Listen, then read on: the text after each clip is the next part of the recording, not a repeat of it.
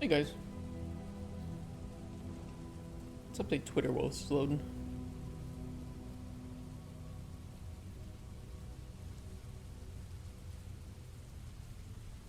Live with more Cauldron Chronicles development. Taking a look at Spoon's dialogue and updating it for all of our new effects.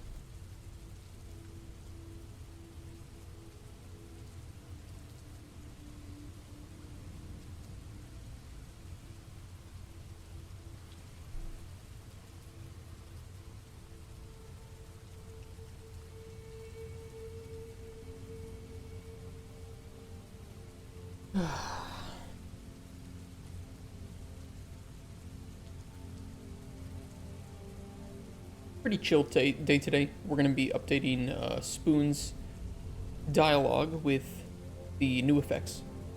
And I don't think that's going to take all day. I don't know what we'll do after. We'll figure it out. But we'll start with that. It is going to take us a little bit of time. I mean, we're not just going to be updating his dialogue, but we're going to be updating his, all his quests too for the new effects. Which is why I just don't know how much time that's going to take. And I know there's a few bugs that we ran into that I'd like to get fixed up kind of as soon as possible. We'll figure it out. For now, let's start with the dialogue. Or do we want to start with... I'm going to start with the quest stuff first. That way, if anything major changes, we'll know if we need to make major changes to the dialogue responses or not.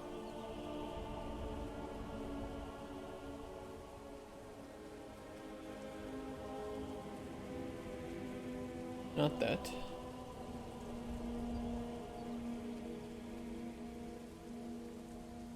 Yeah, the potion needs. We're probably gonna have to go through all these, including for the mage.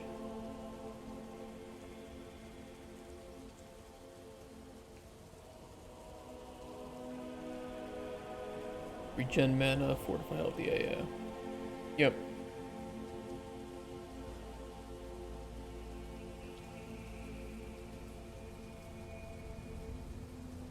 We'll get that sorted out, and for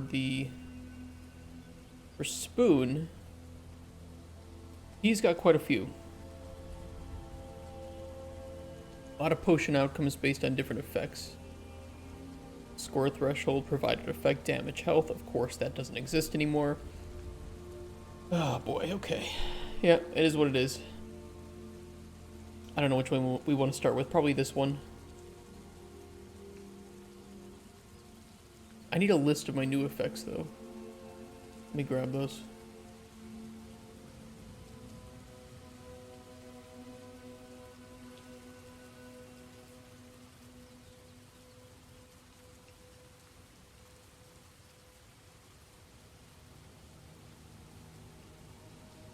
Just so I know what I'm working with.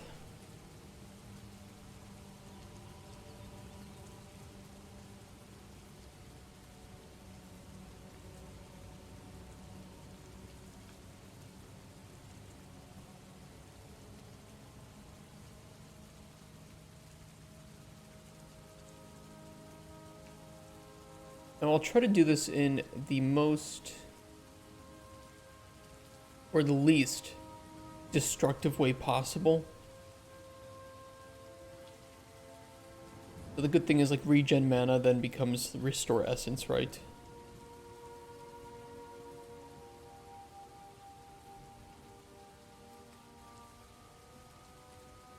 And fortify health can actually just stay.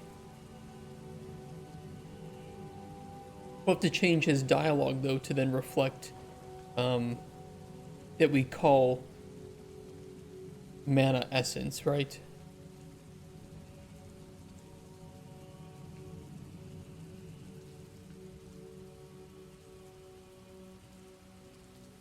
We did have a flavor requirement. I don't remember what it was. Maybe I can find the story file that mentions it.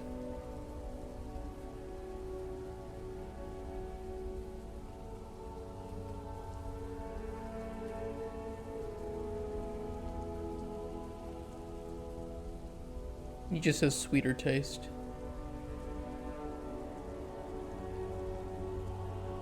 So we'll do sweetness at a value of 0.4. Or I'm sorry, that's not what it is now. It's now 40. And allow all above.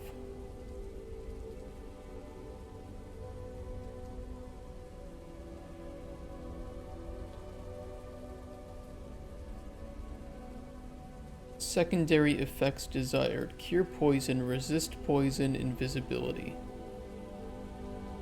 We don't have resist poison anymore. So we'll just take that off.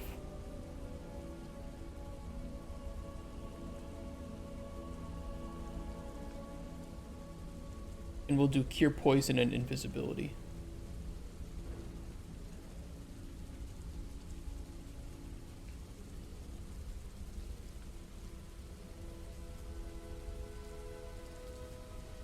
Let's see. It says any way to resist and cure poison. So we'll just change that to any way to cure poison.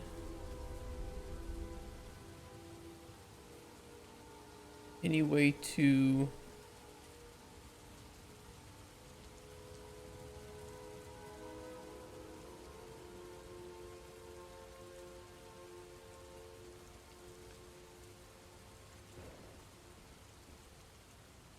Your poison would probably suit me well, just to be safe.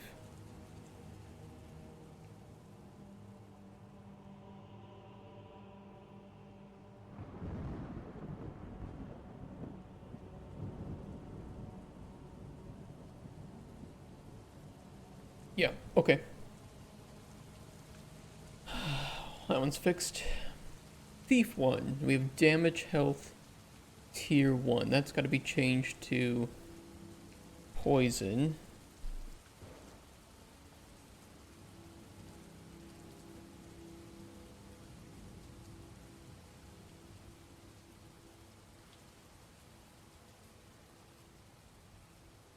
I don't know why that has a flavor requirement. It should not. We didn't put a default value on here, did we? Oh, we did.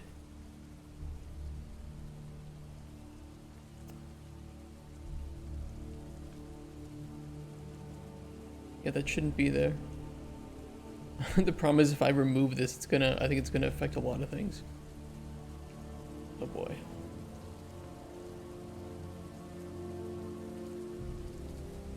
It's not too much, but I'll try to fix any invalid structure issues today. Yeah.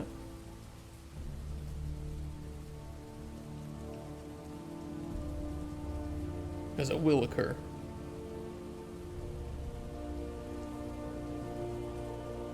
Okay, so poison is put on there, tier 1. Secondary effects required is paralysis. And then we have main potion and secondary potion effect responses. These will have to be overhauled, but I think I'm going to do that. No, we could do it now. Some of these just won't be valid anymore. Especially because we had, restore health, regenerate health, and fortify health. Previously, now we have restore and fortify. So regenerate health is just gone.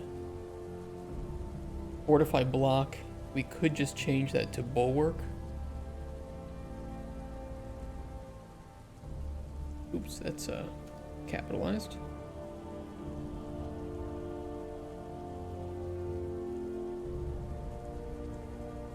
Invisibility, fear, those are still around. Frenzy, slow, paralysis. Those are... Well, now it's paralyze.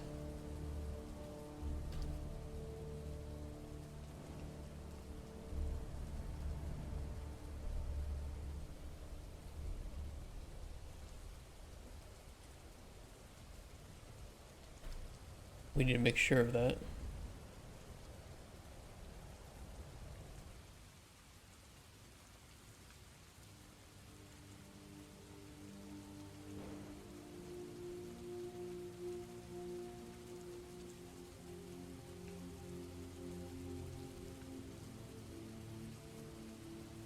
Although I would like to then add in more effect responses because we have added, a lot of new effects here. Like what happens if you have concussive blast or immolation? You're gonna light the bandits on fire.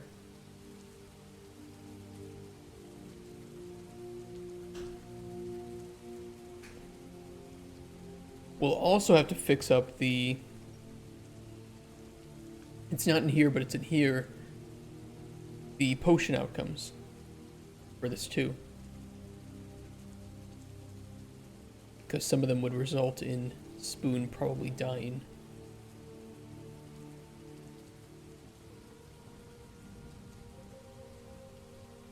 A lot of work.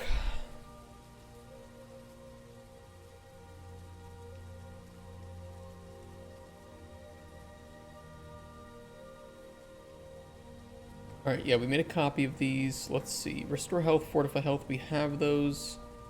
Stamina wouldn't matter. Essence wouldn't matter. Warmth, Druid Sense, Night Vision.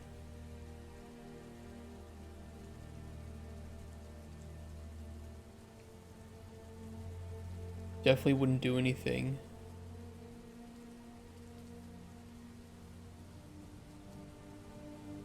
Water breathing, resist magic wouldn't do anything. We have invisibility, we have bulwark.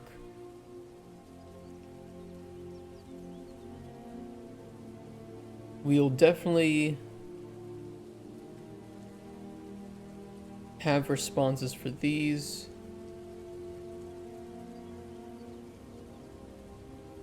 Weakness, sure. Paralyzed, we have frenzy. Silence wouldn't matter. Fear, we have slow. Calm could be pretty funny.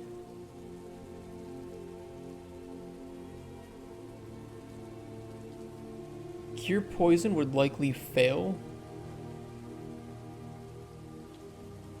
And it probably already does.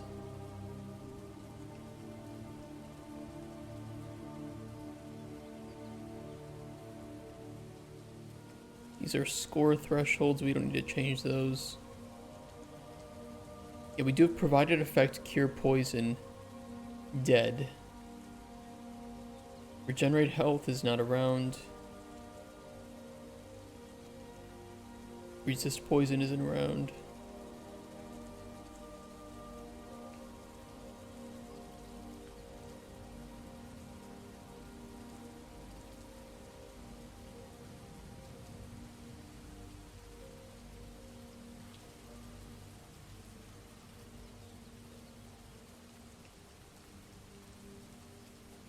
Okay, so we can add these ones. We can add these responses then. Although I think strength booster might just result in...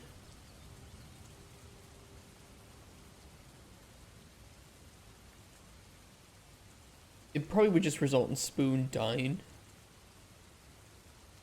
It's supposed to be a poison, but you give them a strength boost. I don't know, we can always say like strength boost at tier 2 or higher.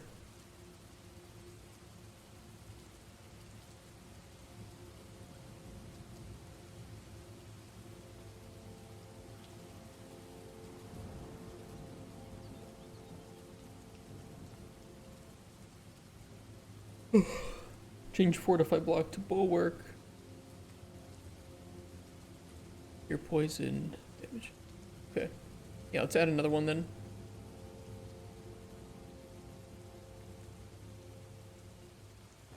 Copy, paste. Strength boost. Tier 2, main potion, thief dead, greater or equal. Perfect.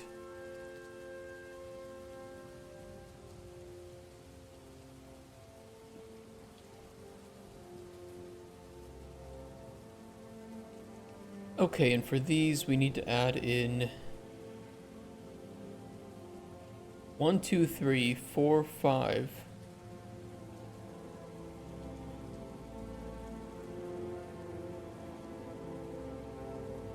Six, 7, 8, 9. Really?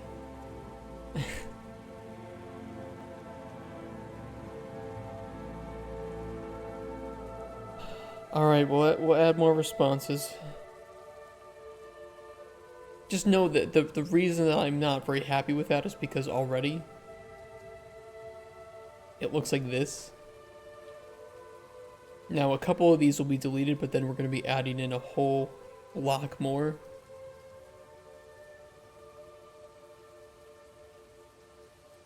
Well, this is one of the pillars of our game. This is what we need to make unique.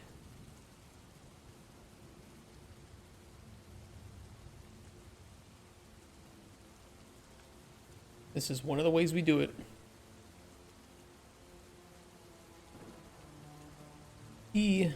Aether light.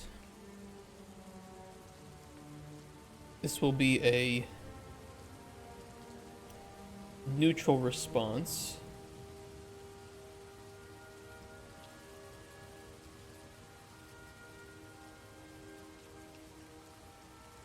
Lightness will be neutral.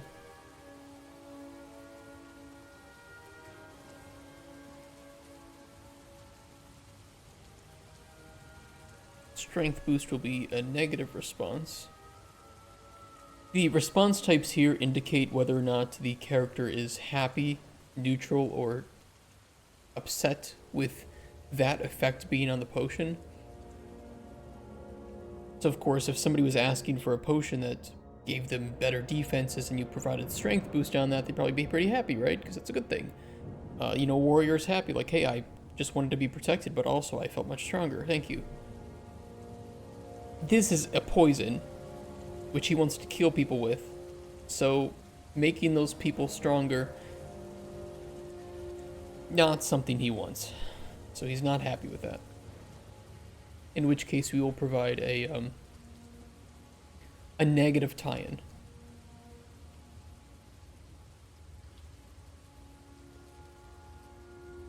So essentially the negative section intro would play for the main potion. Bit unfortunate though, the poison didn't seem completely effective. And then he would say his line, like, those fuckers were getting stronger when I was slicing them. And then we would play the negative section exit. Make sure that doesn't happen again, human. Unless we had 2 negative effect responses to play, in which case we would then use a tie-in. So he'd say then, he'd be like, worse than that. And then he would say something like, you know, it was a bit weird, as I was running my dagger across her ankles, the wound seemed to heal a bit. And then we would play the exit.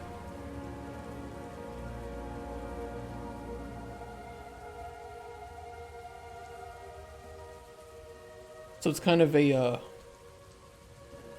it's a systematic way to build more natural sounding responses with unique written lines based on that. Which is about, I think, the closest we're going to get to, you know, making it sound as natural as possible. Okay, E, concussive blast.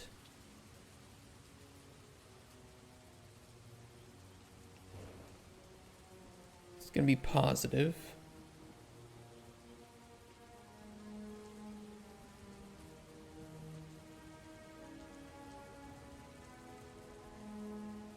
Immolation will be positive.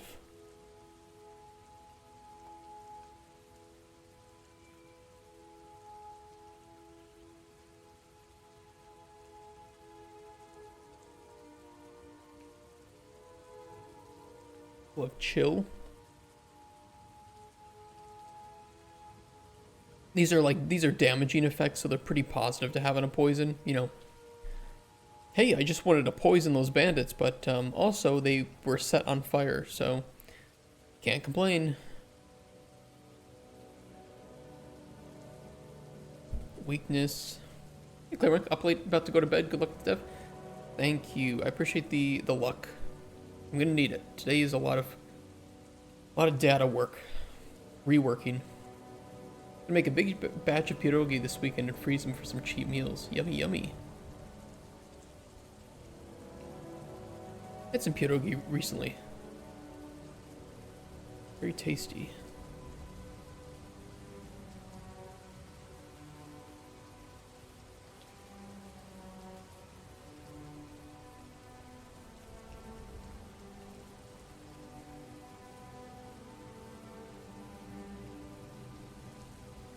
Calm will be positive, and corruption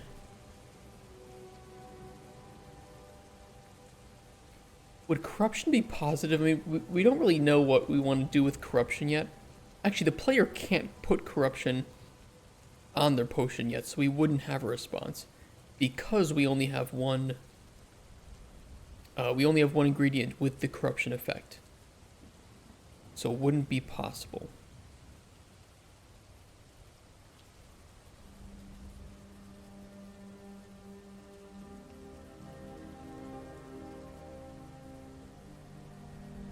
All right, let's fill these in.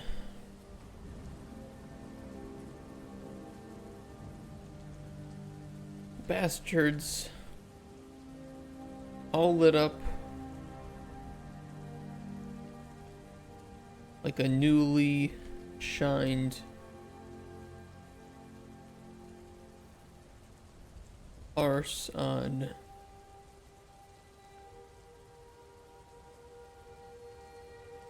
being hit with the morning sun. Now that's poetry right there. Them bastards all lit up like a newly shined arse being hit with the morning sun.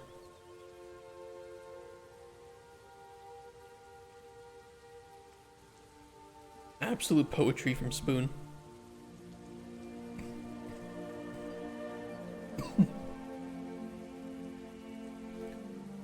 One of them tried to jump away.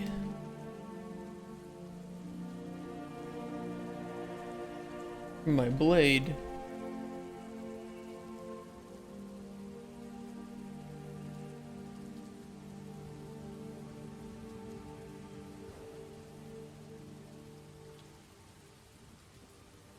Flew up past the trees.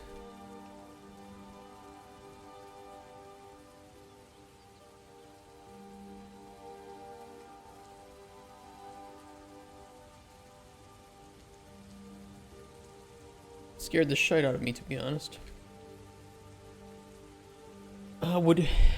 For saw one of them, do you put the apostrophe before F? I think it's before, right?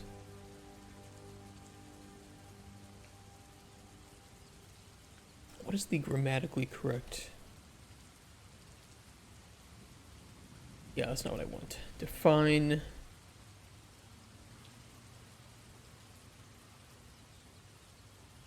It's before, okay. That's what I thought.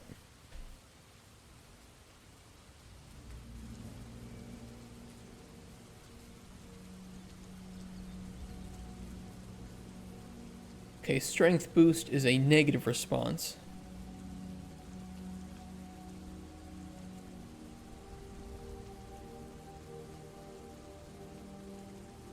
Took a sucker punch. One of this guy's before he died.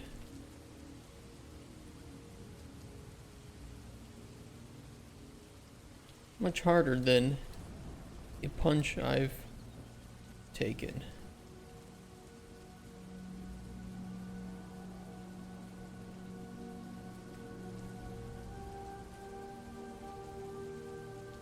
Still got a bruise. A show for it. A concussive blast. I mean, that's kind of a weird thing to coat a blade with.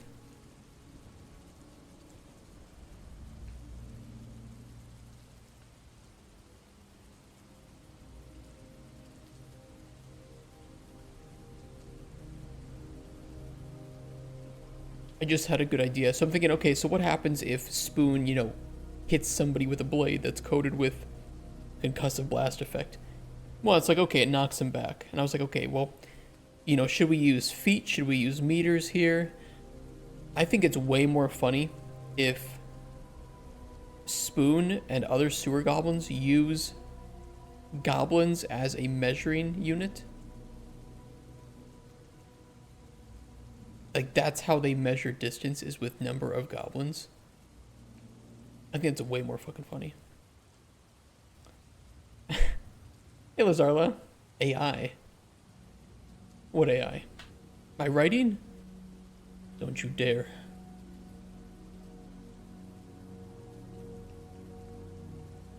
Oh, you meant hello. Okay, okay. Come on, ah, that's AI writing. I saw a pretty good retort, by the way, to AI writing. Why should I bother to read something that you didn't bother to write?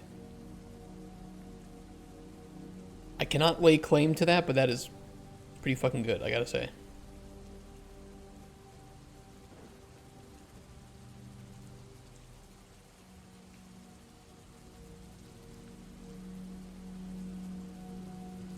Yeah, it's pretty good.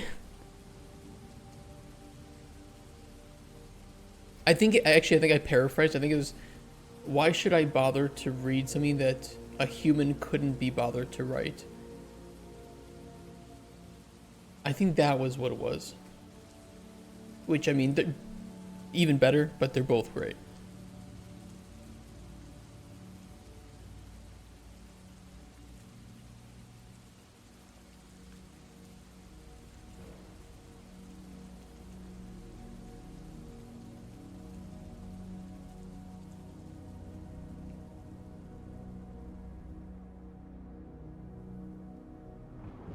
Coated my blade, slash one of the uglier it gets. And that fucker flew.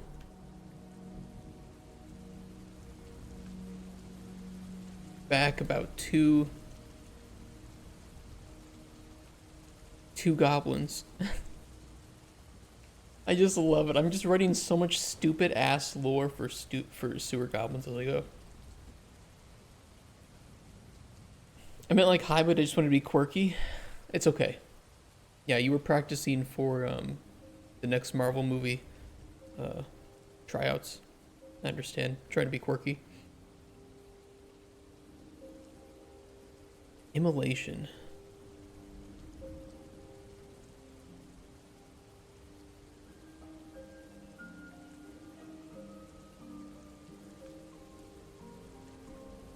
Would have burnt the forest down a bit.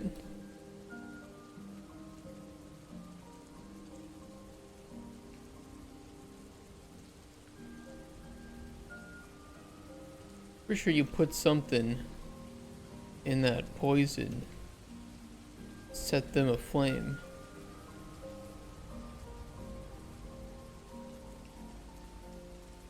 Can't say it wasn't.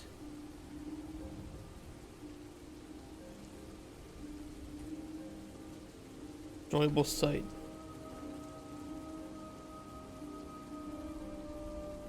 Made me damn hungry though.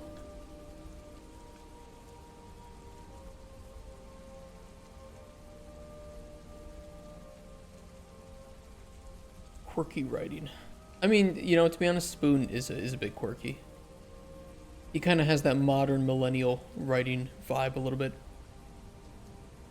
Good thing is I won't be responsible for writing the characters in this game.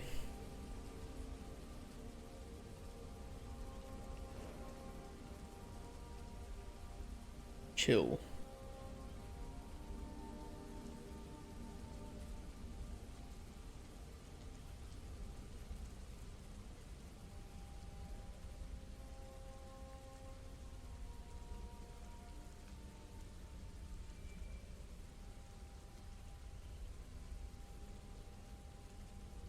Gonna sound kind of weird if you put immolation and chill on the poison that you give him, but I think we just let it slide. Why did you spend 3 weeks writing placeholder dialogue? Well, actually, pretty much everything here is gonna be placeholder because I don't know if Spoon is gonna make the cut into the final game. I doubt it, although he might. but it's mostly to indicate to publishers and to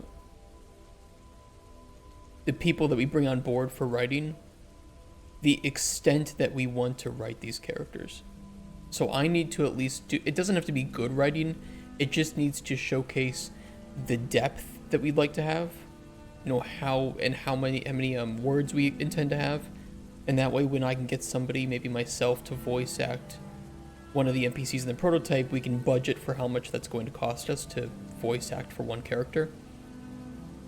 And then we can multiply that number by a certain amount to determine how many NPCs we want in the game and how much all the NPCs are going to cost us in the end. At least in terms of the writing and voice acting.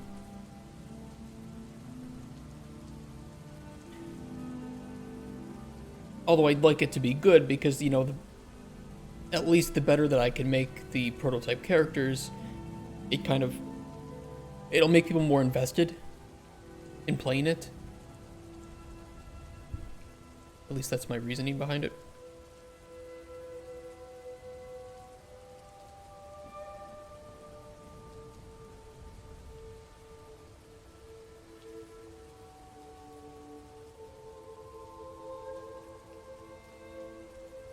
We're chilled to the bone. Not that I make it my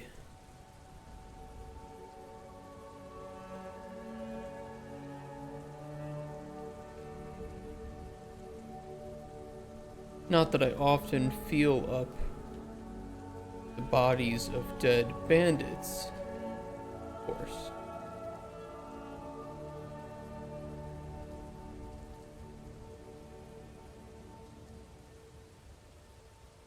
Felt unnatural, though.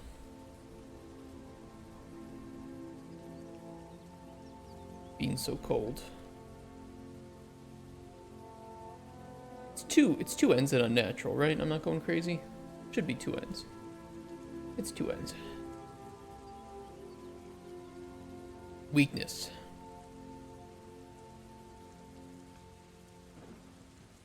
Hey, Boom Raccoon. Using data tables for all your dialogues now?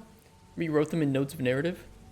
Good question. So we are still using narrative. The reason why I'm doing it in data is because this is part of a event here.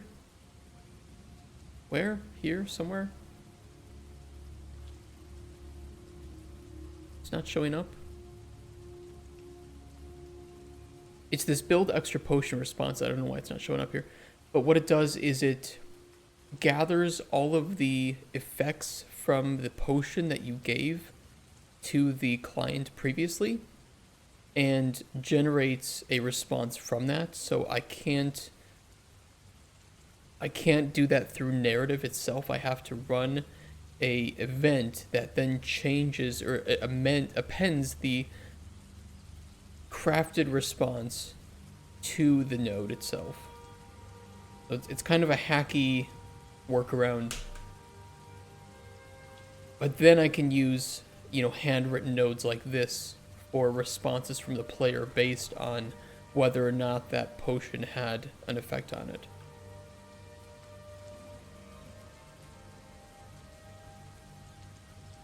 It's backwards, but it works.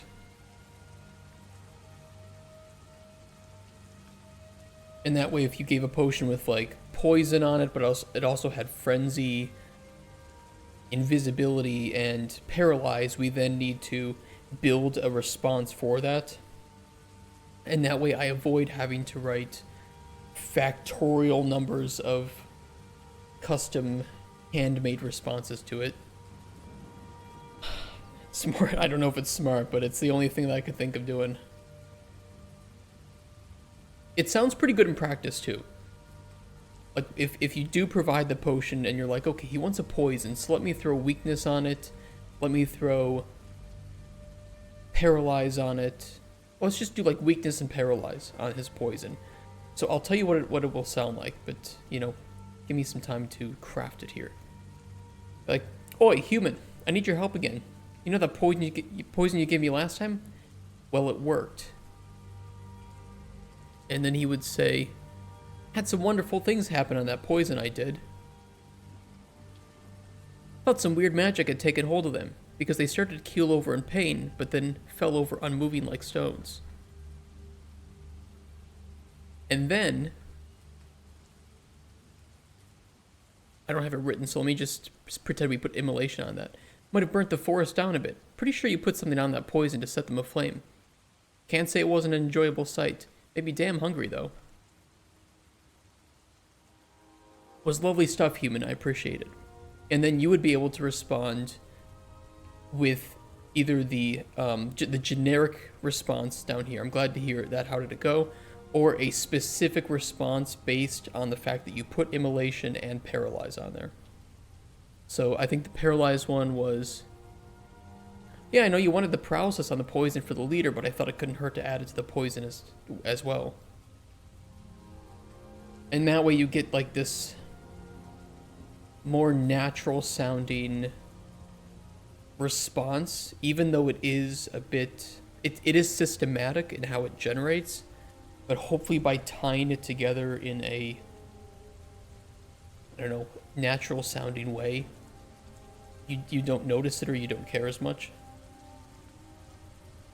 Because I wanted to avoid the, you know what other like story-driven games do, which is if you go up to talk to an NPC and they have queued responses to say to you, which often happens if you haven't spoken to an NPC for like a few like main story quests, they'll just say them one after the other, and you can tell that they're disjointed, right? And it's a little immersion breaking. So I wanted to try to find a way to scrunch it all together into one response. But that was really, really challenging to make it sound natural, so I have to do like this, an intro section for whether or not I'm talking about like positive responses, neutral responses, or negative responses. And then I have to do a response, a tie-in if there is another response, and then a section exit. It's not the most perfect way to do it, but I don't know. Stuff together is pretty nice, but it could probably lead to some weird stuff. Yeah. The only, I think the weirdest part is that I think I do positive, neutral, negative, or I don't know. I do like sections, so there will be this grouping of responses based on whether or not the NPC was happy, or neutral or negative. But I think it's less noticeable because the maximum number of effects you're probably going to get on a potion is like 5. And it's unlikely that most players playing normally will ever do some crazy thing like that. But if they do it, the system is there to respond to it. Which I think is what makes a sandbox, right? It's almost like, I think that people appreciate sandboxes, they appreciate the emergent gameplay, not when it enables the 99%, but when it enables the 1%. Most people don't play Divinity Barrelmancy builds, but you can play it, and one of the most memorable things about that game is Barrelmancy. It's better than AAA dialogues? Hey, I'll take it. I'll take it. This is one of our core pillars of storytelling, so if we can do this, you know, top tier, I'm happy.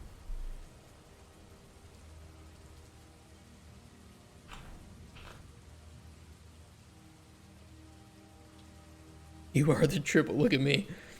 Look at me, Ubisoft. I am the quadruple A.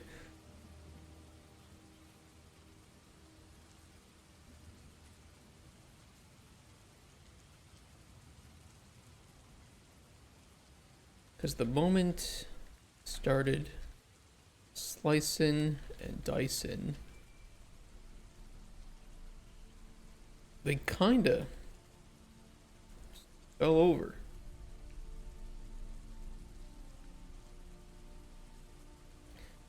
Maybe they were...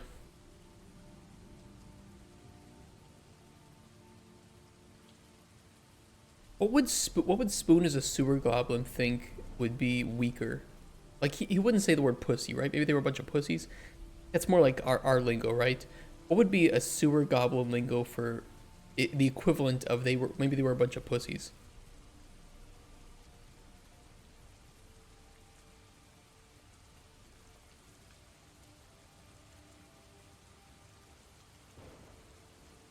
Like, maybe they were a bunch of, like, soiled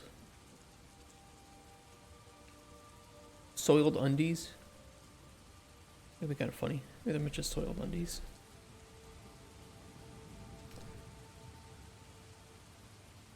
Some of the rats, maybe they're a bunch of, there are rat men, although rat men are pretty fierce. Freshwater goblin. Maybe they were freshwater goblin. Oh, we could be, maybe they're a bunch of, forest. We can't do mind goblin. I can't do another mind goblin these nuts joke. I did promise somebody I would put a your mom joke in the game and add it to Spoon's dialogue somewhere. Bunch of...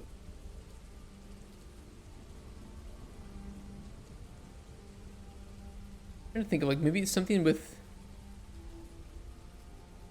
rats could be good. Freshwater goblin. Cowardly. Yeah, like, just cowardly or weak. Just weak. They were just a bunch of pussies.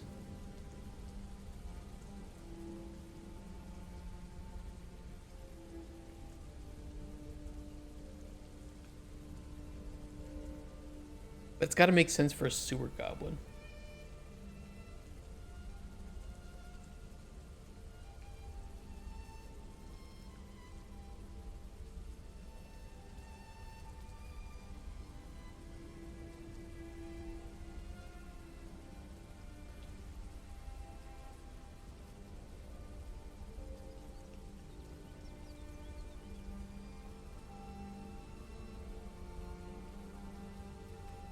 Sewage scavengers. The sad thing is the sewer goblins are pretty much sewage scavengers. He'd be calling them himself. That's, yeah. I don't know what to do either. I'm in the same boat as you guys. I was trying to think of maybe they were, you know, because he talks about floaters a lot, right? Which is, you know, like a good firm turd floating down the sewage. I was trying to think of maybe they look down and they use an insult to refer to people if they're like diarrhea, right? So maybe they were a bunch of watery shites or something.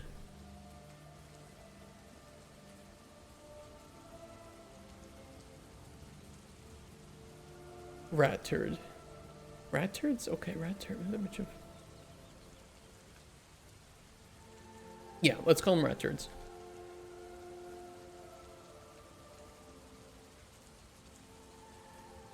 Unless you put something else in that poison. Rats are cowardly and weak animals and poop because poop. I mean, this is... God, why did I choose... you know, I'm supposed to be making this mature... you know, you're going to be, like, morally and ethically challenging yourself with the dialogue in this game, and the first character I put in here is a fucking sewer goblin who just talks about shit all the time. I'm not doing myself any favors. I need to counterbalance this. We need like a really serious, challenging NPC. And I can't use Blue Dick Boy because Blue Dick Boy looks like a fuckboy.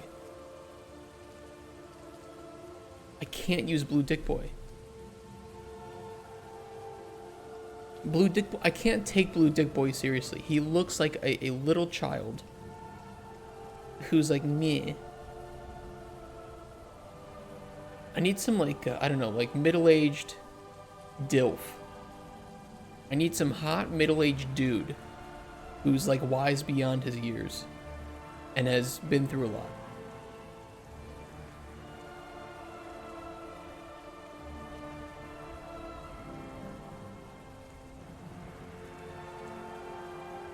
Okay, a response for calming.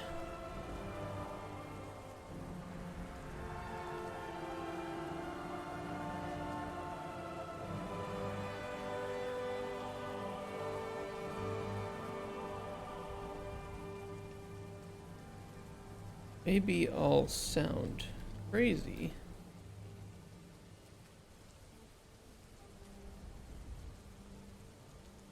But at first they were angry.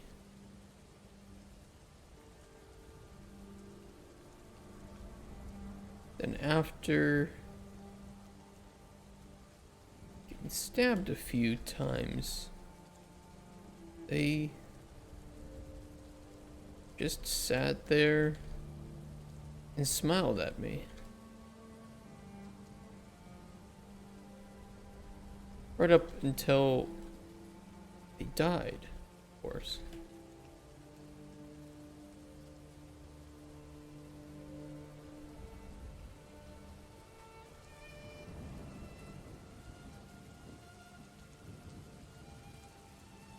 Yeah, that'll work.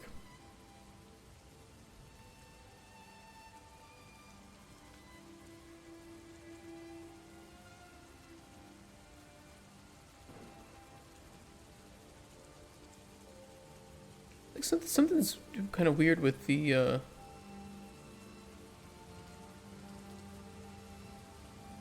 event.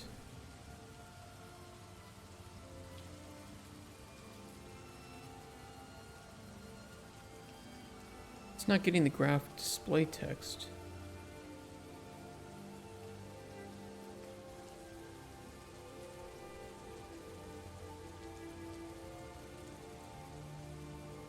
Oh no, it's not the event. The condition. Hey anomalies. Just uploaded my finalized and semi-polished working prototype of my game for Steam Fest October for press review. I'm excited. That sounds scary, I'm not gonna lie. But it's pretty incredible. I hope one day I can follow in your footsteps with that.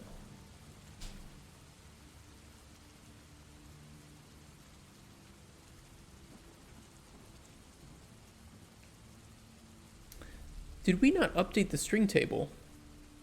No, we did update the string table. Didn't we?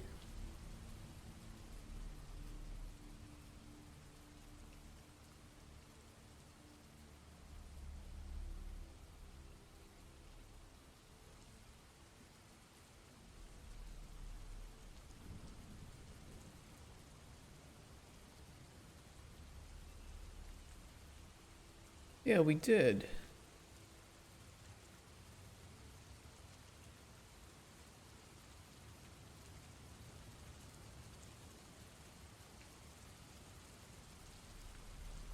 It's weird that it's not showing.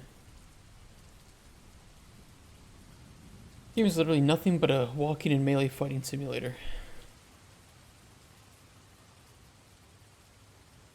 Well, hey, best of luck. This is your one chance. I hope it'll go well.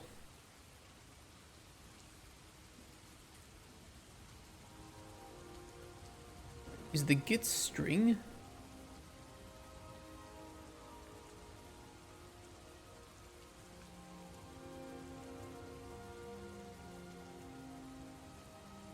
Oh, there it is. There we go.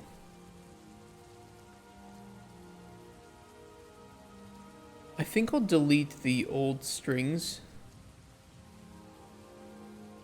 from the data table.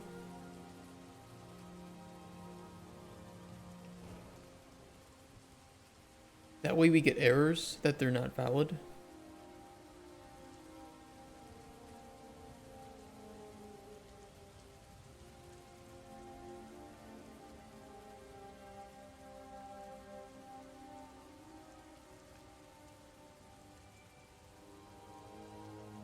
Or at the very least just add old effect.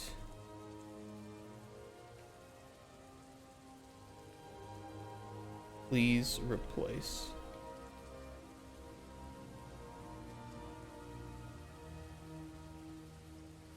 All of the ones that we don't have anymore.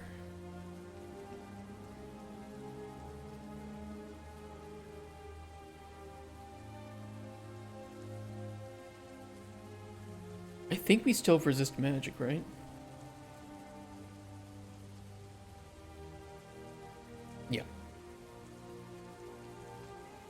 Second chance is public release of demo, true. Third is early access release. Fourth is full release a year later. But this is your chance to get a lot of wish lists. Which if you need extra funding or publishing or whatever, that's just the time.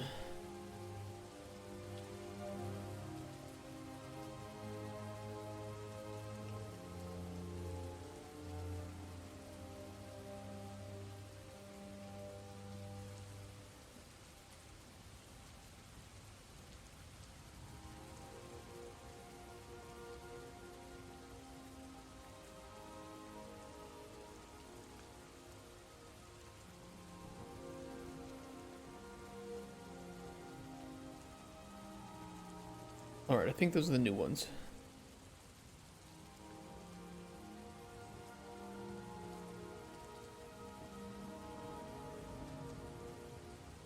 Yeah, and now we can see the old ones here that we can delete.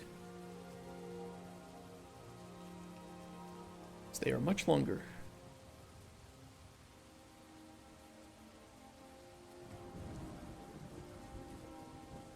Sitting on 31, you'd have at least 250 to start.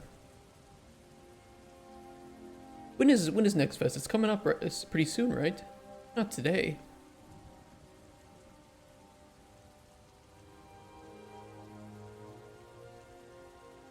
Fourteenth. Okay.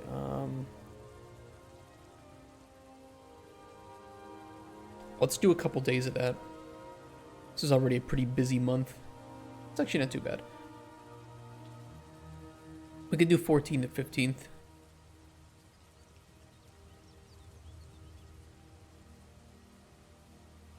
Where was my last one?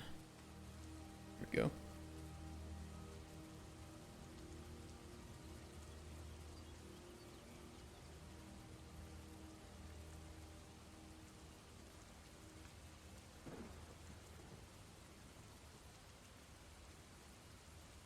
I've been thinking about not doing Kickstarter reviews. Because they're just, they're too soul draining and I just get so tilted. And I don't know how, I don't know if people actually like that. Did you opt into New Year's and next year's? I have not, I'm not going to do Next Fest at all until we have a vertical slice. Which is definitely going to make things a bit more difficult, but my goal, if we do Next Fest, is to be in the most played. Page 1 most played of Next Fest.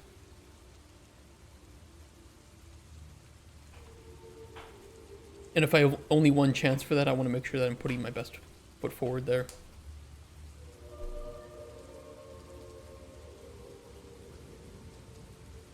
It's a big goal. It's a big goal. It's the likelihood of obtaining it is minuscule.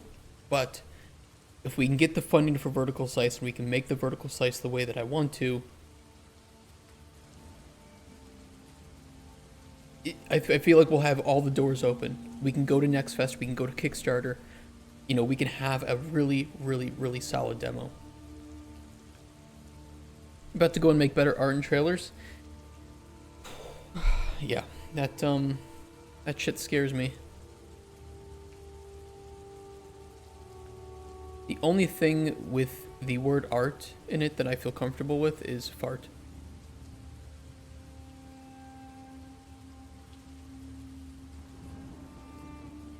Okay, we'll change this to bulwark.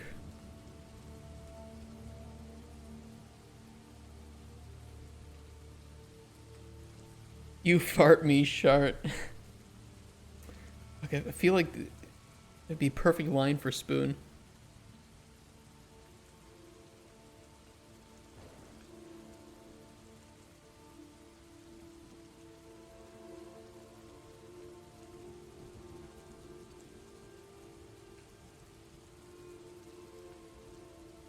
Made shitty versions for placeholders? Man, that sounds like every bit of art in my game.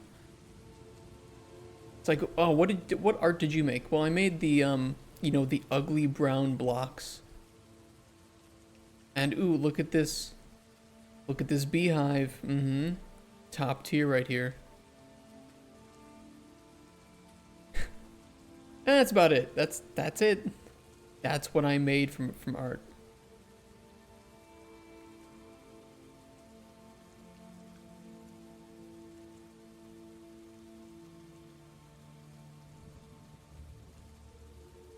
I don't know. I wish I could take the time to learn all this art stuff, but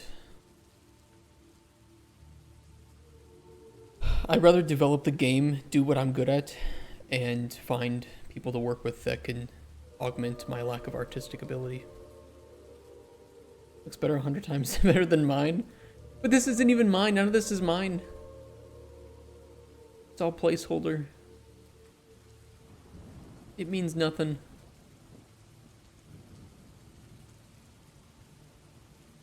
Okay, we'll unhook that.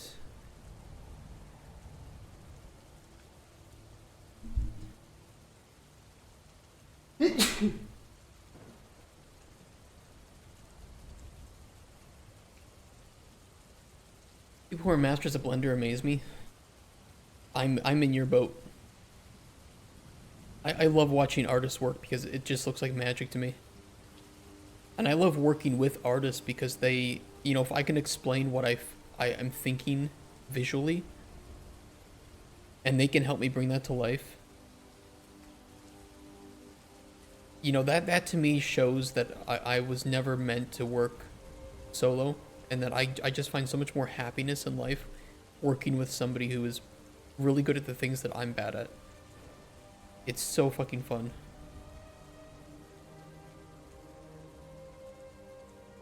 Fear Frenzy.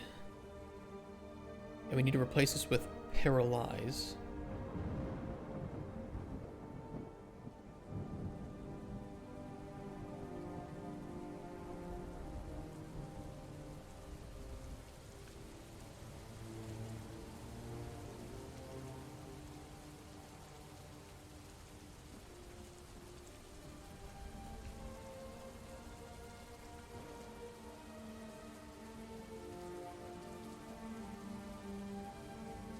Yeah, but you and I know that people who are playing the game don't care. In a lot of cases, yeah. I'm good at Blender, but my 2D artist shit. Started making games because I couldn't find somebody who would take me as a 3D artist. Literally Thanos arc. Yeah, players... It's like, okay... Sometimes players care, sometimes they don't. It's very fickle. There's some games where if you told players that all of the art, you know, a lot of the art in the game was purchased by asset packs. If the gameplay is fun, players are less likely to care. If the gameplay isn't fun, players will use the lack of custom art as cannon fodder.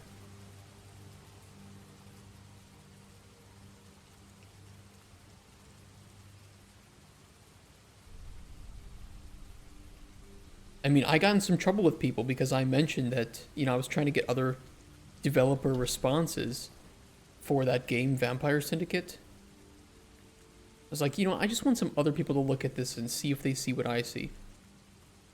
And some developers were very, very defensive, saying that I was crazy, you know, that I'm attacking I'm holding a solo developer to AAA standards. Like, okay, well, I guess we'll see. We'll see when it eventually releases, if that's a real game or if I was right all along.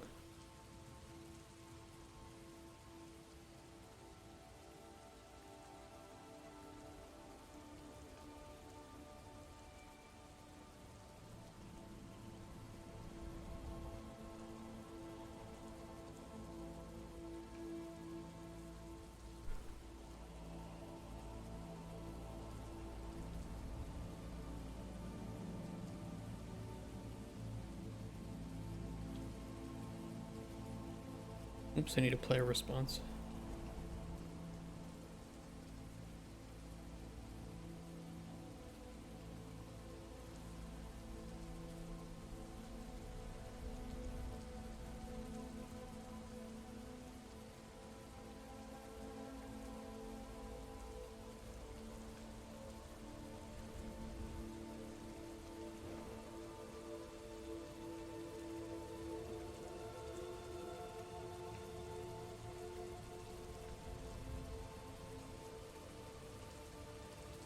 Yeah, 4 more.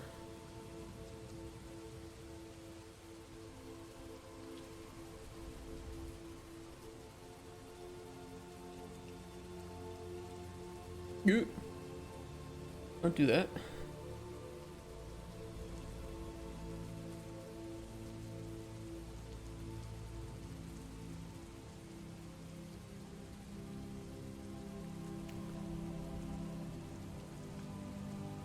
This is the issue with writing these responses. That's my thinking is no one has seen the code, they see the objects and art and VFX, and when players play in game, even code is not godly. Having artistic skills allows me to tell the story that I imagine in my head, that no other artist would be able to make unless I spend hours working to explain each and everything from my imagination. Yeah. That's true.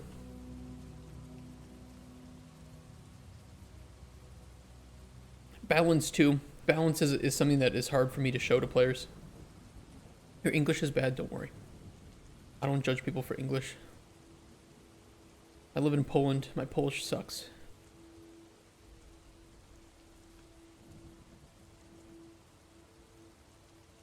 The goal of language is to communicate. If I can understand what you're saying, knowing you're not an English native, we've succeeded at our conversation. If you were an English native, I would judge you, because that is the language that you should know. Learning Tagalog and Indonesian. Oh my god. I can respect. I still struggle with Polish. But I will say learning Polish has made my knowledge of other languages worse, which I didn't expect. I used to know more German and more Spanish. Now I remember barely any of it. Yeah, I get it. I don't know why it seems so weird, but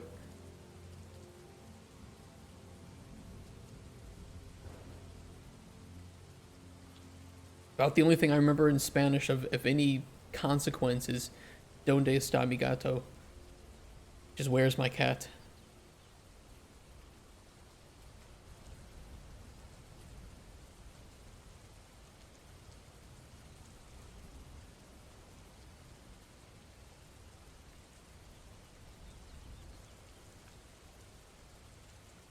Heard all the French and Russian words I knew.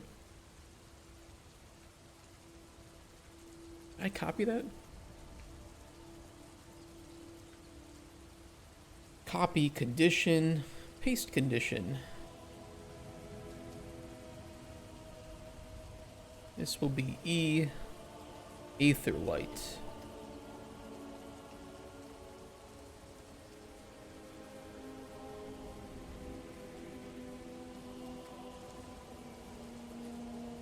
The danger of me learning and speaking any Russian in Poland, let's just say, is significant.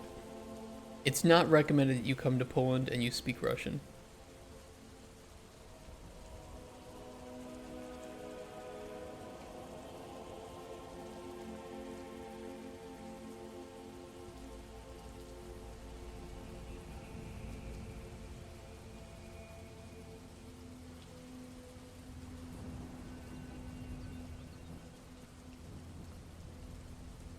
German is okay.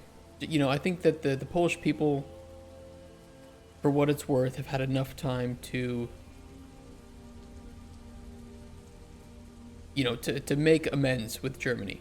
Or let's put it, Germany has had enough time to make amends with Poland. The Russians, however, they have not gone to that length.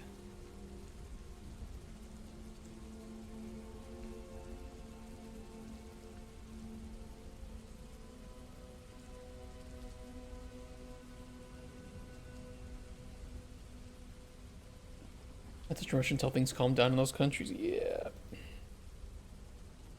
Yeah.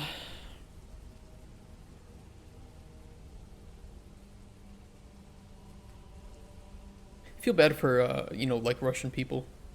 Especially those who, you know, disagree with the choices of their government, which I imagine is quite a significant number.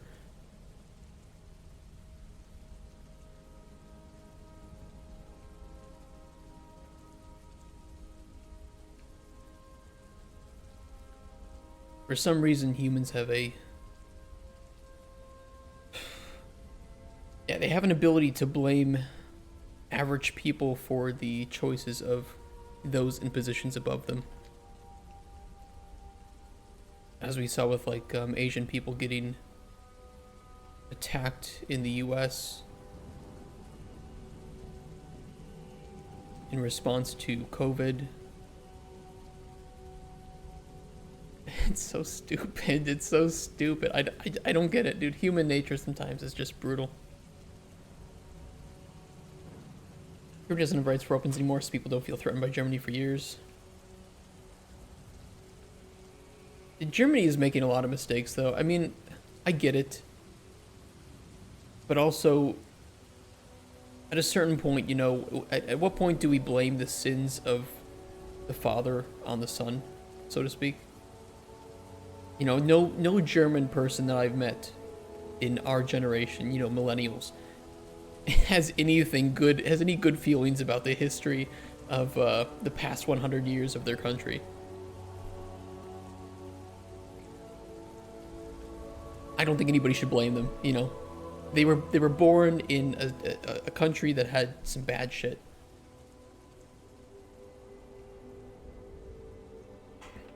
A friend of mine was kicked out of her paid for apartment because she was a Taiwanese woman living in America for years. Didn't even travel out of the US for years. That's really fucked up. I just don't get it. I just don't get the thinking. It's like, okay, if you believe that COVID was intentional in some way, right? Or was a purposeful or negligent leak from a lab. It still does not even begin to explain why you would blame all Asian people or even all Chinese people, who were also being forced and locked into their apartment buildings in an effort to control it.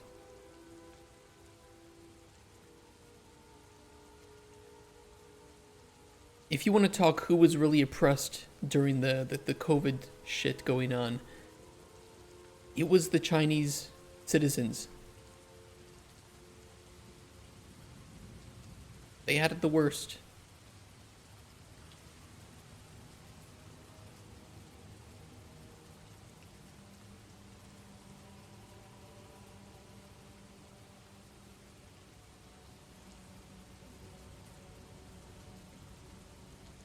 I just don't get it. I think that maybe the explanation here is that it enabled those who already had those feelings to take it to the next level. Can't you multi-select and attach all at once? Not in the dialogue editor, as far as I know. You can't even copy and paste, unfortunately. So here we are. Yeah, they used to allow it. The issue is that pasting it would corrupt the pasted blocks. And so they had to remove the pasting feature, which sucks.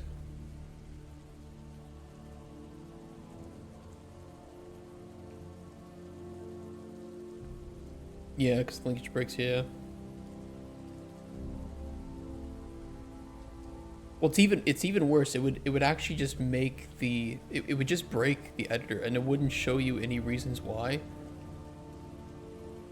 Like, everything looked fine, but then you would play it and test it, and it just wouldn't work. And so you had to remake all of it from scratch. We ran into that issue once, and one of the developers was like, that's exactly what we had to... that was the same thing that was happening with copied and pasting nodes. It's good to know.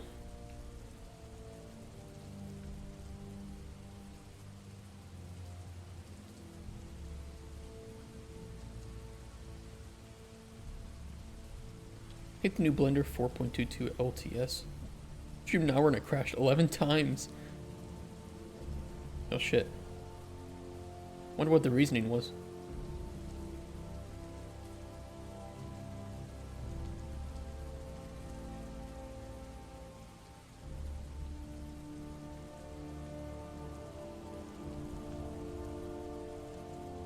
That didn't cause an issue, did they?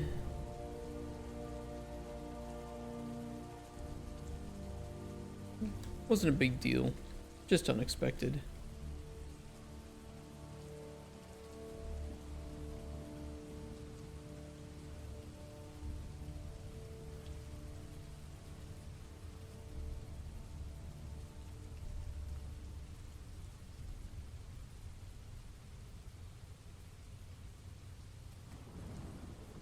Either way, the raid went well. Learned where that bastard hid my gold.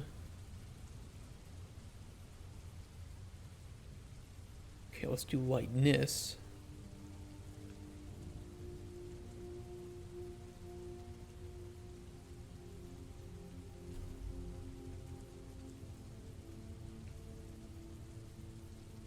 Hopefully them flying off didn't cause an issue and remained entertaining.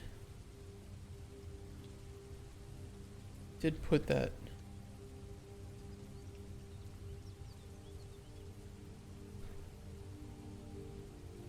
sorry if I don't speak too much when I'm doing this. I have to I'm trying to write dialogue, and if it's hard for me to speak to you guys while I'm also writing that.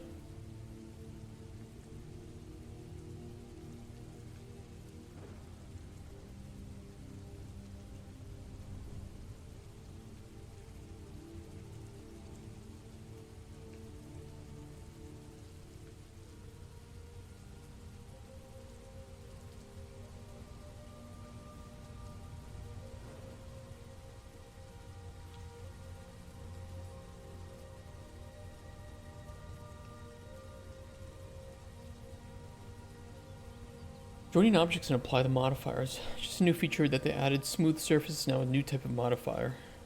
And there are two of those, auto smooth and fully smooth. Oh. Interesting.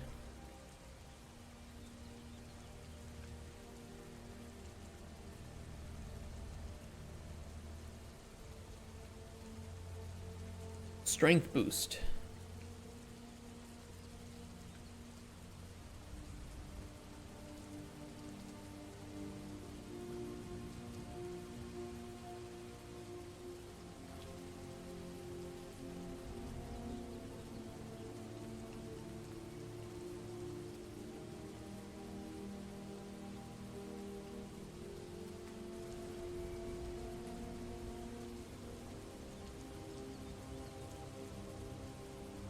If you're talking about writing dialogue, then you might end up putting stuff from chat into the dialogue. I've done that. I've done that before. I just miss a word. It's one of those things where I've accepted that maybe writing dialogue would be better to do off stream. But apparently you guys like me doing it on stream, so I'll do it.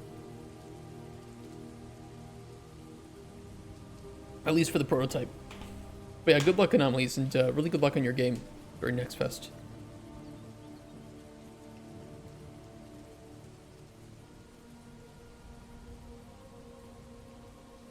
Good luck. Hope it goes well. X-Fest is scary.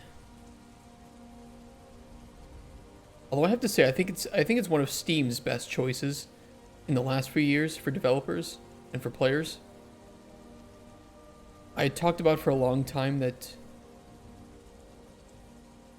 you know, not having enough demos was hurting the potential for games and was making it difficult for players to figure out which games were actually worth buying for themselves, which I also think was increasing the amount of pirating that was done, because people felt well, I want to see if this game is good. I'm just gonna torrent the game and see if I like it, because there's no demo. So I think, you know, normalizing demos is good for everybody. Bring back demos. My friends did that. I still do that. I still, if a game doesn't have a demo and I don't know if I want to purchase it or not, I'll just torrent the game. And I'll play it, and then I'll determine, okay, not really my thing, delete. Did that for Subnautica? I think I also did it for Subnautica. Yeah, I did that recently with, I think, by the way, this did have a demo. This did have a demo, but it was still a little bit of money for me. Or maybe it didn't. Well, either way, I torrented Shapes 2. Played it for like 3 hours. Got addicted as hell, and then I bought it. Easy choice. Like, okay, this game's good.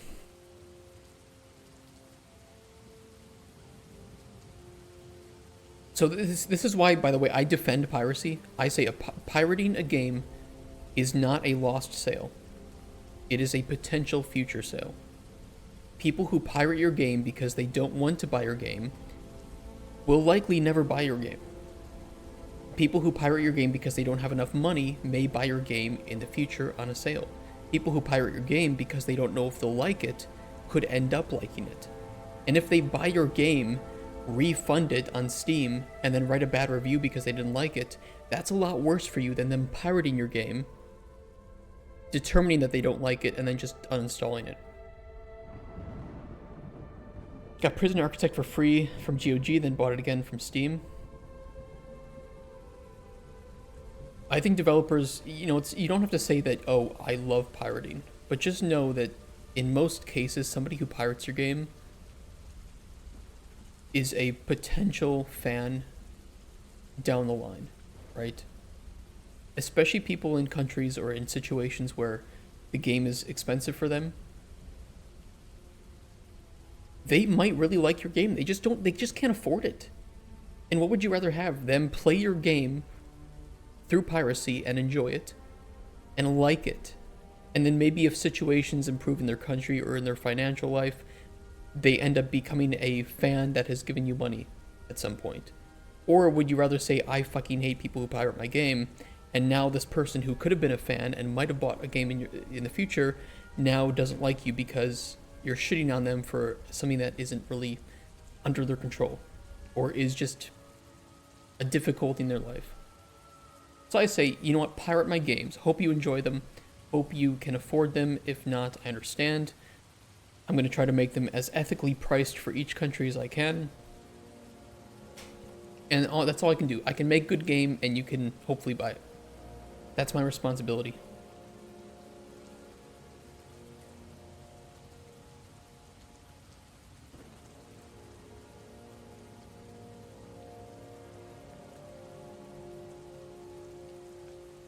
.4.2 in Europe, 6.9 in USA. What do you mean?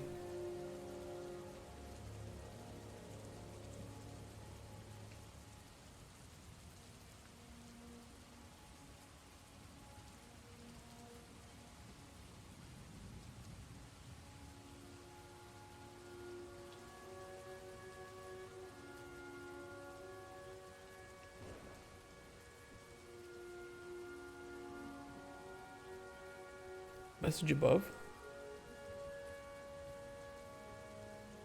Which one?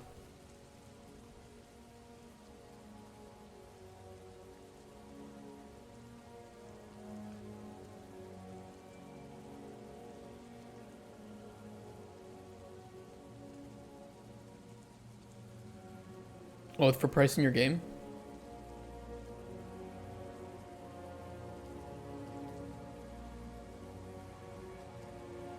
Did you follow Steam's recommended pricing?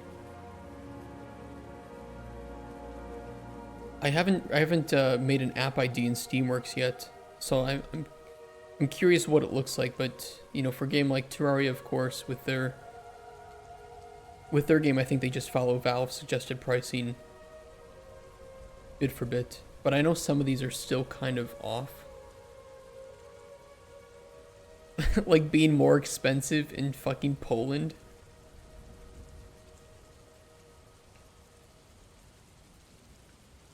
Like, but You make like 3 times less in Poland than you do in the US. I mean, I'm not going to complain about Terraria's pricing, by the way. It's still a very, very cheap game for what it is, but you went and checked every currency? Yeah, I think I would probably do the same thing too. I might just use like Excel to do currency conversion and maybe just find out what cost of living in each of these countries is. And that way I can, I don't know, maybe just find some easy formula that I can update every month.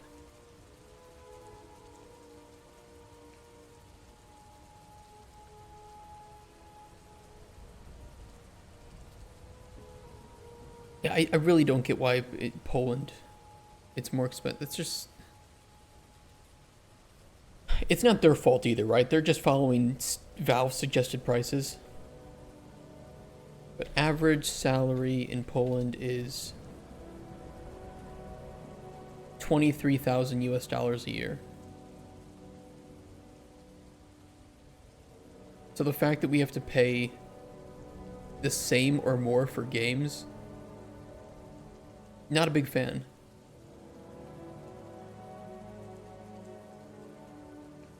What cost of living in most Asian countries? Because I have friends. I might contact you then for when we start to look at pricing for our game. Because I really don't want to fuck people over. I just want it to be equivalent.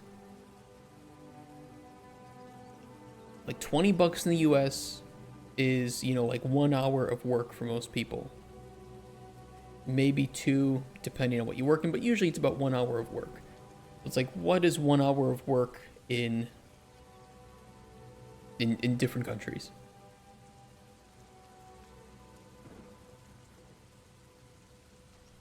Do you think that's a good metric? Is like hours of work needed to buy my game? And then just find out what an hour of work gets you in every country.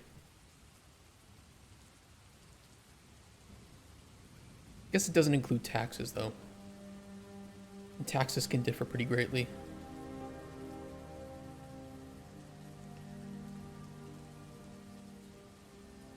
I'll have to think about that.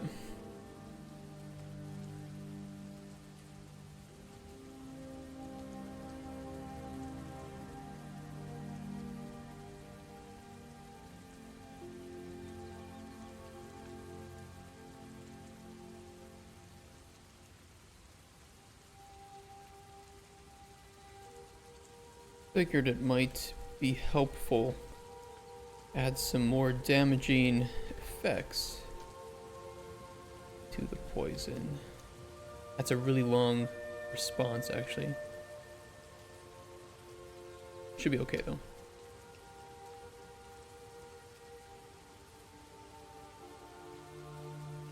That foreign is the same thing, it's all situational. 26 or so currencies. Well, we're quite a ways away from needing to price our game, but when it comes time for that, I really appreciate you offering.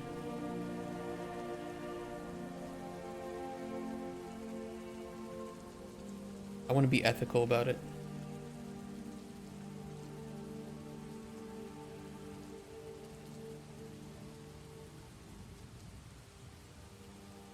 Ask me if you need advice for Asia pricing. I'm gonna get back to work now. Good luck, man.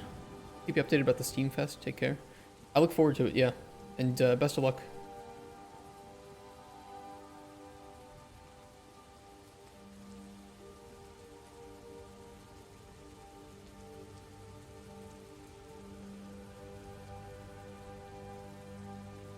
Loud blast in my face. But it was a sight to behold.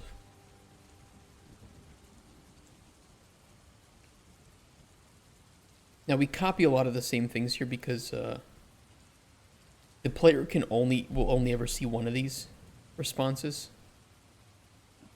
And we still needed to tie into this node.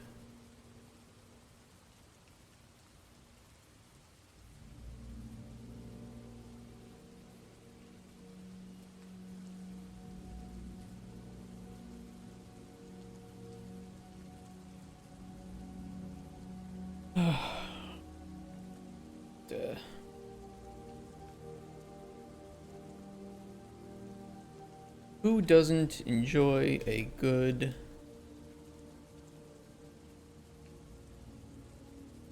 roast, right?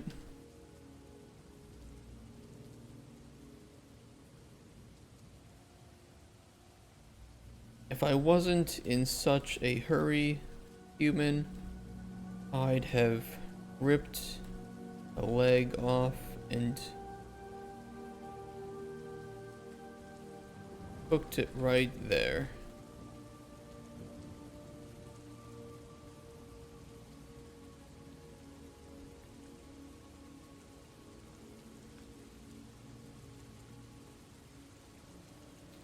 I guess we have canonized spoon eating human meat.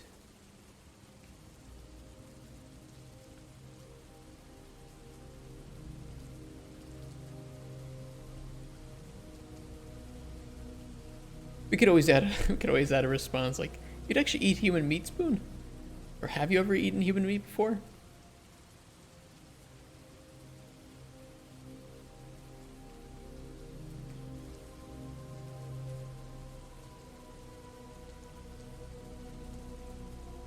I was thinking too, you guys can tell me what you think of this, but while I'm writing this, I was giving some thought about how we might do our lore knowledge system. So this is a system used to, like, let's say we write all the lore about, I don't know, a city that we know is going to be in the game somewhere, and we can break this up into pieces of knowledge and give them each IDs, and then we can determine what the player has known by talking with people, so we can kind of determine if learning something from one NPC is going to unlock a bit of that knowledge, and then we can then use those IDs, of course, to have callbacks in the future. So if you know something about a location that an NPC is, was like, "Hey, dude, do you know anything about Golemstone? The city Golemstone." You can say that I know a few things. So I was thinking maybe we could do that, and then that way we could have all of those IDs in the player's encyclopedia, right? So they can see all the lore that they've discovered, and we could even, if we wanted, we could show, blank spots or sections that the player doesn't know about. And if they're, I don't know, if they want to collect that, they can try to learn more about Golemstone by talking with NPCs that are from there or something. I don't know. I want to. I want to organize the player's knowledge of lore and make sure that we utilize it in conversations where possible, so that the player can feel like the things that they talk about and they learn along the way do help them to shape their choices and their ability to speak to NPCs in the future, right? Because that sounds cool. That sounds like a good thing for an RPG. I like it.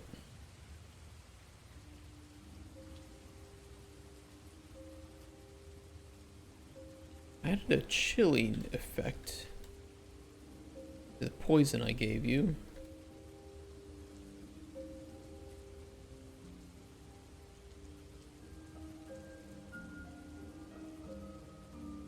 Don't cause them to freeze up a bit. You're saying I'm thinking of a more complex version of Bad End Theater. I don't know that game.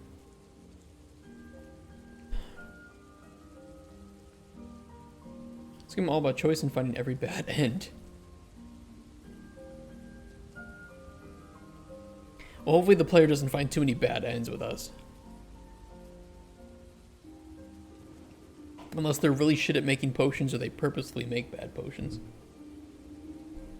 Which is a choice. It's a sandbox. You want to make bad potions and get everybody killed? You can do it.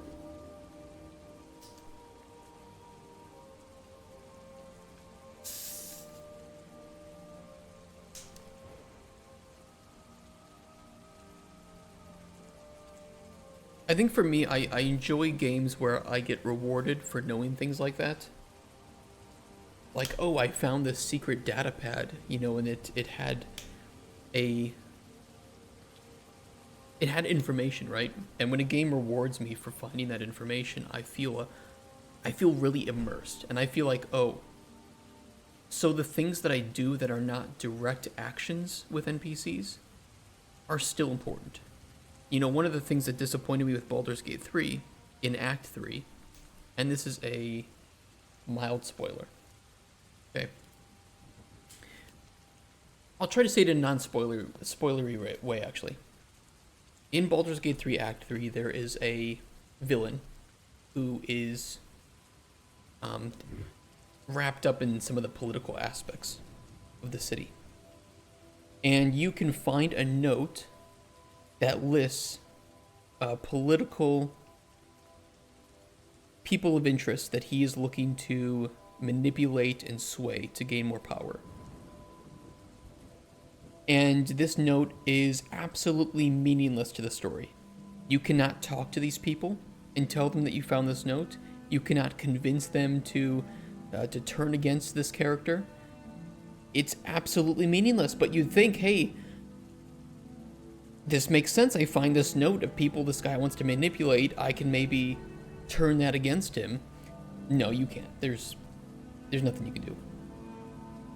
And that's disappointing to me. So I think we can turn that into a, we can use that as a learning lesson for Cauldron Chronicles. Hey, Cutsper, I'll tell you what I'm talking about here, which is having a, like, let's say we have, let me just use ChatGPT as an example here, okay? Write me a 5-paragraph bit of lore for a city in a game called Columnstone. Each paragraph centers around a different aspect of the city's lore. I'm not going to use this lore. I'm just using it as a as an example, right? Also has a choice map where you can see the choices lead to what and what the player has found so far. That sounds a lot like Zero Escape.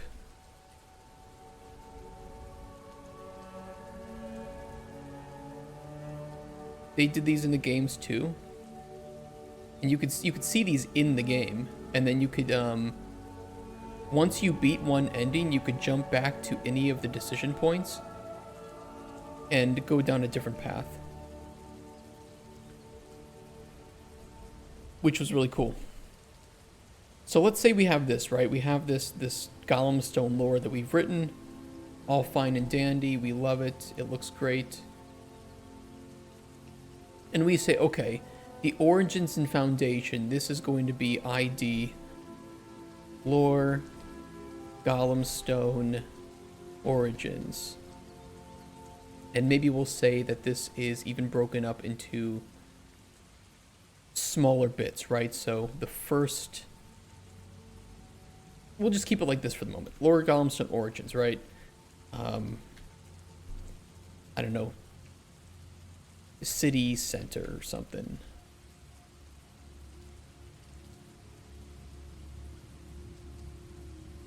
Guilds. You guys get the point of this. We can then unlock these bits of known lore for the player and store them. Very easy to store these. That the player knows this. And we can then check these in future dialogues where they might be relevant to say, does player knows this lore? No, okay, don't show this dialogue option, but maybe they do. So as the player, understands the game and the lore a bit more, they can then use this to, make more informed dialogue choices. They get rewarded for going down, lower dialogue paths because they unlock more of this. And then we can store all this information in the player's encyclopedia. So that's my idea, Cutsper. It's to let the player's knowledge get stored and use that in future dialogue.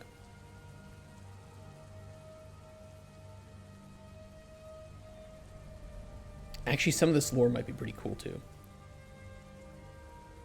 I don't want it to influence my own thoughts of what we should do with the city, though, so we'll delete it. It's a story-focused game with barely any regular gameplay. Still, it's more complex than an ordinary visual novel. Decision tree splits and merges a lot. 4 playable characters all unlock choices for each other, and you use deductive reasoning to reach the true end. Really fun game. Recommend looking it up. Kind of makes me think too a little bit of Octopath Traveler, although Octopath Traveler is much more linear, right? But I do like the way that all the character stories kind of combine, and you have these combination stories that utilize multiple characters.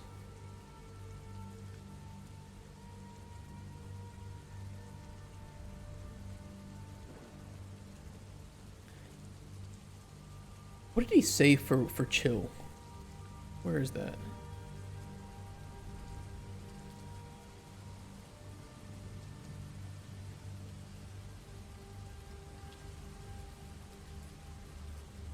They were chilled to the bone.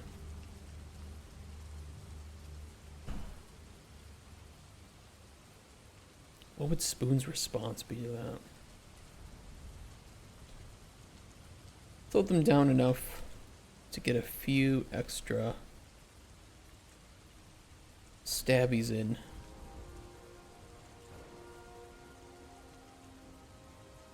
Never a bad thing.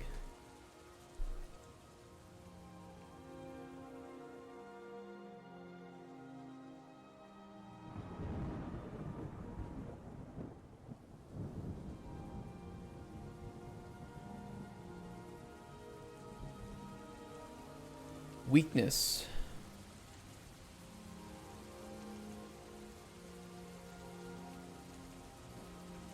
Hate to be the bearer of bad news.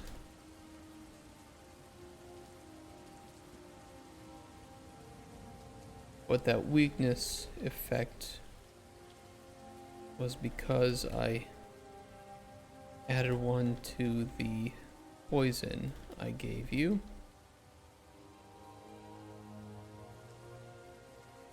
Well, Stenchus works in mysterious ways.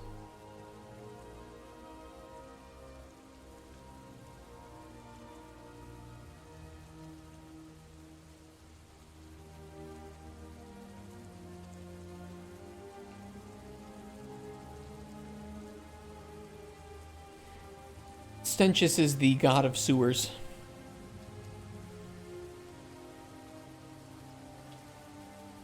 Who created all beings with, all like humanoid beings with hands so that we could use them as spoons. And we'll catch the water falling down from the edges of the world and pour them back into the world.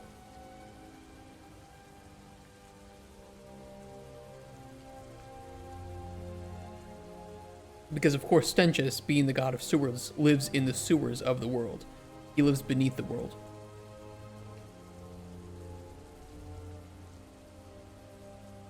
And this is how we added flat Earth conspiracies to Cauldron Chronicles. But at being a fantasy world, it might be a flat Earth. You don't know.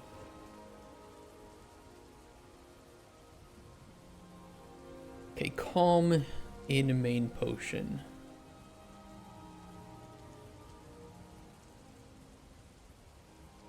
Was it a bit unnerving? Stab bandits who just sat there and let you do it?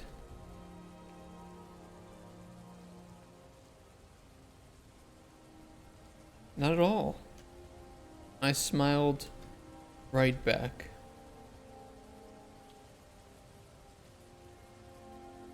Blood flying everywhere.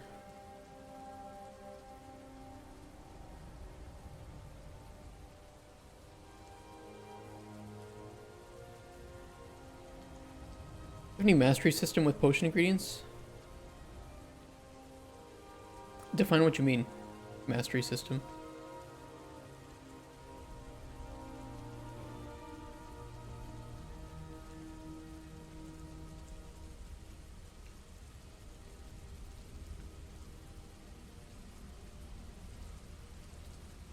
Okay, I think that covers the main potion. Jesus Christ. It looks crazy, but the player only is going to have, you know, like 4 or 5 of these available at any time, just in any combination.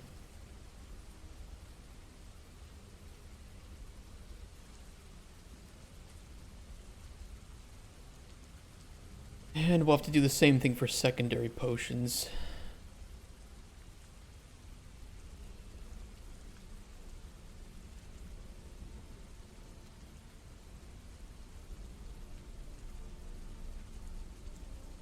You know, the thing with secondary potions is that the player could actually have all of the responses available at once. Although that would look really weird and sound really weird. I'm okay with if the game breaks a little bit if that happens. It's just going to look weird. But the player would have to purposefully give Spoon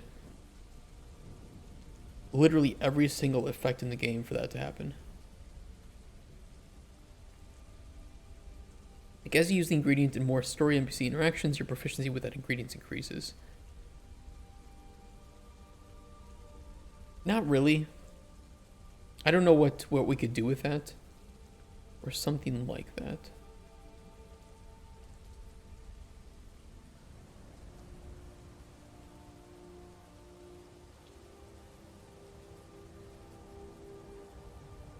I think a player's proficiency or interest in using certain ingredients will come naturally as they realize, okay, this ingredient is really plentiful, and if I cook it, it is a reliable, I don't know, let's just use like toadstool for example, right? Toadstool is very plentiful, easy to find, and if you cook it up, you get restore health and restore stamina.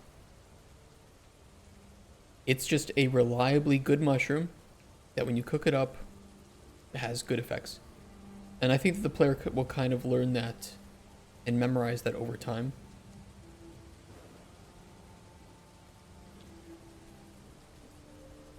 That's my hope, at least. That's what I'm banking on. And they might even learn, okay, if I ferment things, usually it makes poisons stronger. So if I find something with poison on it, naturally, let's say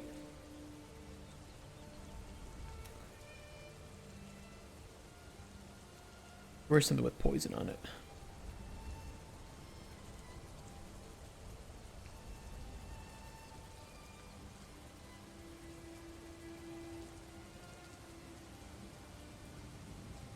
This woody nightshade. And actually distilled also does it. So it's like, okay, I know that distilling, if I can distill or ferment something, it's going to increase the poison. So because I found this woody nightshade, I can distill it, and that'll increase the poison effect. And now I have a pretty common source of poison. And I don't know if we need to gamify that, but I could be wrong.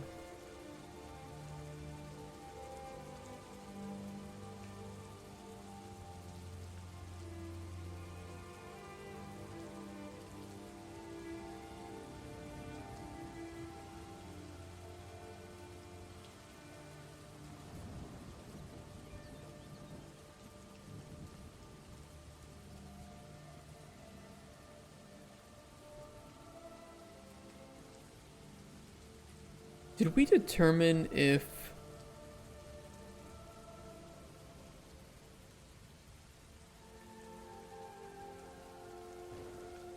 we have main potion? What effects do we want on the secondary potions?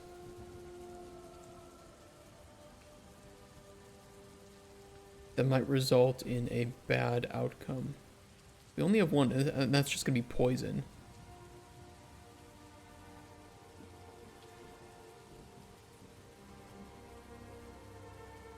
It's kind of the same idea with the players in charge of the mastery rather than in-game system. Yeah, it's just like rewarding the player for their own memory of that. Although, you know, if when the player discovers effects and whatnot, that will be put in their encyclopedia. So I don't expect the player to remember everything, but if the player remembers something, that will enable them to work faster. It's like, oh, Toxicap. It's good for negative effects, good for poisons. Throw it in there. Woody Nightshade, distill it, poison. Easy poison 3, most likely. Actually, I can do that now.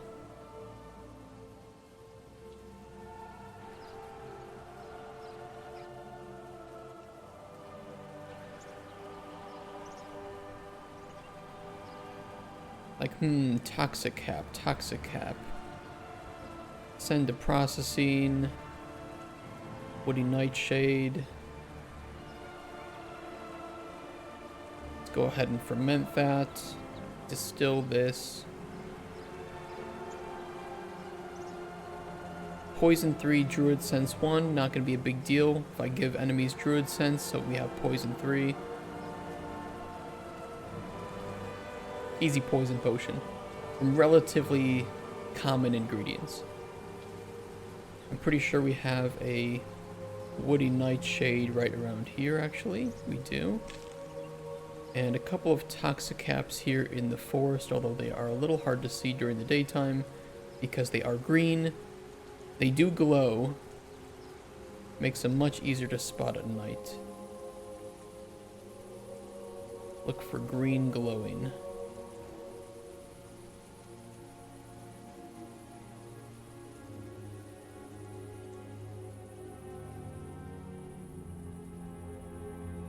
I swear I put one relatively close by.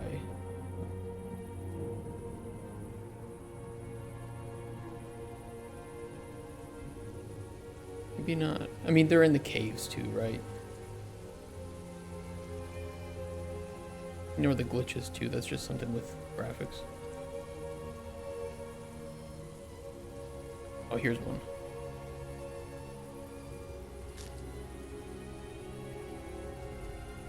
So I don't know, that's my hope at least, is that players can kind of get a sense of what's really commonly found and what they can utilize to their maximum abilities. Just saw a pop-up in YouTube, Unreal 5.5 is your thoughts. I saw that too. I can show you guys what I'm most excited for. Megalights.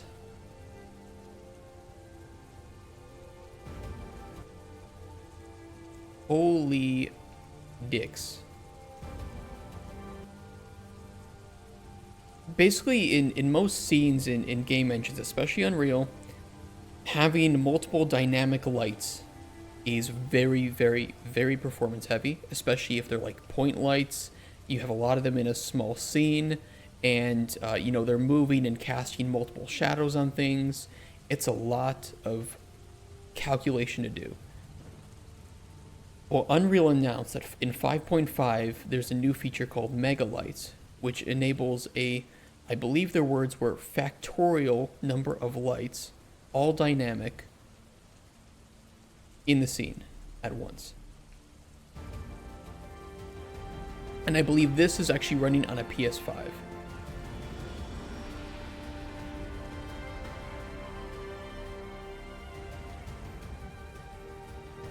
All dynamic lights, not baked.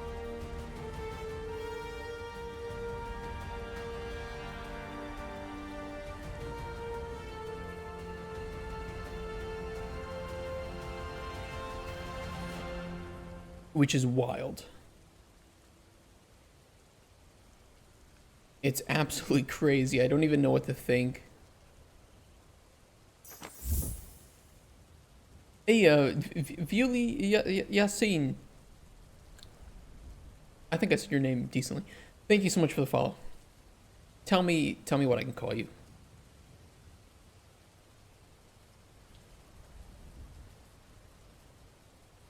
Tell me how I can do better.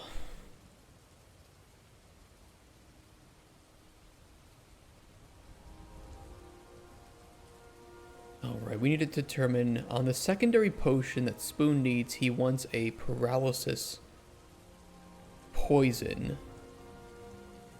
No damage health, he just wants paralysis, as we can see here. Paralyzed tier 1.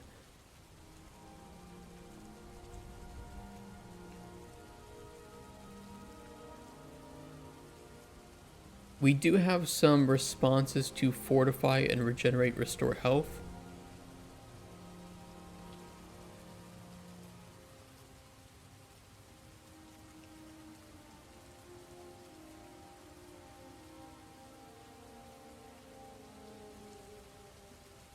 We have our secondary effect responses. Let's expand them.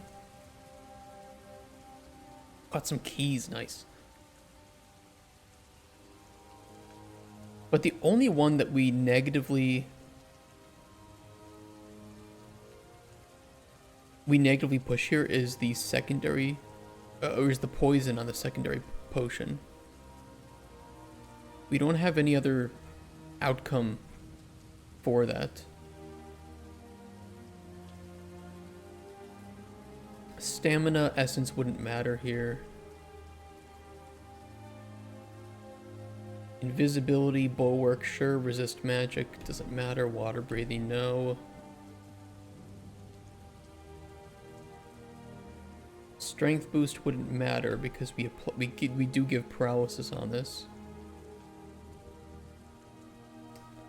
Vision, druid sense.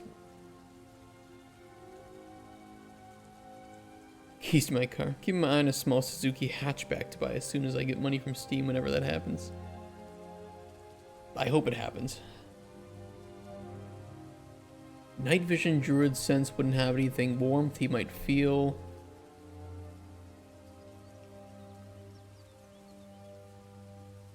Concussive blast, immolation would probably end the encounter, probably kill the bandit leader.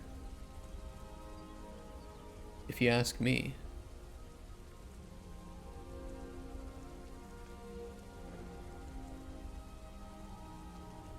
So let's add 2 more responses.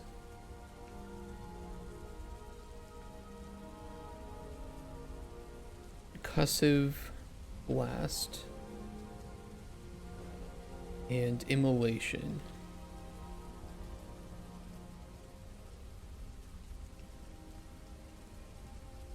These responses, after you finish up with giving a potion, it's going to go through all of these outcomes and see if they match up with the potion that you gave. And then what we can do is we can apply certain effects on there. So right now the only 2 outcome types are choice updates or character status update.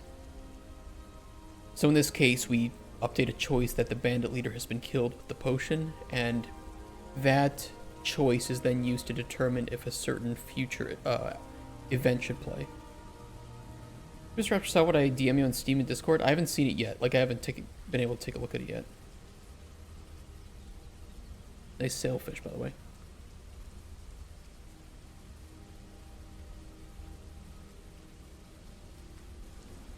So we do have outcomes for there. I also know I still need to write you, Cutsbird, the guide for writing dialogue. That's going to be pretty in-depth. But I think something we'll want to have. Especially to explain why this is the way it is and how to set this up.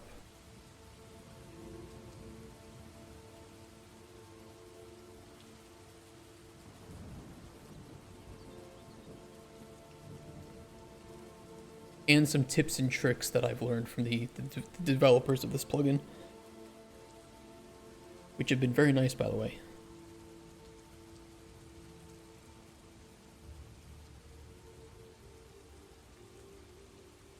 Okay, weakness, paralyzed, frenzy, silence, fear, calm, slow.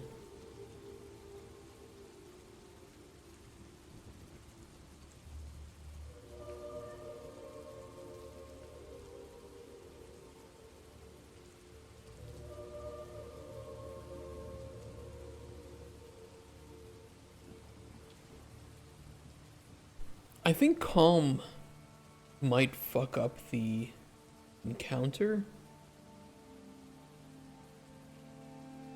Because it kind of would have the opposite effect of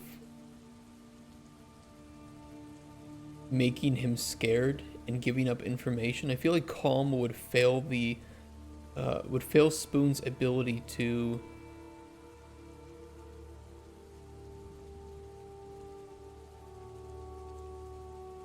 do what he needed to do. The issue is that we have calm and fear, which in many cases in my mind are opposites.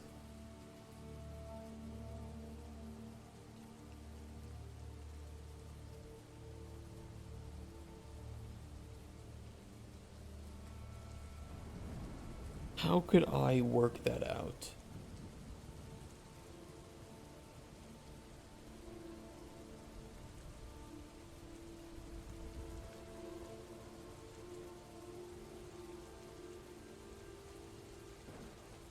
If one of them is higher tier than the other, I mean, that's pretty easy to handle. What I could do is when building the dialogue, we could determine if, you know, we can always check if another effect is on there. That's not a big deal. And we can just say, oh, well, which tier is it? Well, whichever tier is higher is the one that wins in this case. So if we have Fear 2 and Calm 1, we just kind of assume that Calm gets canceled out for responses. The only real issue is if they are the same tier. What happens? Do they get canceled out completely? Well, you know, now how do we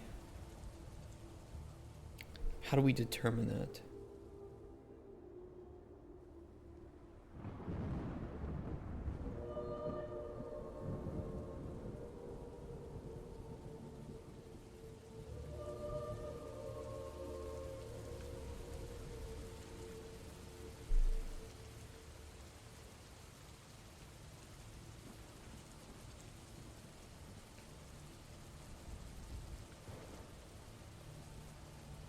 You know, what happens if there's cure poison and poison?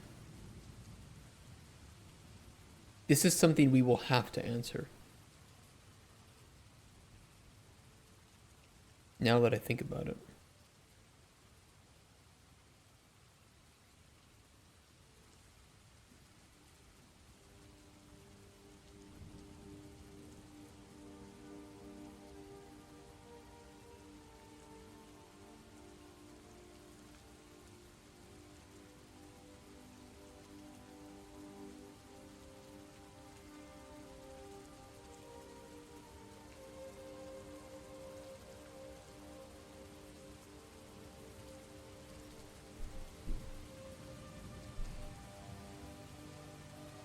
Let me write this down. Some effects should cancel each other out.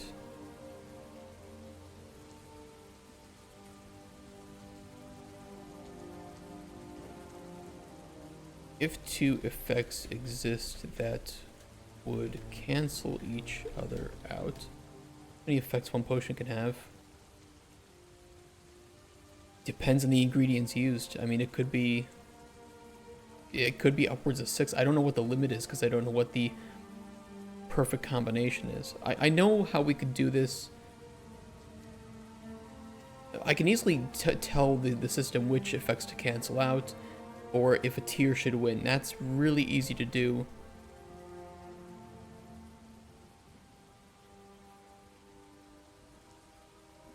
But we'd have to refactor some things.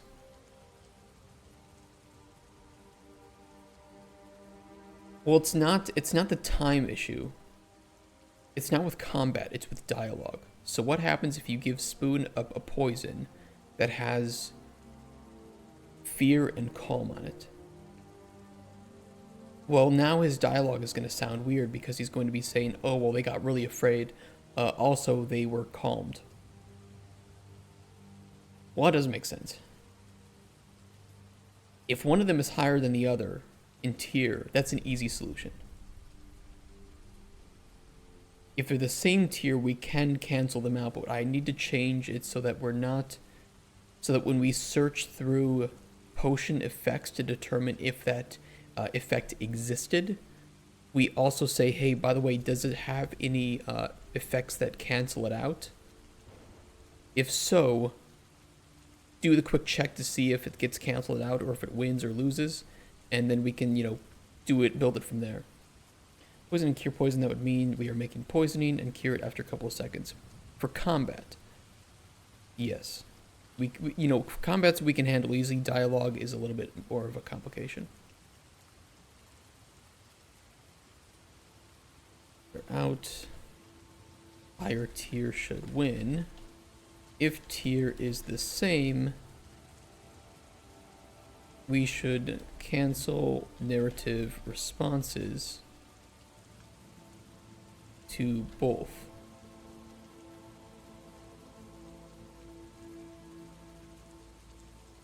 This should also affect outcomes. So that if you provide poison 2 but cure poison 2, even though normally we would fail the secondary potion here for the player if they provided any poison on there, we need to then do a quick check of, okay, poison 2 is listed, or poison is listed as being canceled out by cure poison. So does cure poison exist on the secondary effects here too? Oh yes, it does. It's the same tier. Okay, so then cancel them out. Don't run that response, is my thinking.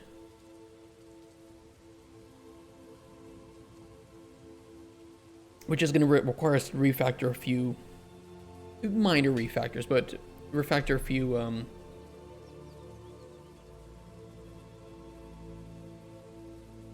what am I thinking? Functions.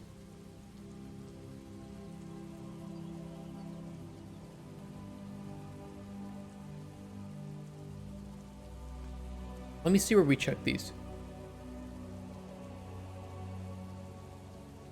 Build extra potion responses. A nice, small, compact, commented function. Look at that. Looks beautiful.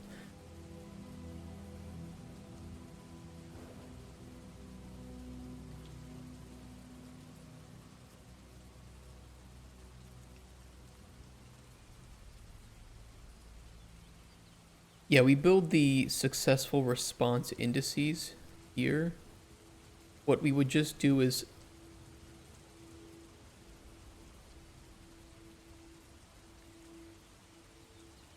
break ingredient effects. We'd have to then check through the effect. Yeah, we can do this with the gameplay tags. It's fine.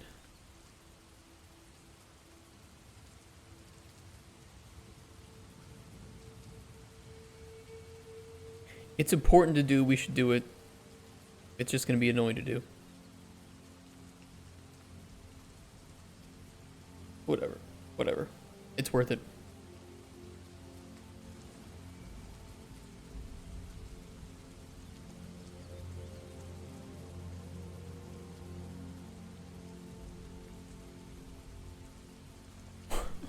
It's kind of annoying, but we'd have to add another. We'd have to go for each loop through the effects, and every time check. Okay, is this successful? Yes. True. Does it have any effects that it cancels out? Or that would cancel it? And if true, we then need to go through the effects again just to see if that effect ID of it being whether or not it's canceling that out is there.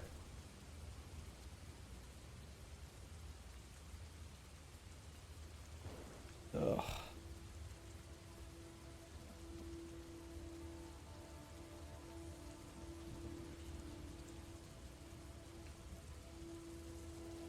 It is what it is. It's a lot of complexity, but it's only from the data side.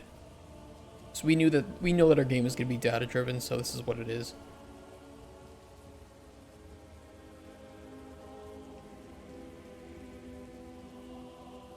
We'll add that later, though.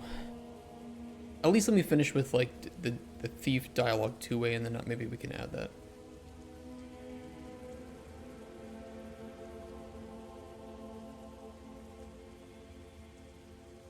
Although, would it affect dialogue? Would it affect what I write in dialogue?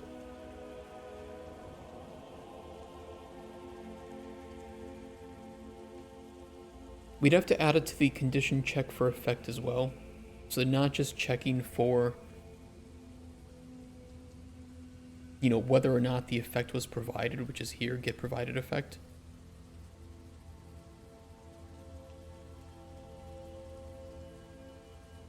Well, no, we would just fail the comparison. So we would just update get provided effects function here with just to see if yeah, we would figure it out, like found effect true, and then we could just throw another boolean in here of was effect canceled out, true or false.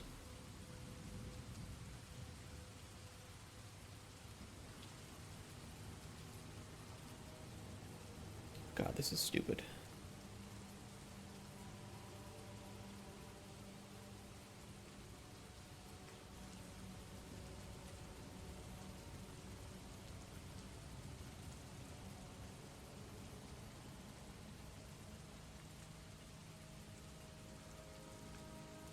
Would it change things? When building responses, we can just omit the indices that were canceled out. We can tell which one has won.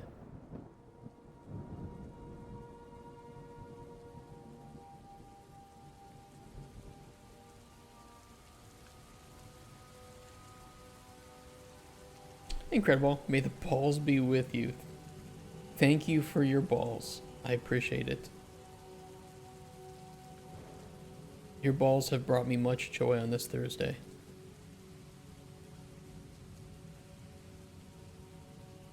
Exists, what other? Where does this need to have? This needs to occur in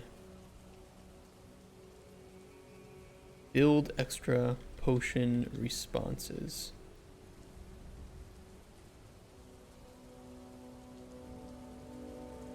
Provided, hey Wormius, provided effect. Hey guys, how you doing today? Provided effect condition.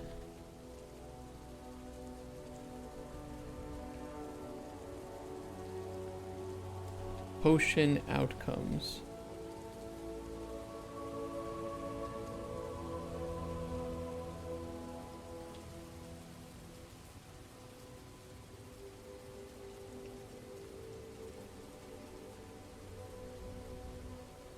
Like, this would have to be done on potions that you drink and throw too, but at least for narration purposes, we can solve these problems.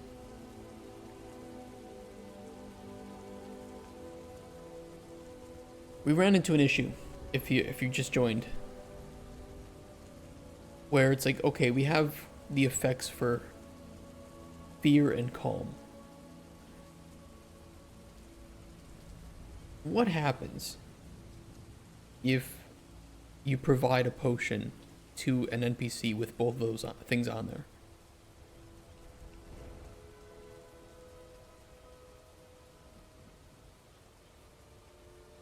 And you know, we build these extra potion responses where the NPC responds and tells you, you know, of effects that were on there that had certain interesting outcomes. Yeah, if you, like, let's say Spoon comes up and says, hey, I need a potion of fear, and you provide him with, you know, fear and calm, depressed. No, not like combination. But I mean, like, if you provide the potion that has both of those effects on there, how does he respond to it? So I'm thinking, okay, well, because they kind of cancel each other out narratively, in my mind,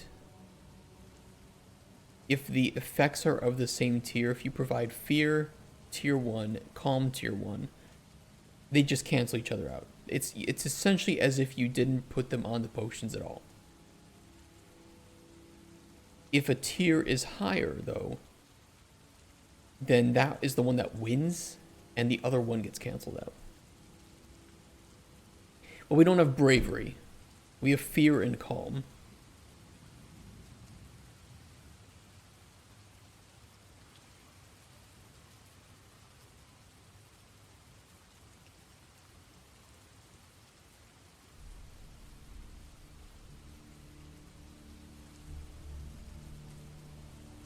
Or like poison and cure poison. Ooh, that causes issues.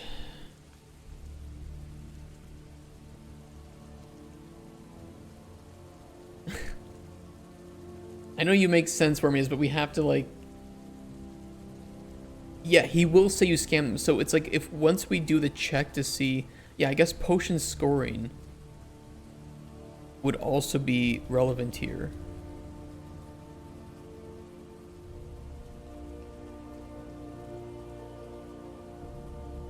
Well, this it doesn't mess with scope too much. It just messes with complexity of the functions I've already written. It requires me to refactor functions to account for this. But it wouldn't mean that I have to do more. I don't have to add more content.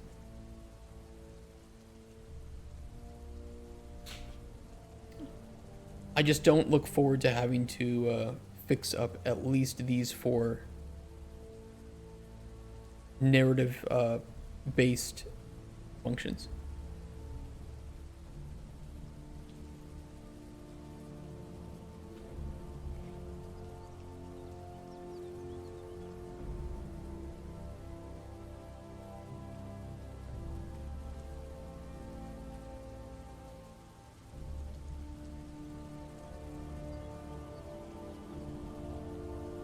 Yeah, that is scope creep. We were thinking about doing potion effect combinations, but it would very easily spiral out of control. Both for narration and combat. Now the thing is, we can't... What I was thinking is, okay, I could fix this whole thing actually really easily by when the player makes the potion or something, we can just cancel effects out that are too equal. Actually, that would be the easiest solution to this problem. Is if the player makes a potion with cure poison 2 and poison 2 on it, they just get removed and we tell the player these 2 effects were poofed or something, right?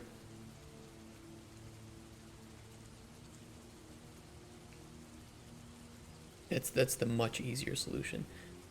That's actually the solution I'm leading to now that I thought about it. Because then I don't have to refactor a million functions, which could introduce more bugs. I also don't have to introduce new dialogue responses, or if you provided poison 2 and cure poison 2, to say, oh, I included these 2 effects, they must have canceled each other out. Sorry about that.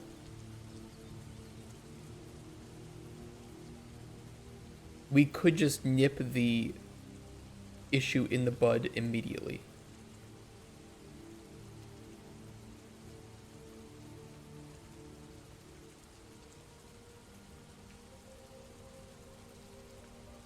It's a little less interesting if you ask me, but it is better for player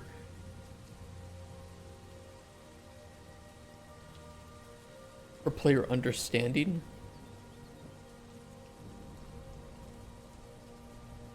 And it would legitimately only require me to refactor the Cauldron potion information. How about the scenario if someone wants a fear potion, but they want effects to be less than tier 1 fear? Someone wants a fear potion, but they want effects to be less than what tier 1 fear? Can you rephrase that? Yeah, one effects.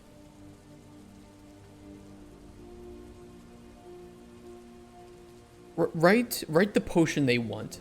Put like fear tier 1, paralysis tier 2 or something. Just write it like that.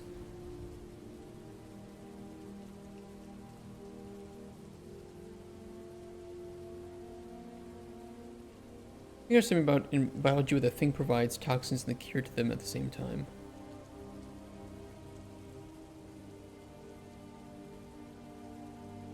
But that's perfect.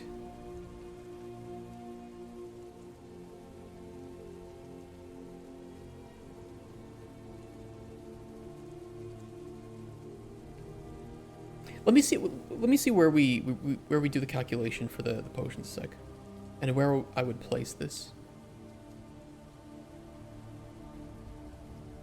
It's on update potion brew, which is already a nice small and compact function with absolutely no spaghetti.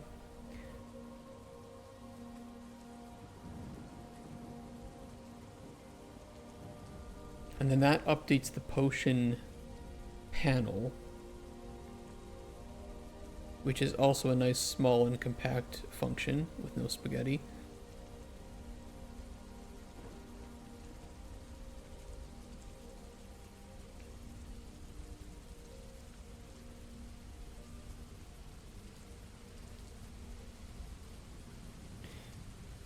For example, Fear Tier 1 equals minus 30 points, Bravery equals 20 points. So the result will be less effective potion. It is like that currently. That is how we score the potions currently. Is we run through checks, we check if effects are allowed to exist on this potion, and then we penalize ones that aren't supposed to exist, so like negative effects. And we do already penalize that, especially based on the tier. And this is after we handle specific outcomes. So if, for instance, providing poison would get a character killed, we kill the character, and then, the score doesn't matter anymore. And then we check for bonus effect types too, and we boost that up.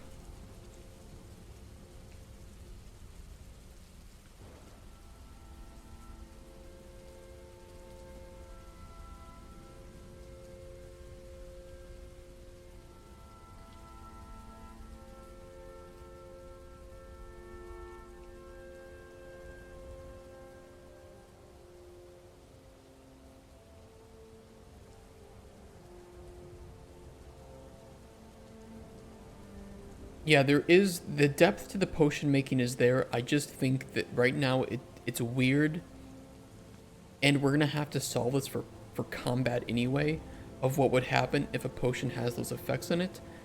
And I'm thinking the better solution is to actually just solve it at the potion making level, at the alchemy level, rather than trying to determine what happens if you throw a potion that has poison 2 and cure poison 2 on it. Because that seems a lot more complex and annoying to handle, and worse for player understanding of the systems, than if we just nullified those 2 effects at the point of making the potion. And we indicated that those 2 effects will be removed if the player attempts to make that potion. Like, hey, just so you know, there are effects on here that are going to be removed because they cancel each other out. And then that solves all of my problems later down the line with narration and combat. It is by far the most effective.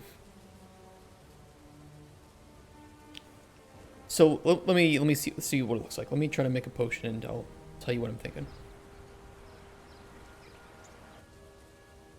We'll use the poison one as an example because it is, I think, the easiest example to use here.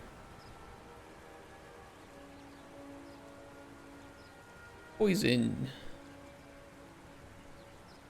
2. 2. Beautiful.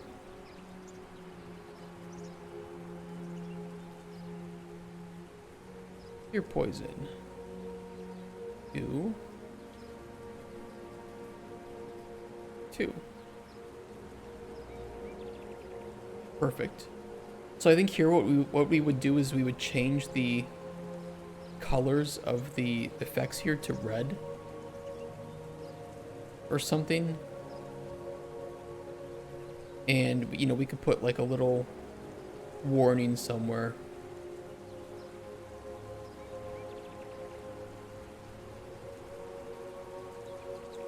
Or even like an overlay on the whole box. Because I think that this is a whole panel here.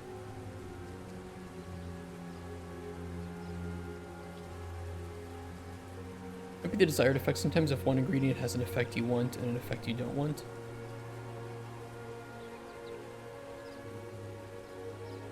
Yeah, it could be.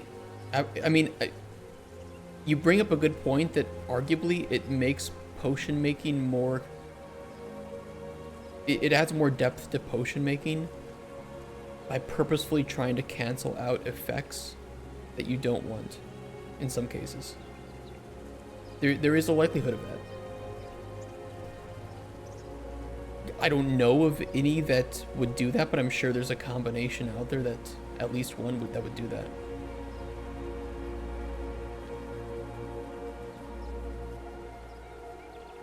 When designing the effects, I did try to make sure that we didn't put poison and cure poison on the same, you know, that those two effects on the same ingredient. So it probably would require a case where you would be making a multi-effect potion or poison. Like you wanted poison and frenzy, but two of the things that were really good for frenzy had cure poison. So it's like, okay, well, those are going to cancel out my poison now or whatever. Yeah, I mean, I could see some use cases for it, sure. Absolutely.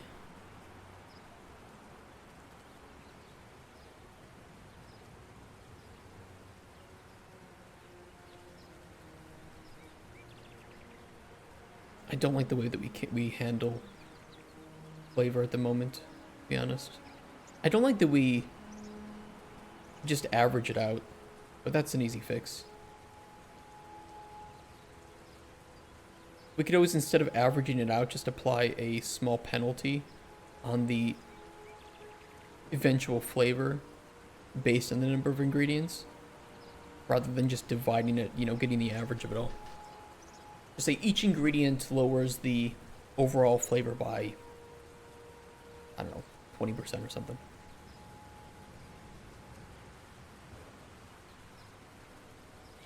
I don't know, we'll figure it out. Either way, this should be a relatively easy fix.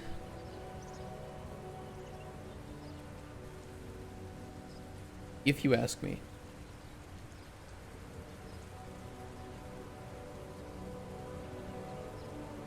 And then we could just do a separate, you know, pop-up here. Or even just add another section here. Like this effect and this effect will cancel each other out. Or this effect, if we have poison 3, you know, poison 3 will cancel out cure poison 2 because it's of higher tier.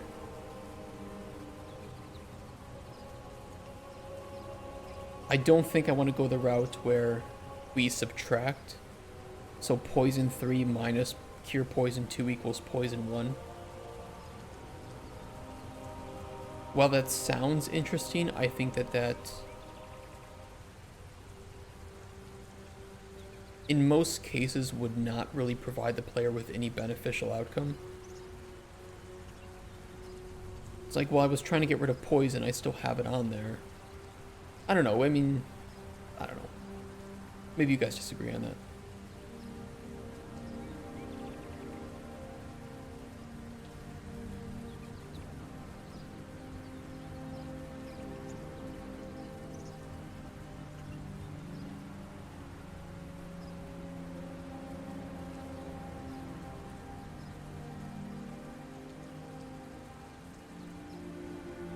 You can figure out the balancing of playtesting, that's true. Yeah, you're right. It's a prototype. The best I can do is anticipate pain points, but I can't predict them completely.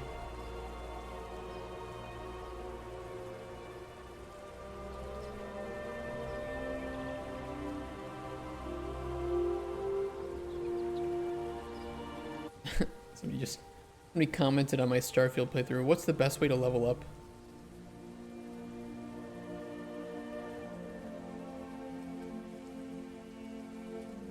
It's kind of a weird comment on, like, just a DLC playthrough, but I'll answer them. I'll give them the legitimate way to level up and then the cheaty way to level up. Which I don't like the cheaty way. Because it was like, basically, you know, Skyrim, you had the, oh, just make iron daggers. That's the way to level up smithing. Not that fun, to be honest. The issue I have with smithing in Elder Scrolls is very similar to the issue that I have with like alchemy and Elder Scrolls, and it's imbalanced XP amounts for the amount of actions you're expected to do in a specific skill, right? It takes a lot of, just menial bullshit to level up smithing because you aren't expected to do much smithing in the game, usually.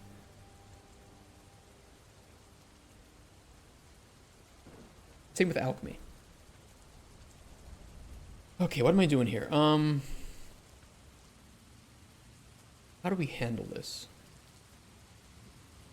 in a way that doesn't completely break absolutely everything?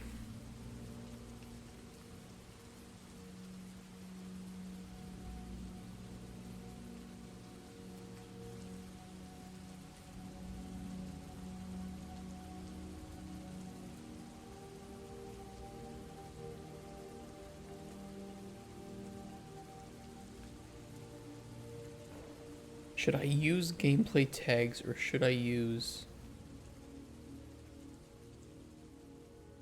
I should use gameplay tags. Otherwise, the coders will not be very happy with me.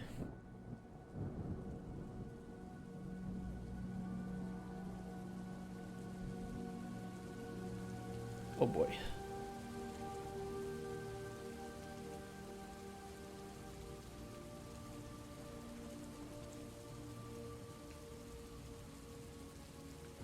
Cancels out. Effects to cancel.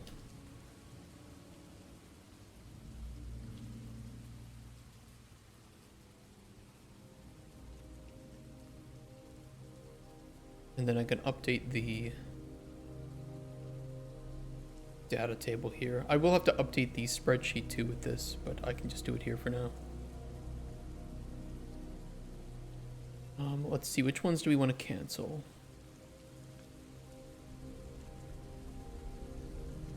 Warmth cancels out chill. And of course, then chill cancels out warmth, right?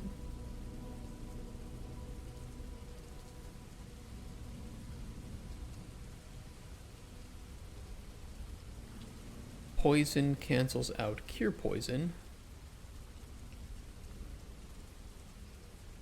You do some code work. Good luck. Good luck, sir. Next week you'll be in Katowice, in 10th. Okay, let me take a look.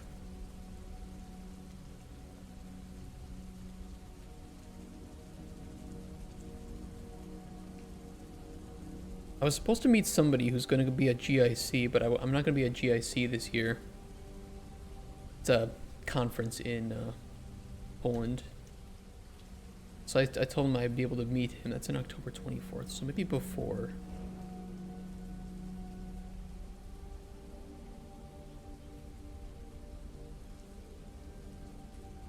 Not 10th, you're right, it's the 9th. Okay, so 9th. Take a look here. How much is JC? I don't know. I mean, I'd have to get a hotel there too, so.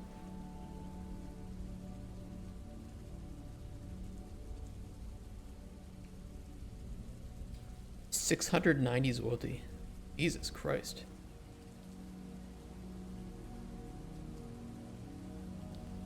Yeah, I mean, maybe it's, I don't know. I've never been, so I don't know how to compare it to Digital Dragons. I think for B2B though, Digital Dragons is better.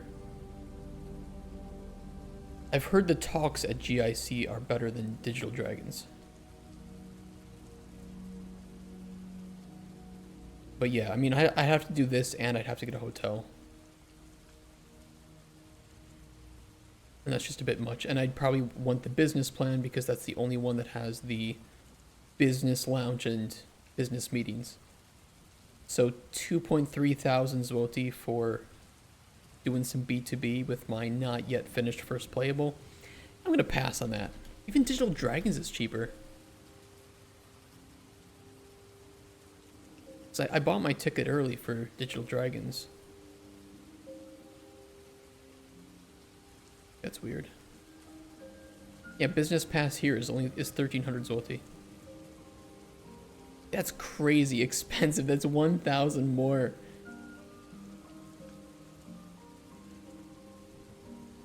Yeah, I'm gonna pass on that one.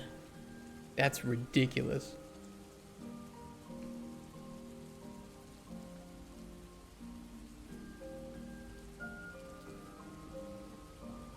You know, I hate to say it. I wish there was a cheaper business pass that didn't give you access to any of the lectures, workshops, or roundtables. I'm gonna be honest. I think you would attract more business people. Because most business people are there to just do business. And they don't have time. You know, they have meetings scheduled throughout the whole thing.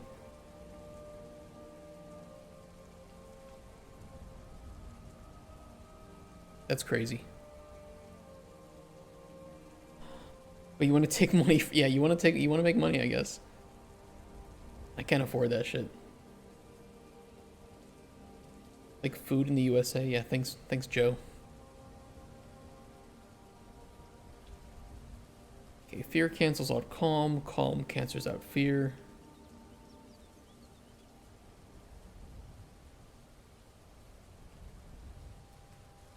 I don't want too many things to cancel each other.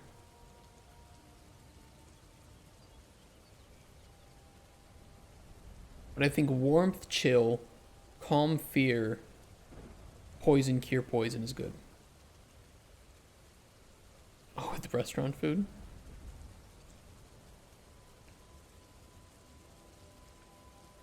Ooh. That's a little bit of things to update here.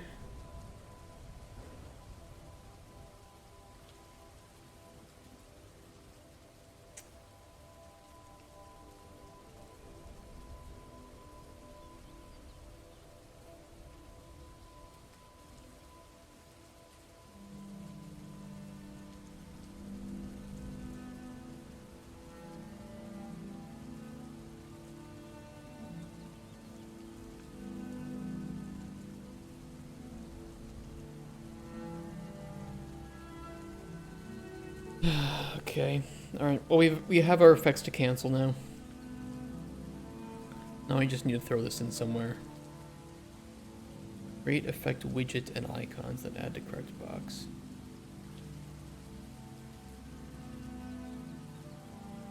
Paying $20 for about $5 in materials, and to give customer filling, he's not overpaying. You just add a bunch more food.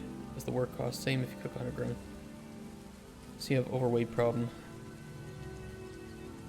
Portion sizes. In the US, it's portions. Just eat less food.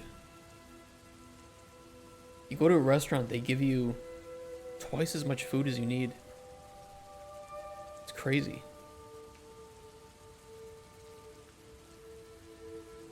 Like, I don't need this. Like, to an extent, I do feel that I'm getting my money's worth.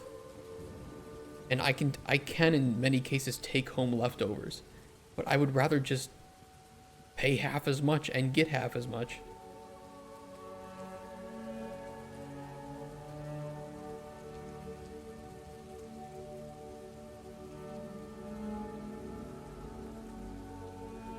You can negotiate. It depends on place. Substitutes in the US are really common. Like, hey, can you substitute these fries for a salad? No problem. You know, so you could maybe be able to ask and just say, hey, can I order half a portion size? Is it possible? Sometimes they've been told to, you know, hey, we don't do that here. Sometimes they're told, you know, if depending on what it is, I'll go ask the chef and see if that's okay. Usually restaurants are accommodating, but it's just like, if I don't know what the portion size is going to be, I don't know that I should ask for half of the portion size.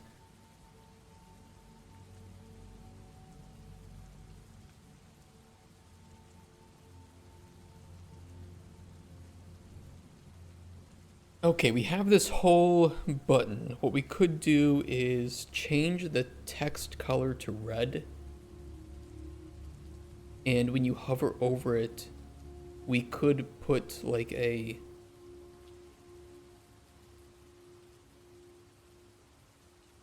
a tooltip or something that shows, hey, this effect is being canceled out by blank or whatever. Or, conflicts with blank effect.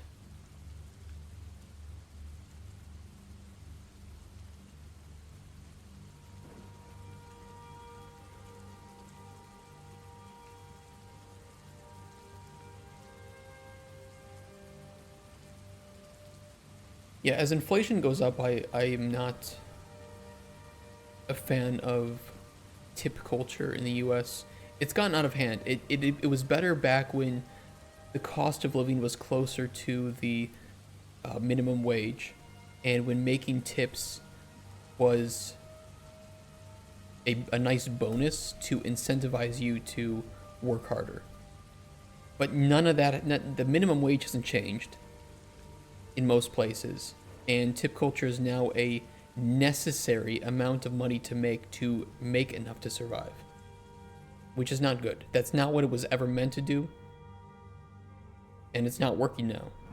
It used to work, it does not work anymore.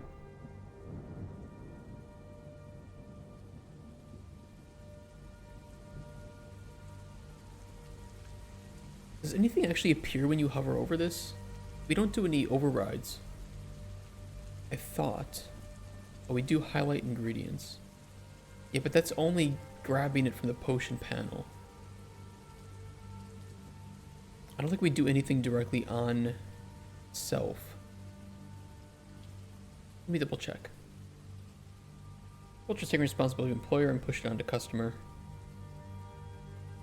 That's how it works now, but it's not how it was born to work. Oh, wonderful, I crashed the engine.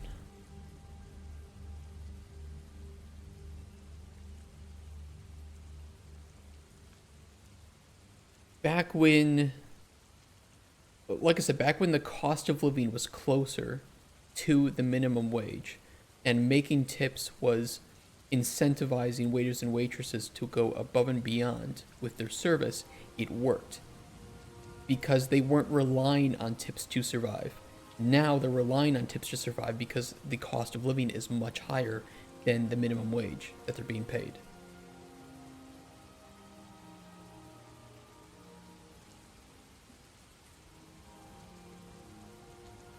And it was not an expectation for customers to tip. It wasn't supposed to be like that. It didn't start out like that. You got that if you did a good job. But as inflation and cost of living went up, the things that needed to change didn't change. It was never implying an expectation. It is implying an expectation now because it is needed. But back when it wasn't needed, it was not an expectation. Yes, it was the same in the US. If you're a good waiter, you get tipped. You might get tipped. What you're calling tip culture is it's recent. It is recent because the payment has outpaced, or the inflation has outpaced, and cost of living has outpaced the payment.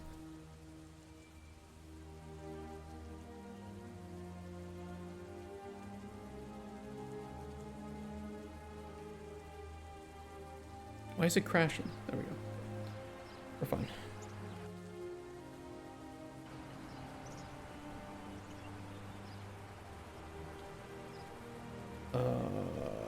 Blood leaf.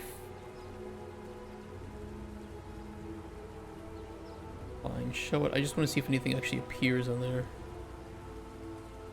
As if it was the case, what you were telling me about USA tipping means back in the days USA didn't have tip culture. It didn't. That's exactly what I'm saying. Yeah, we don't do anything on there, but we could. Although it's pretty small.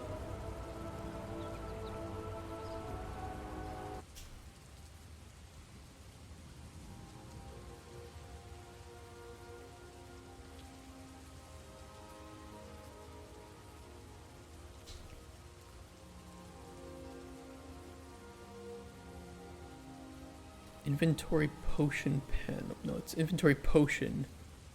We need the Cauldron potion panel.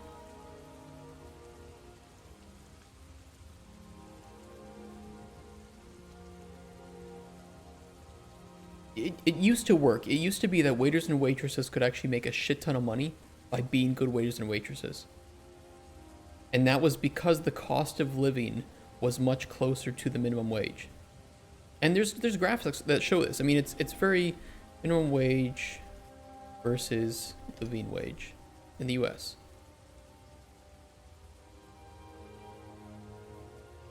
That's this percentage of GDP.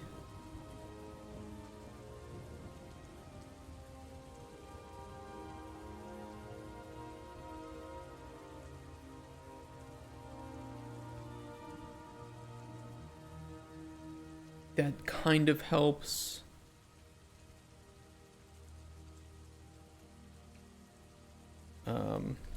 Cost of living.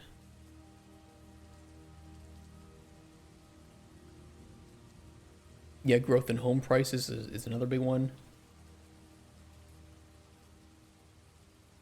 And it's very easy to see that back when it was closer, that making tips could allow you to afford a home as one person even. And now it's like, well, there's no way in hell. There's no way.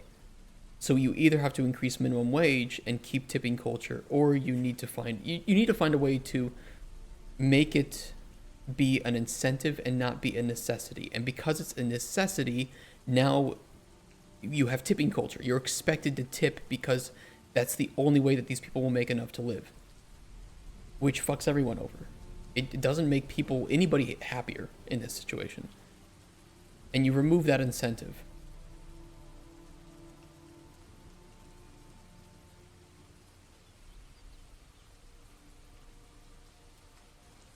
It isn't good. It isn't good.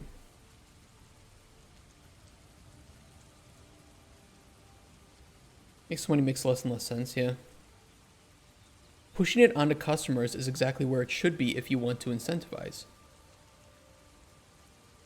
Oh, I know what you mean. Yeah, it's what I mean is that it's what it's doing is pushing it on the customers, but I also believe that, yes, it is up to the customers to decide if the service was good or not. We agree. We agree. I just worded it wrong.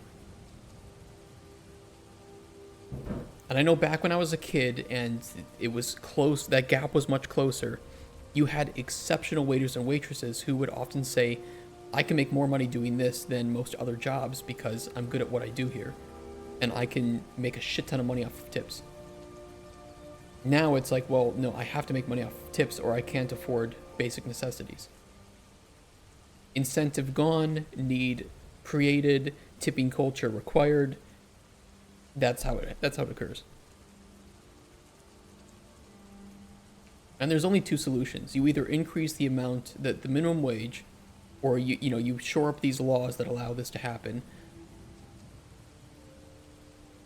or you just pay them a living wage and you say we don't accept tips here.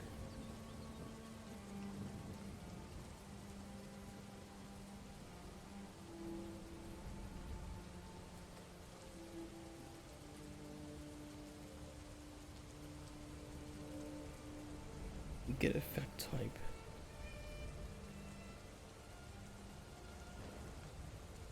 Could we add a function that takes an effect? Yeah, but we'd have to determine if tier is higher or not.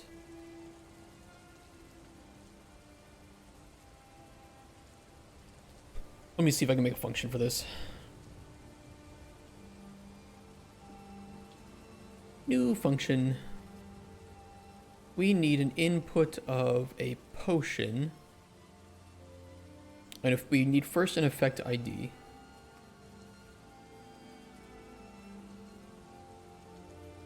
We need an input potion or potions. So arguably it should be a...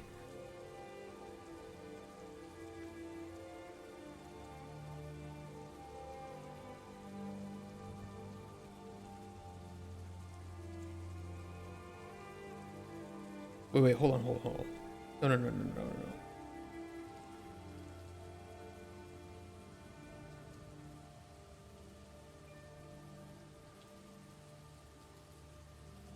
No. Effects in potion. Which I believe we would have information of.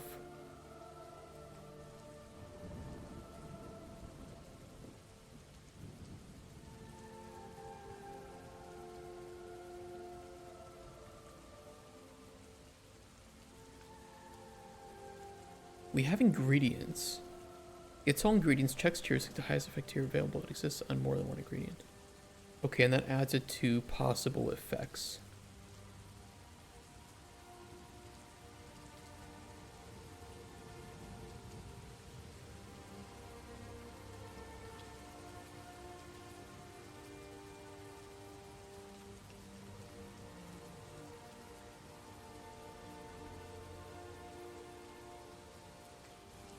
Yeah, okay, so we do have that. Let waitress know that they should be paid enough before tips and not expect tips. It's hard to find good waitress and paying the minimum wage. It's just exploitation of that market. If you're a waitress with experience, you should earn above minimum wage. This is more about negotiation than minimum wage.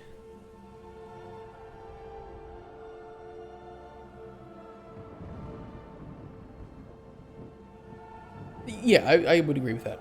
I would agree with that.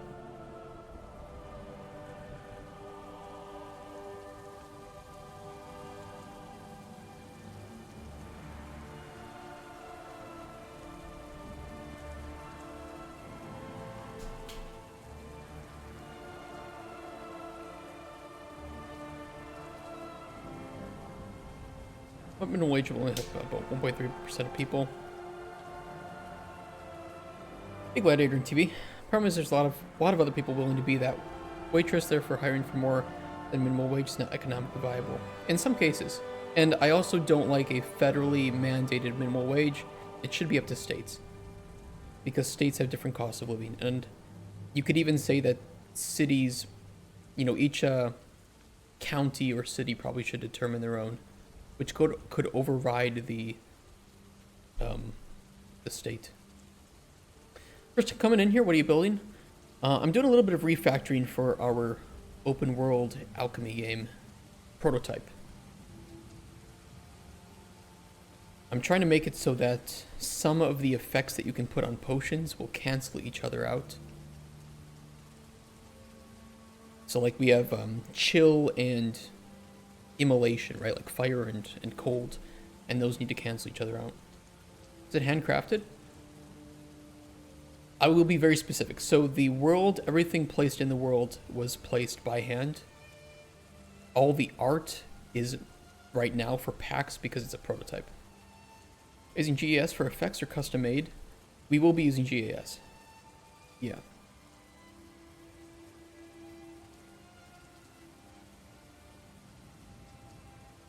These are the current effects we have. Restore health, fortify health, and we have same for stamina and essence, which is mana. Invisibility, bulwark, resist magic, water breathing, aether light, lightness, strength boost, night vision, druid sense, warmth, concussive blast, immolation, poison, chill, weakness, paralyze, frenzy, silence, fear, calm, slow, cure disease, cure poison, and corruption. Ended up making your own effects controller. I hated GAS. Understandable. I do a lot of the effects handling on my own, although I've been told that I need to embrace GAS. I'll let the programmers deal with that.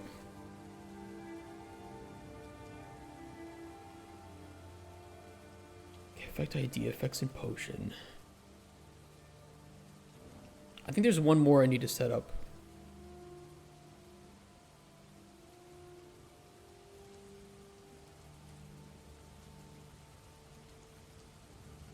Which is that immolation should cancel out chill.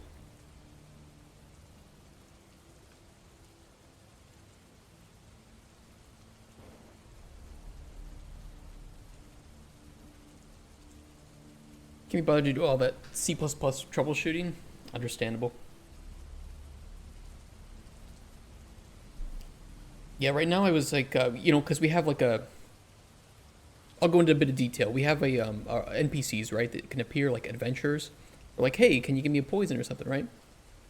And you talk to them, you learn what they need the poison for, And you're like, okay, I can make you a poison potion. The thing is, our alchemy system is a sandbox. Whatever combination of ingredients you want to put on there, you can end up with a potion that's wildly, poison, frenzy, restore health, whatever you want. And some of those effects might cancel each other out. Like poison tier 2 cancels out cure poison tier 2, of course. So then what do we do with that? How do we handle that narratively? And I think that in our case, we're going to cancel out those effects at the time of making the potion. And we tell the player, like, hey, you have clearly conflicting effects here that will just result in a nullified potion in this case. And then for other effects that may not get nullified, we then need to account for that within the story itself, which we are also touching up before I had this idea to refactor this aspect.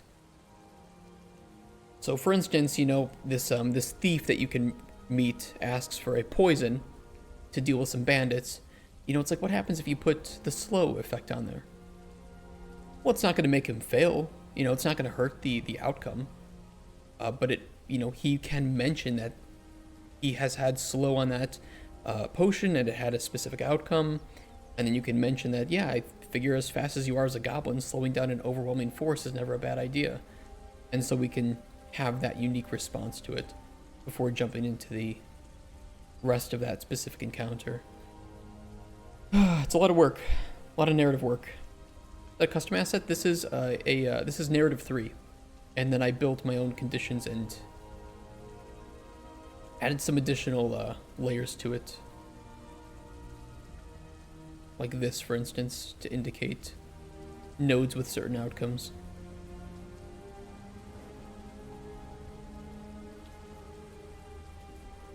A lot of data.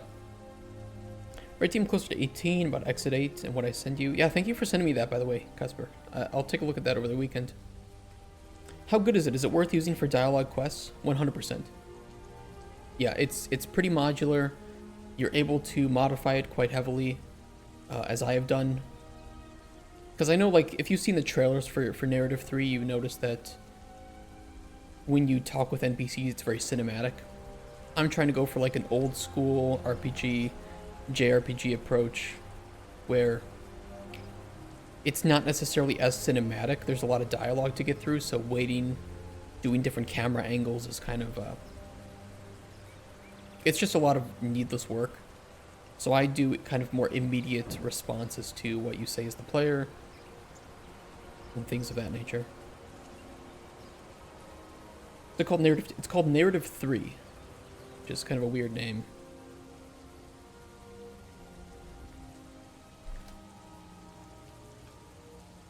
Oh, they changed the name. I'm sorry. Yeah, it is Narrative Tales. No, you're right. I did not know that they changed the name. Sorry about that. They just did that, I guess. And I think I got it for half price, so you can wait for it on a sale. I know that Narrative Pro this includes everything. This includes their map system, weapons, inventory, interaction, all of these things. And if that's worth it, if you have the money, I would go for it. But otherwise, making your own inventory system, I don't think is that crazy of a thing to do.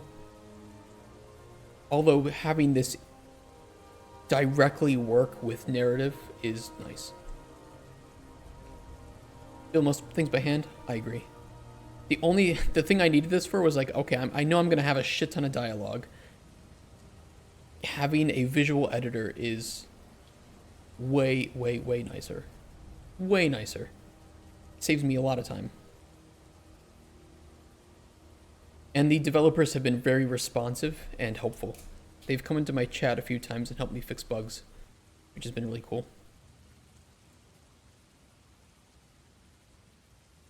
Anyone will make their own sky when UDS exists. What are these two things here? I don't know, $40 or make my own shit? $40. Thanks for the follow, Gladiator. Especially just with how modular and how accessible UDS is. It's wild. just how easy it is to turn certain things off, to tweak certain things, to access things with nodes. One of the greatest plugins you can ever buy for Unreal, without a doubt. All right, let's rename this to check for effect cancellation. They can't cancel me, but they can cancel my effects.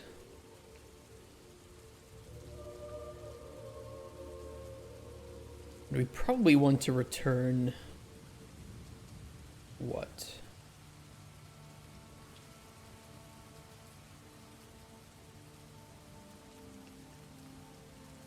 B was effect canceled.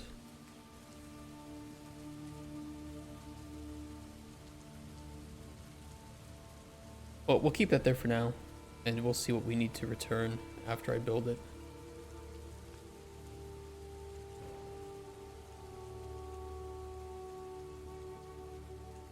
All right, effect ID, let's see, get data table row.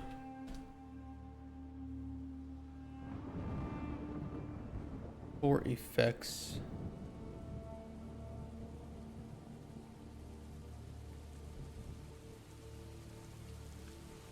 Let's promote this to a local variable. Effects to cancel, although only if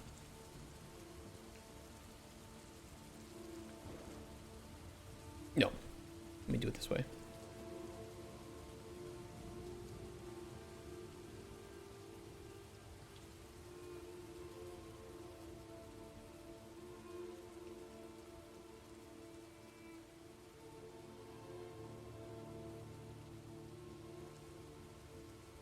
We can do index. Does index exist? Is valid index 0? If true, go on. Otherwise, return with was effect canceled false. And if true, we can also then promote this to effect canceled.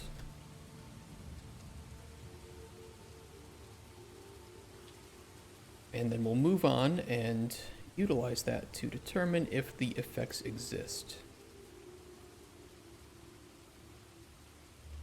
The thing is,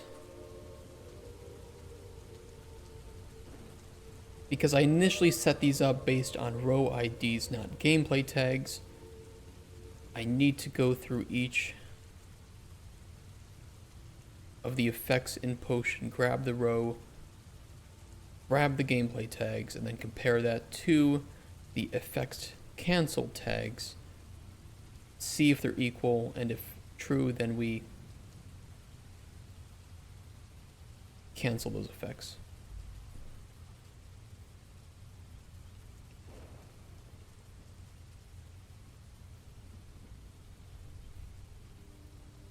We might have to cancel multiple, though. We should consider that a possibility.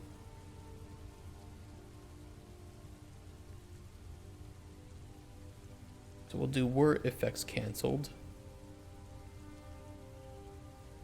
Effect IDs canceled.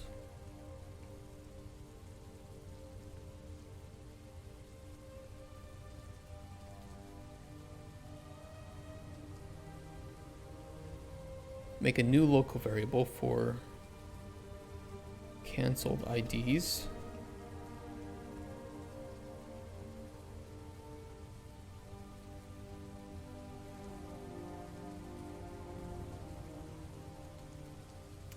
Get all data table.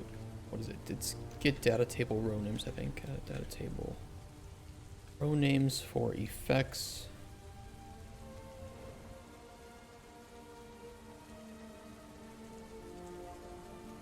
For each loop, no break.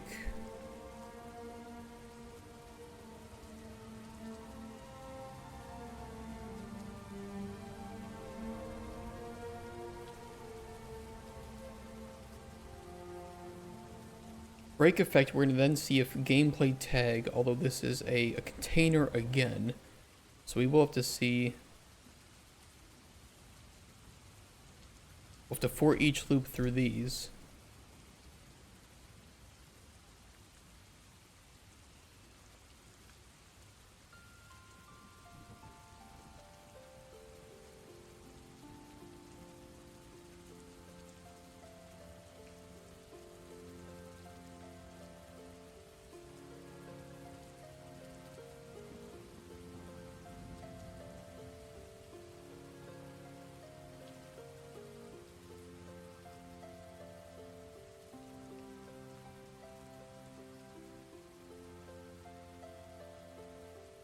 Let me think here.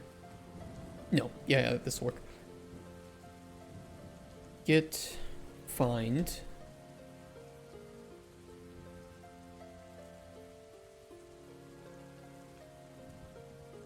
Can we do does exist? Isn't there a way to just return a boolean? I mean, I can always just do a comparison, right? If greater than -1.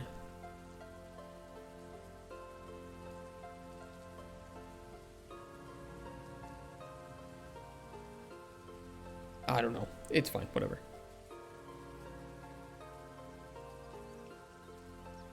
Greater than.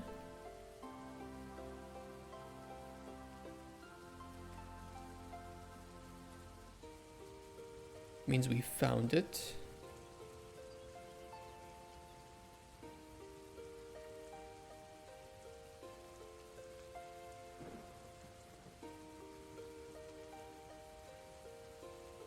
Promote this to a local variable for current effect tested.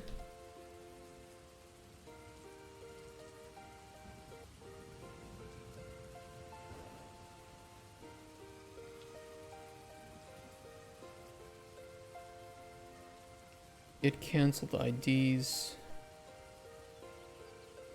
Now this is partially okay.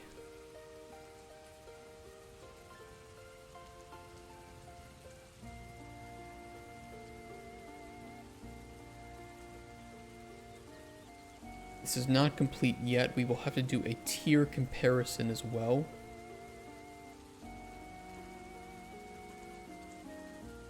Probably why we have to then return not just effects in potion, but tiers of effects in potion. We should have that information, right?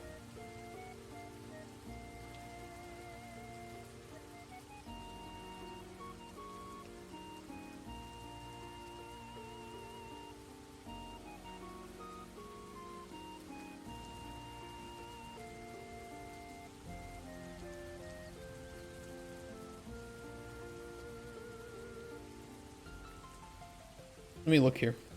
What did I do?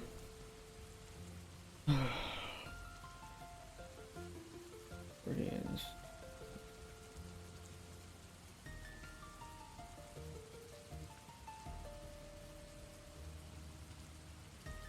Oh yeah, we wouldn't be hooking up possible effects. We want to hook up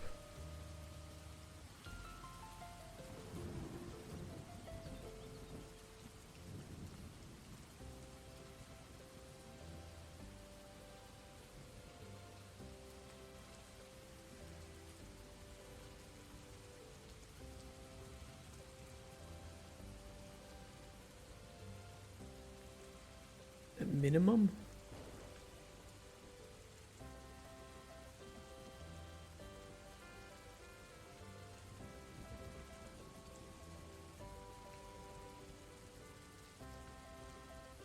Where do we determine the effect tiers, though? That's gotta be down here, right? That's flavor. Flavor.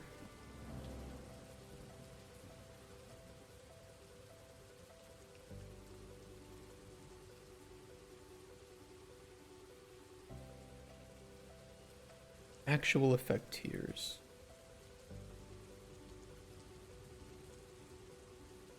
Current effect ID index through guaranteed effect indices.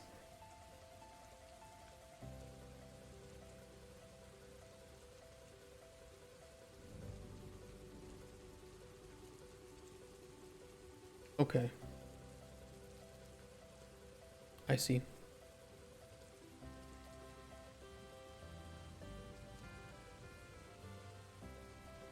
And where do we set that up? We set that up here. Get actual effect tiers to show. Yeah, okay.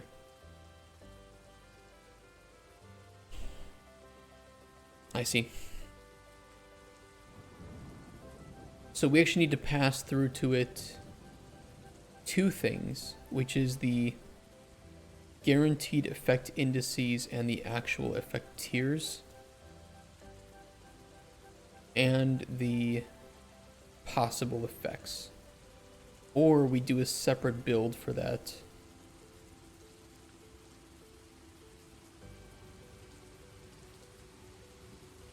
A lot to pass through it though.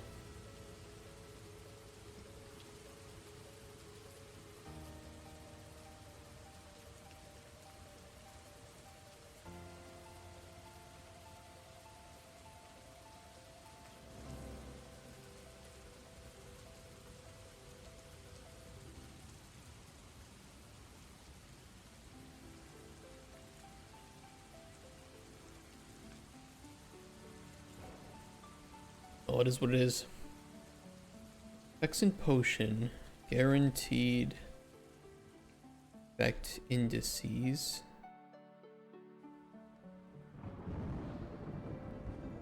Actual effect tiers.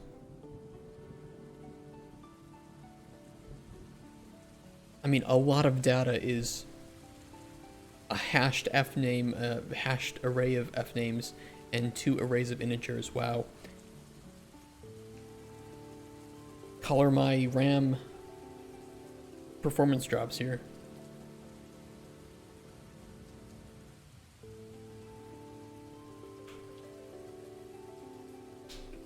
It's not even gonna have to loop through much. Maximum like 10 things. So it's not that big of a deal.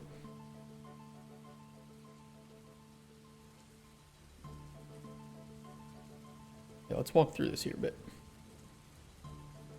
Names. F. True. How you doing, Mighty Rob?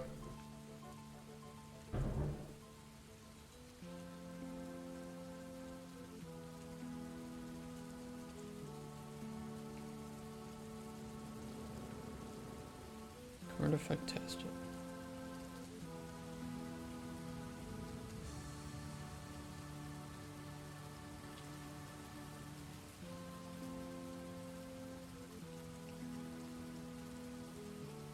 We don't need to loop.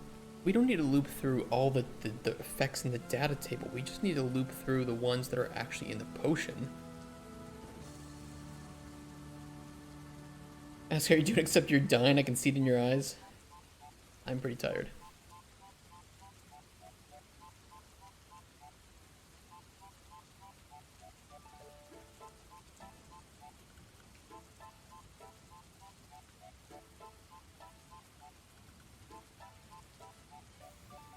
What am I doing? I need to walk through this. I need to rubber duck this.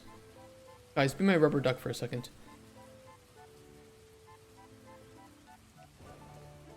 Check for effect cancellation. We need to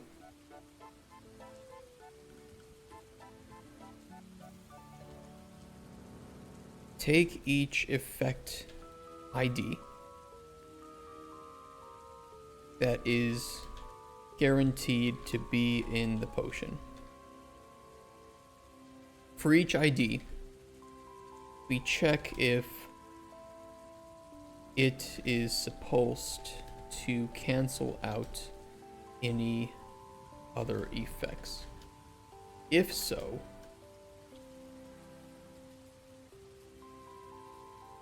we check all guaranteed effects in the potion for the same tag for at least one common tag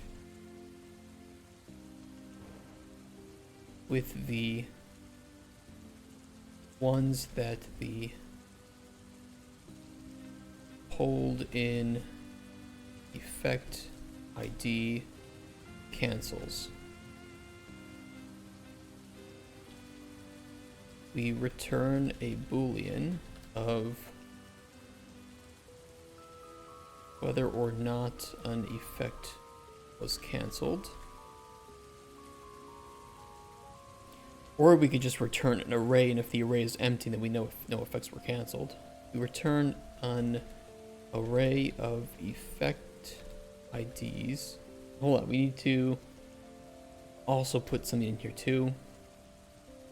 We also need to then check if the tier of the brought in ID is higher or lower, lower, or equal to the, if the tier of the brought in ID is higher, lower, equal to the ID that is getting canceled.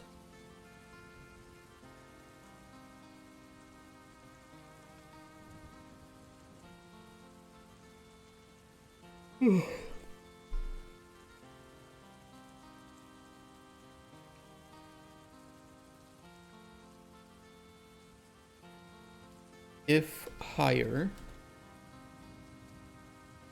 cancel only lower. If lower, cancel self. If equal, cancel both. Return an array of effect IDs that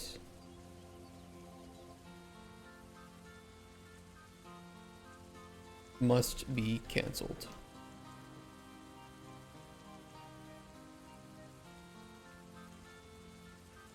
We update text colors of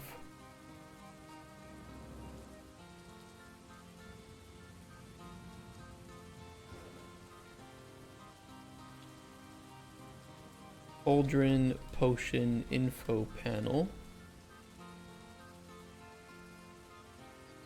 for canceled IDs. Canceled is only with one L, but right? Canceled is with one L, not two. Yeah, it is. I poo-poo. I stupid.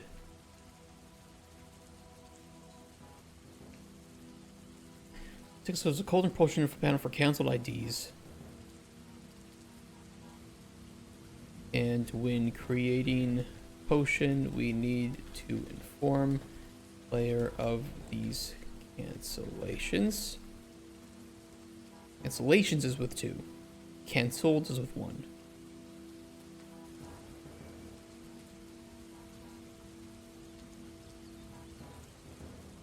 Created potion lacks cancelled effects. Okay. That's what we gotta do.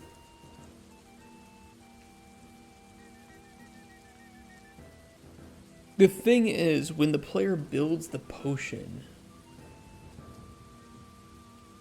I don't think we could pass in the right data. I think.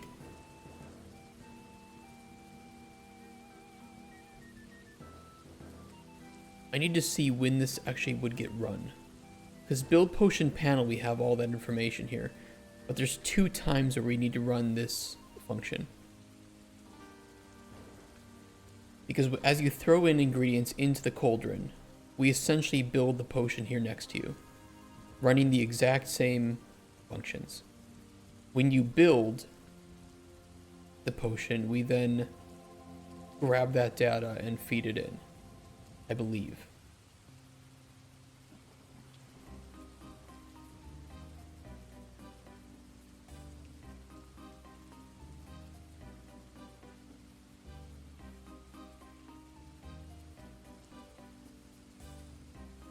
I think.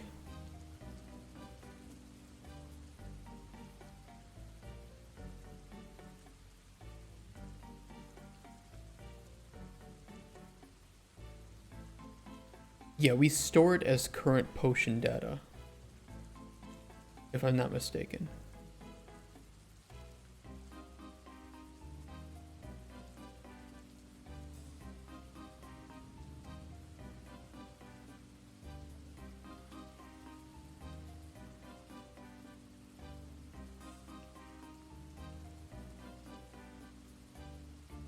a weird place to put that.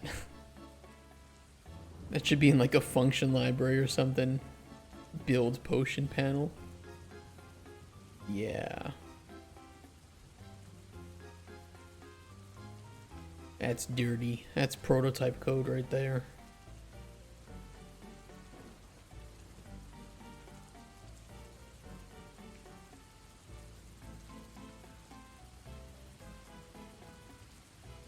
However, good thing to know is we have the same data in here.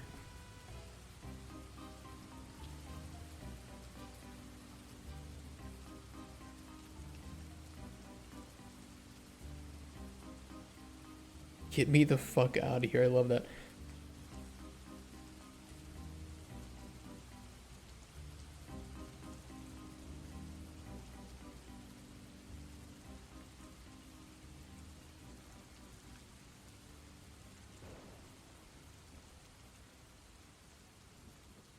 So the question is, where do I want this to actually play?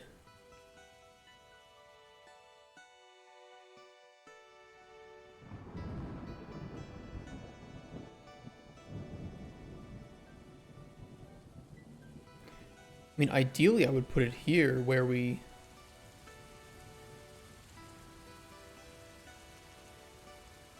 Not here. Where am I looking?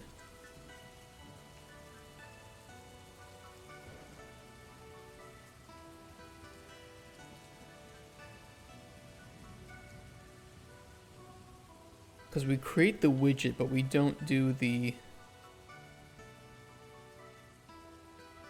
No, that would be where we do it.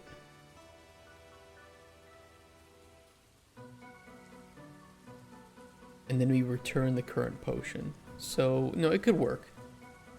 It could work because we build the widget before we build the potion, and if we bring back the ingredients or the effects, I'm sorry, to remove before that, we can retain the widgets, because we don't want to remove the widgets from the potion panel, because that's the players notice that some effects are going to be canceled out.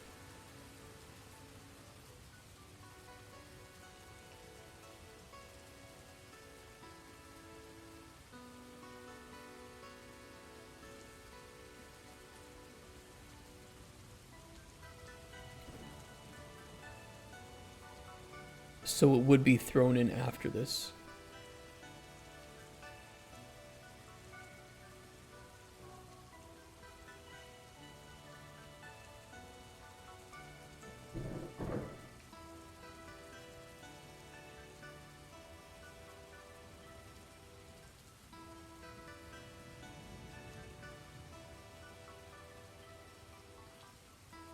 Get string. Yeah, and then we add the child. The vertical box. We could return the children within that vertical box, because we're gonna have to pull them up after the fact.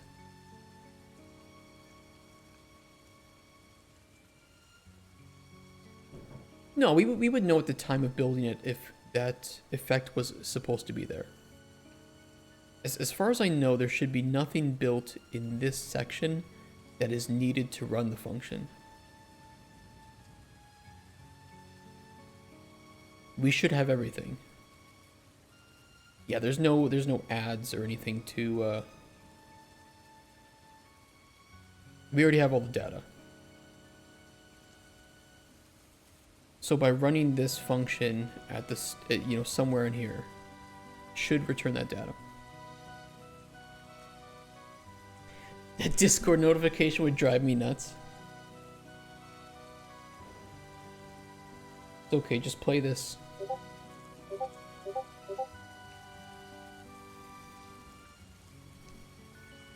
That's how I can piss off people in chat. I used to have a Discord call one. I don't know if I removed that one. Yeah, I removed the Discord call sound. That was pretty funny too.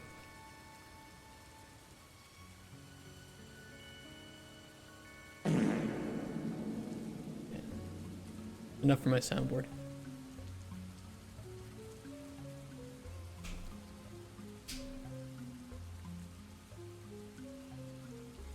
I think, you know, it even funnier is that it's just a notification that I've gone live. That's it.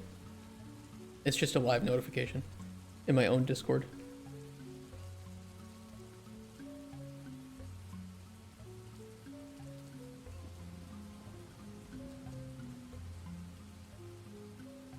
We can update it after this fact.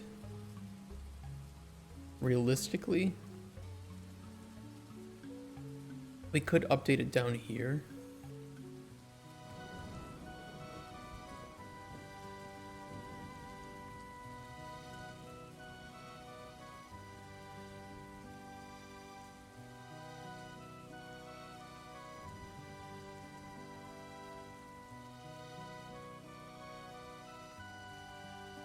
Or actually, we could run this not for each effect, but to run it beforehand and return the effect IDs that get cancelled. That's when we should do it. Is right here.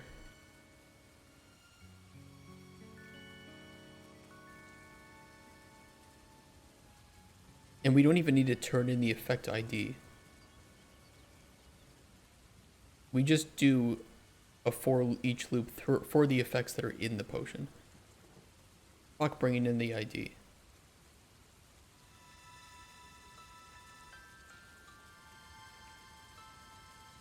Yeah. Okay, so fuck all this for a second.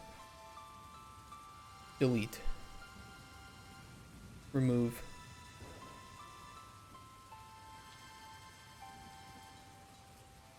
We even know which effects should be in there because we have actual effect tiers.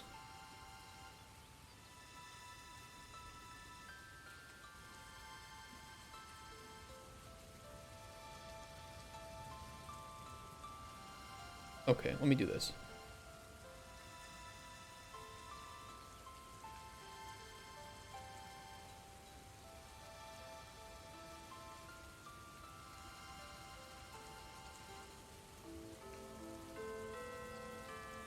Indices.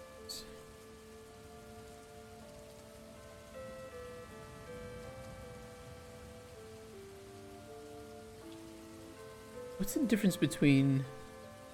Oh, that's the actual effect tier. Sorry, that's the wrong one. Okay, so we have guaranteed effect indices. We have everything that we need.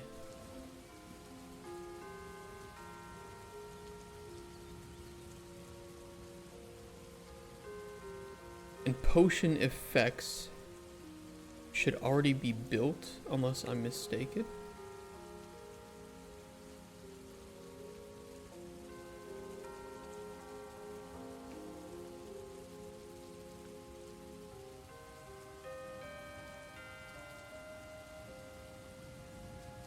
Oh no, we do kind of add it afterwards, don't we?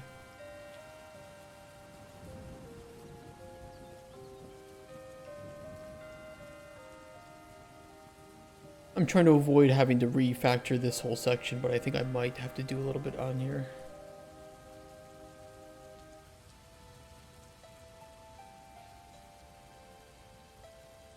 Basically just build the potion effects beforehand. And save myself the trouble of having to do this.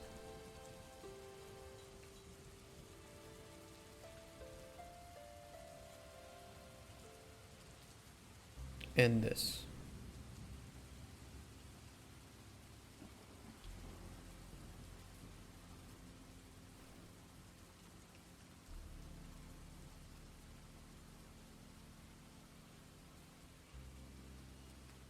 And that way, when we pass in the data to this function, we'll literally just pass in the array of built ingredients with their tiers.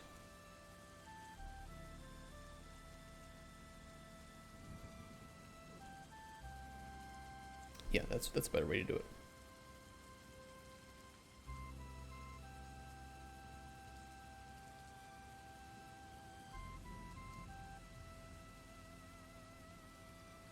It's not inventory ingredient, is it?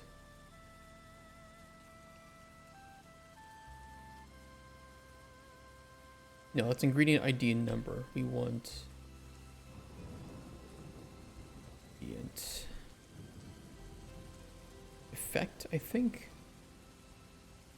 Yeah, ID and tier, okay.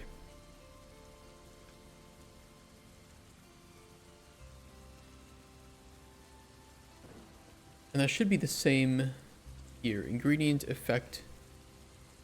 Ingredient, effect, beautiful. So loop through guaranteed effect indices.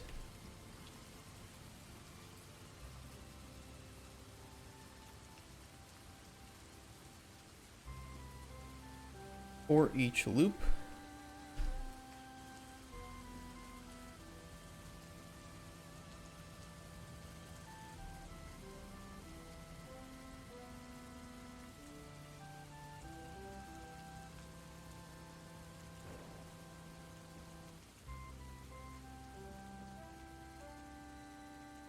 Get the possible effect at that index.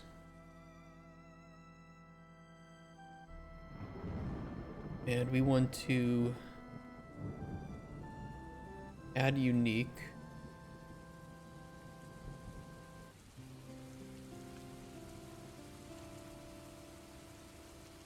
Grab that.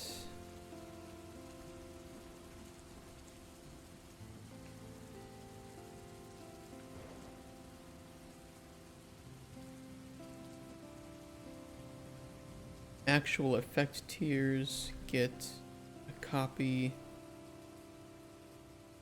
We've already built possible effects though, right?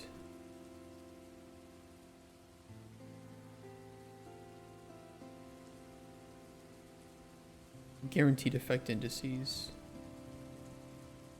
The thing is, I don't know if actual effect tiers would be the right number, would it? Current effect ID index.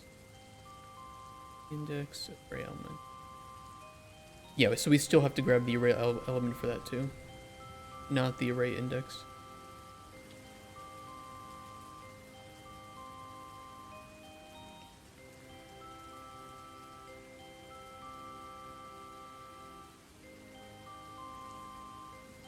I think that's all we have to do for that. And then we take our function, check for effect cancellation.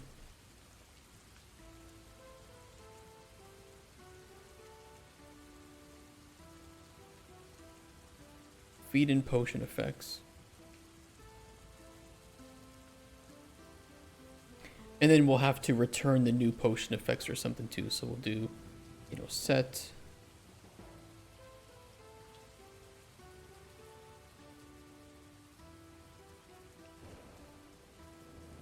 Do a return node.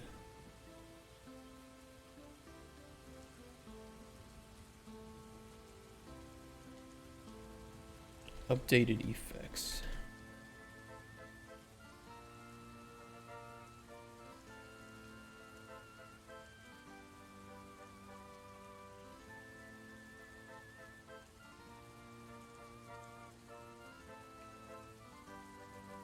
I know the default value. Fuck off.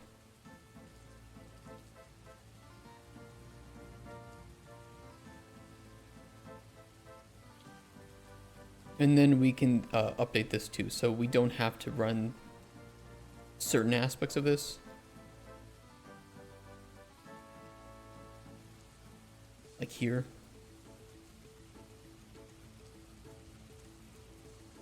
Because we already have that array.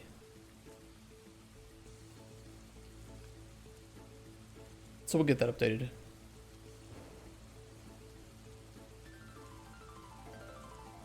Okay, let's see. For each effect in potions.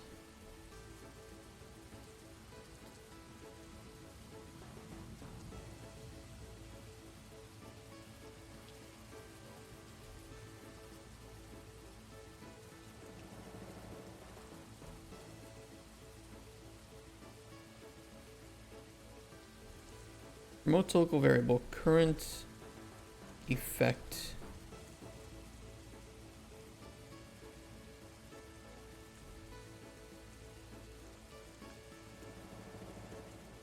Tested.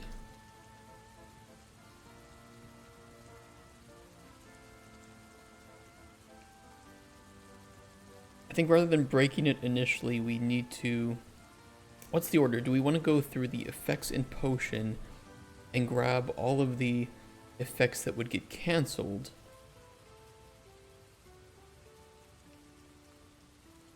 And then go one through one through those?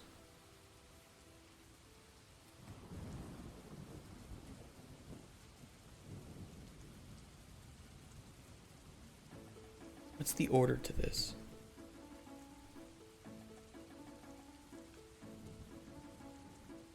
Thinking here.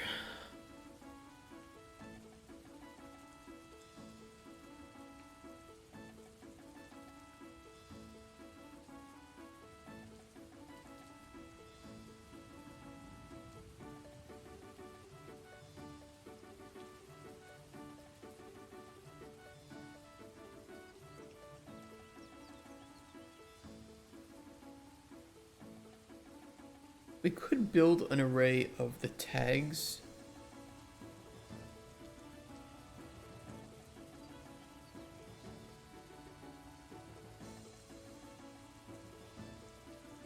Oh, that's a little dangerous because it is very possible that these are tag containers, and I need it to be flexible if we add more than one tag to each of these containers, which is likely. That is very, very possible.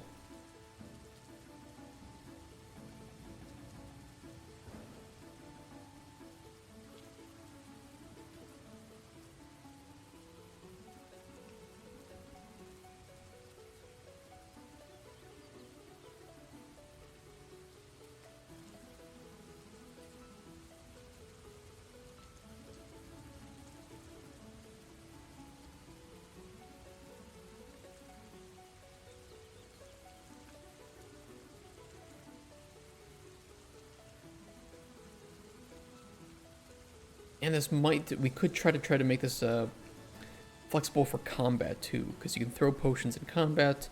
There are effects in that potion.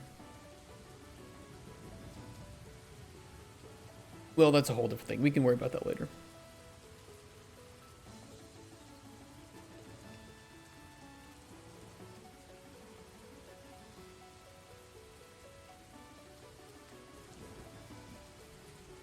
Hey, Jermox.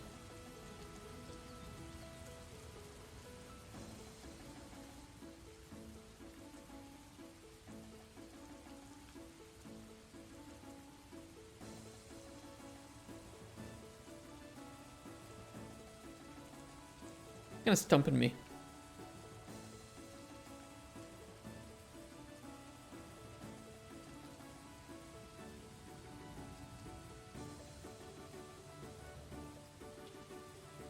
Does get canceled. Go through each.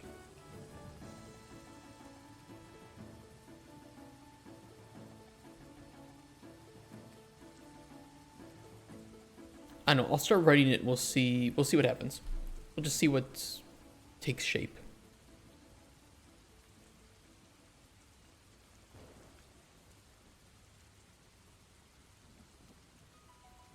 I gotta think about it less and just do it.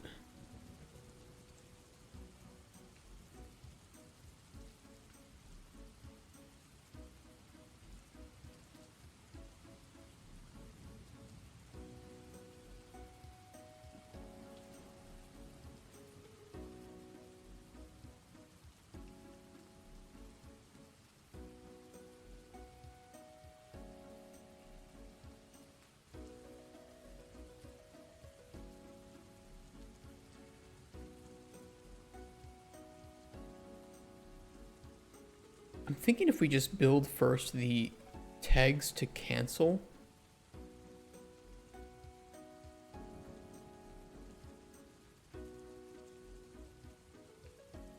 And we just add them all up into an array of unique.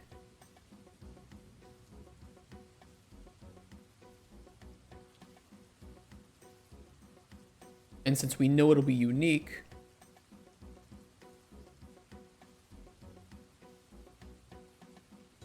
Actually, this shouldn't even be an array of gameplay tags. I can probably do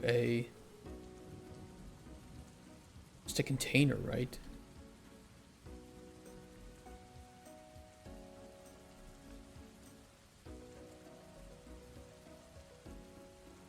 Although I don't know if there's a specific, like, add to container. Oh, no, I can. Gameplay effect spec handle structure.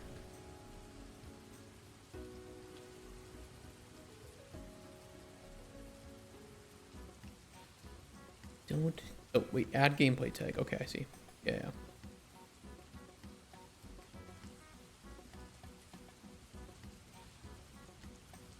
Now, I don't know if that adds... If you can add... If that's, like, add unique, or if there can be multiple that exist.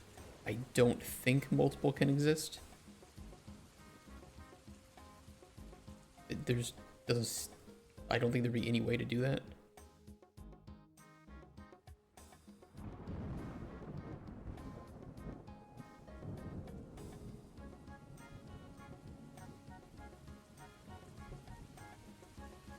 Yeah, so it's just gonna be unique. Good, that's what we want.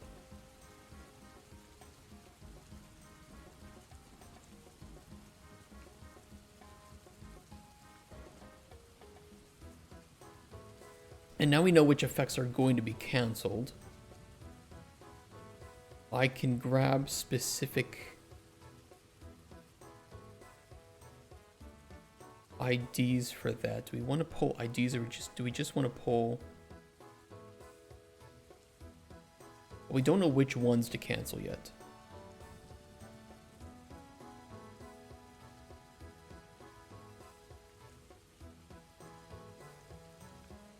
This is just going to be going through the effects that we have in the potion, grabbing these and adding them to an array to be unique. We don't yet know that it was caused because of specifically that loop, but we could.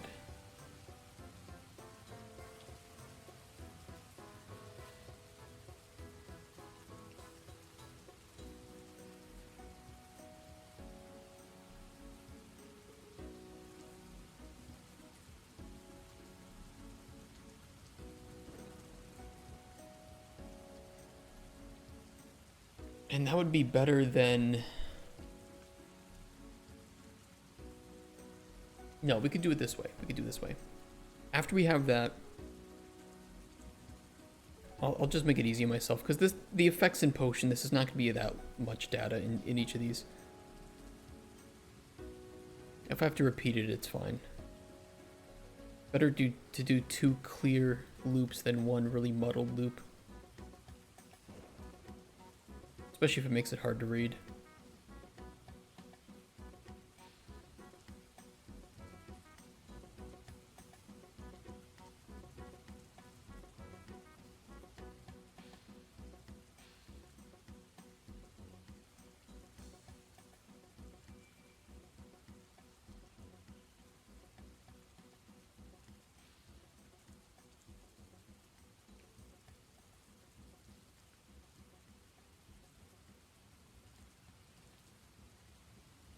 Let's make a new effect indices to remove.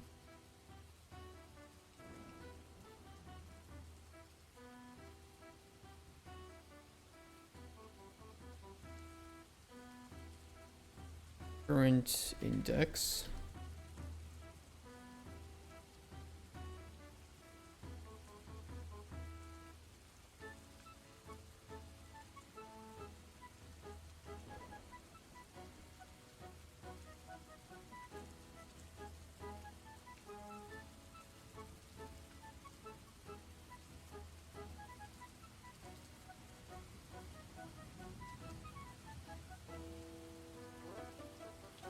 And then we want to break the gameplay tags. We know that there's at least one, but we'll still do a validation check, I suppose. Taking a break from your marriage with today. No, we beat the DLC yesterday. It was Sadly, not very long.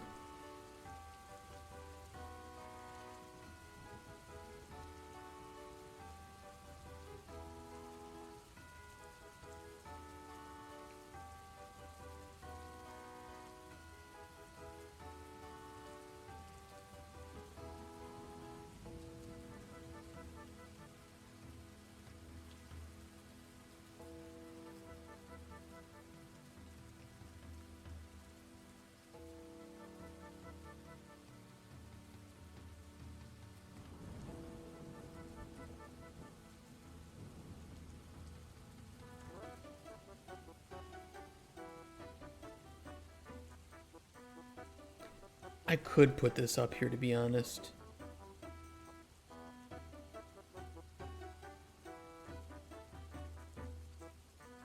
It should just happen after this loop is finished.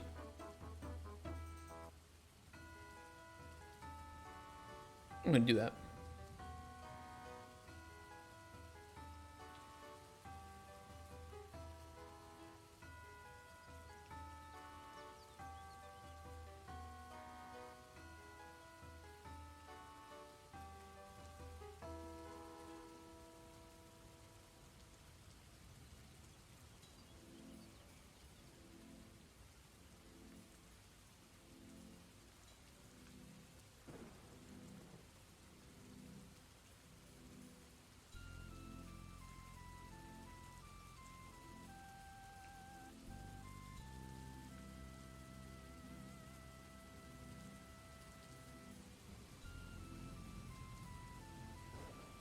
A little bit of spaghetti, but we're okay with it.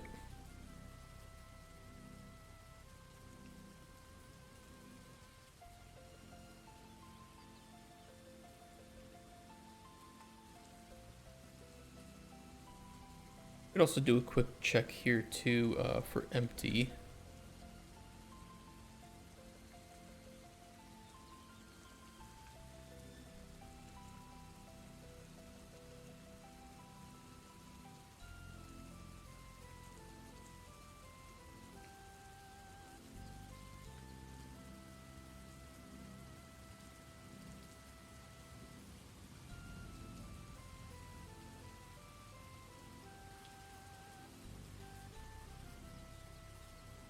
Just out of a little abundance of caution there.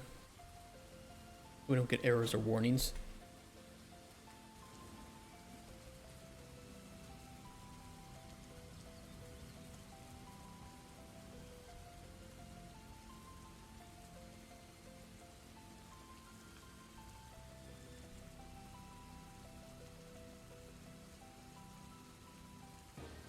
So uncompleted, we will have added...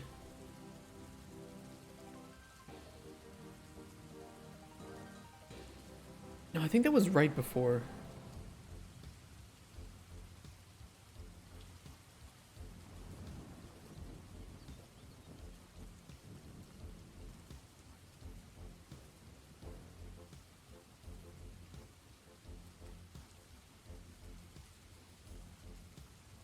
Yeah, actually, I'm going a bit crazy here. That is what we want to do.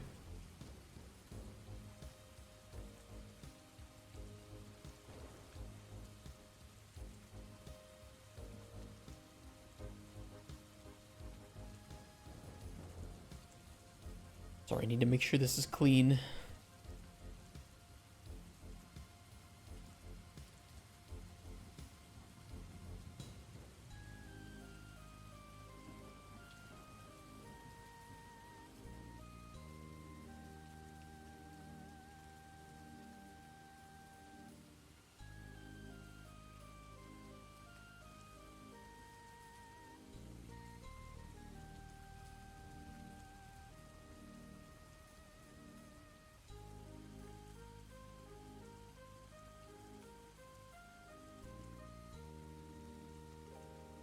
Okay, for each gameplay tag, we really just need to see if it exists within the effects canceled.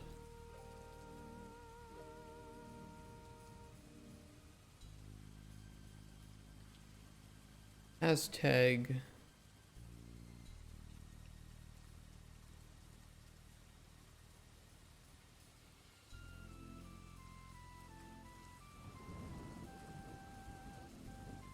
false, and tag container will include its parent tags. No, we need to do an exact match.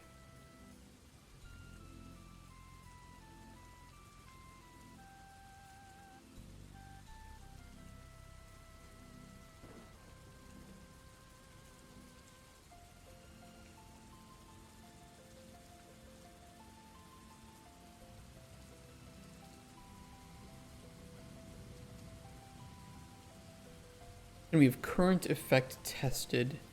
We also need...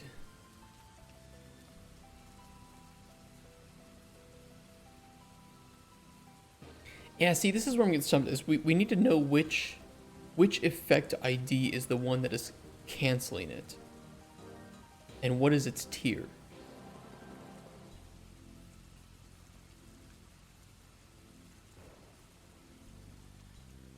It's like I'm forgetting that we need to also do that check. Oh, fuck. Okay, let me go to the bathroom. Clear my head. BRB. Be doo-doo.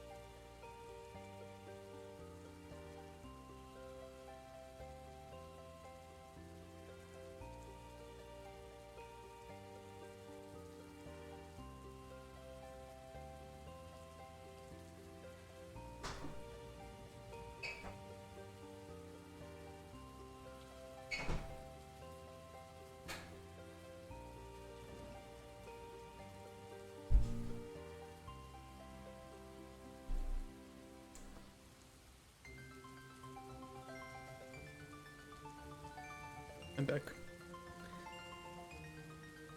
My head is not much clearer though.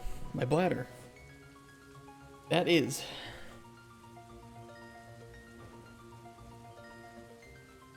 I was trying to think, you know, it's when we're determining if an effect should be canceled, we do need to know what the parent is of that.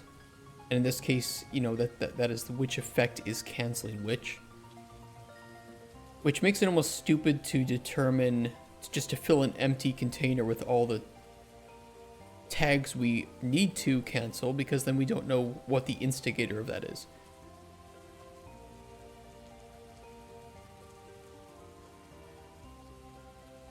It's more like there might be some redundancy, but for each of these effects that we have, we need to then go for each through their effects to cancel. Then come back and do another for each through each of the row names to see if those match up. And then say if all those things are true, cancel that effect and do that comparison. Which was my initial plan. Although I thought that might be wrong. So once again,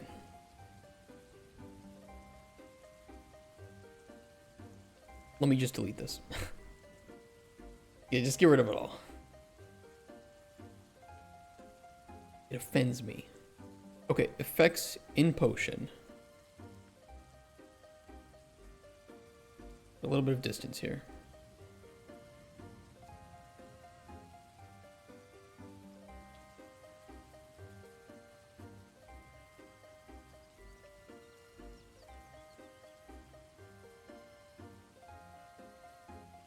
Yep.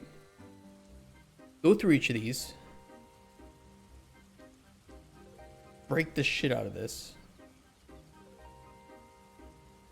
Or we'll just do a separate node.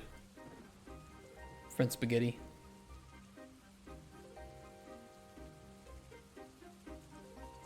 Get data table row for that effect.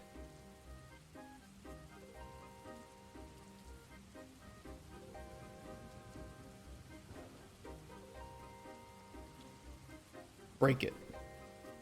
Grab the effects to cancel.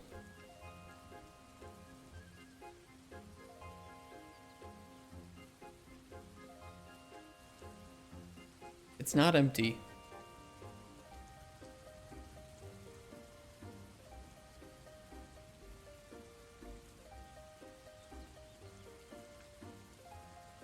Then, motherfucker, you're gonna gloop through the effects again.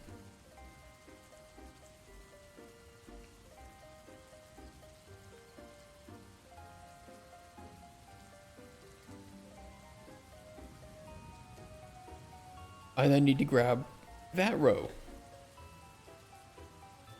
As long as it is not equal to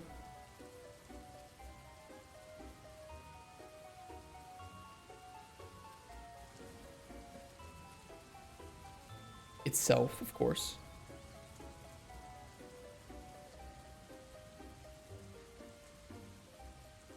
And the good thing is these checks are very fast because F names are hashed. We need to check if not equal, sorry.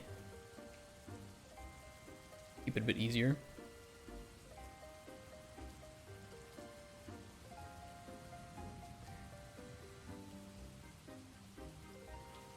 That's number one.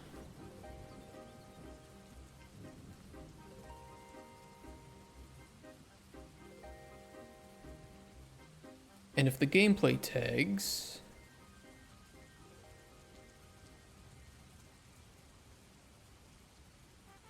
I think, what would we do? It's,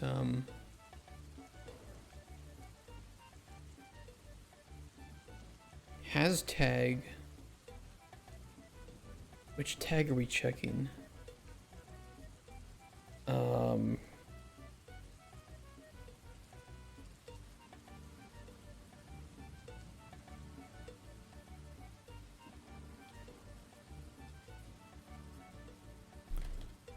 Current effect gameplay tags. Do we check the current one? Go for each. It would be the tags of the one that we're checking, not of the current one.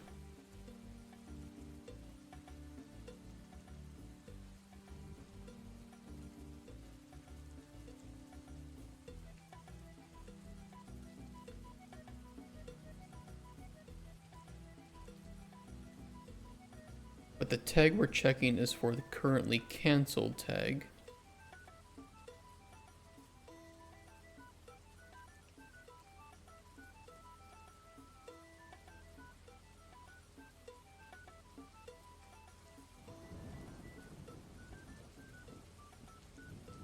Has all tags, has any tag.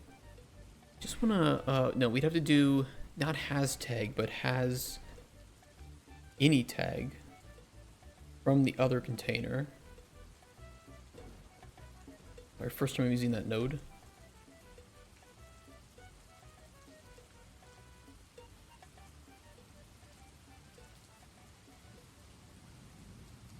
And if true,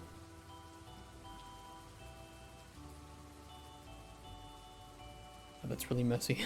That's really messy. It's fine.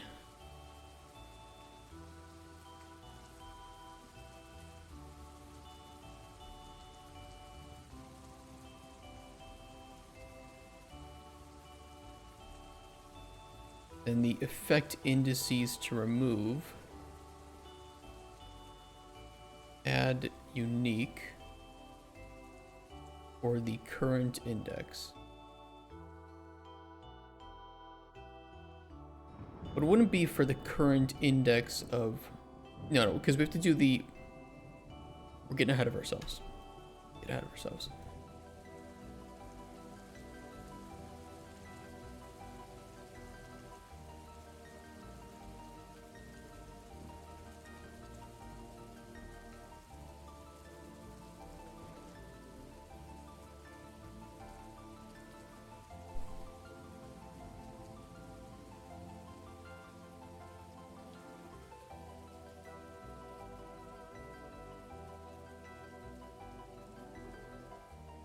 If current effect and current effect index.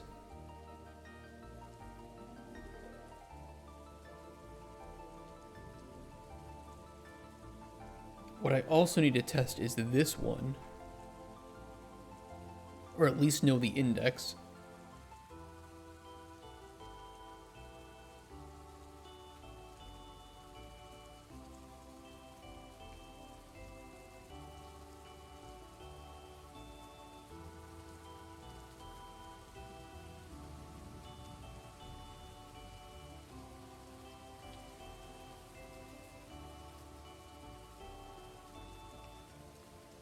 And we'll need to know this too, so we'll do...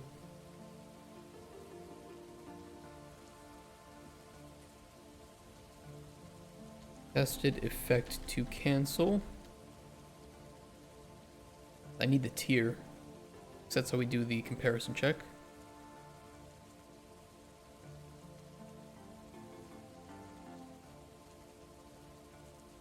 We'll call this tested effect to cancel index.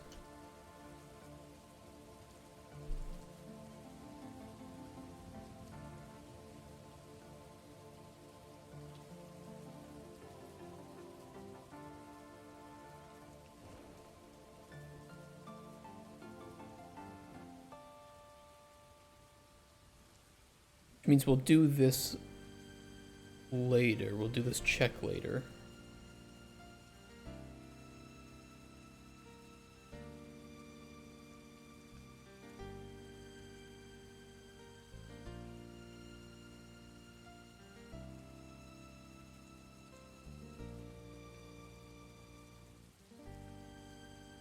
Check if the specified tag container has any of the tags in the other container. In this case, we would be going through, let's just use this one as an example. We have warmth and chill in the same potion. We're going to be going through, first one we get that's on the potion is warmth. We see that it has an effect to cancel, which is chill.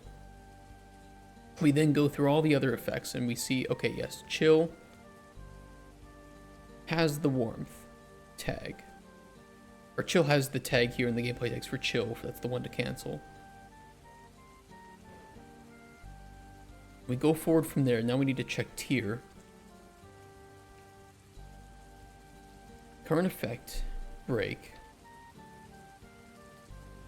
Tested effect to cancel, break.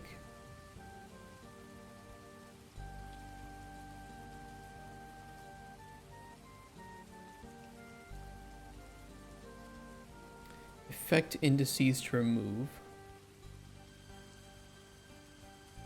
I'm actually going to append an array because there's a possibility that we would need to do it twice. Although I could always branch and do it otherwise, but I think what I could do is make an array. You know what? Let's just keep it simple.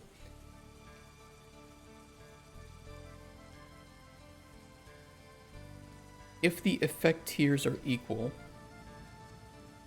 we cancel them both out.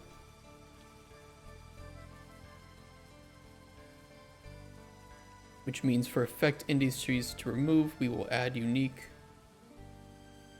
twice.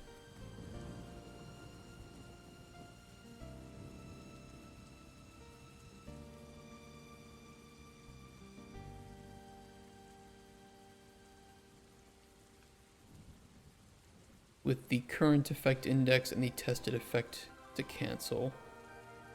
The reason we add uniques is so that if this gets run multiple times, there might be some redundancies in how this gets run.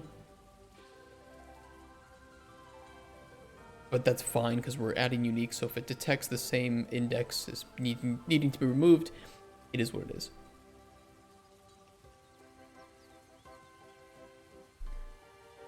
I think this will work. No fucking clue. We'll see when we hook it up. Otherwise,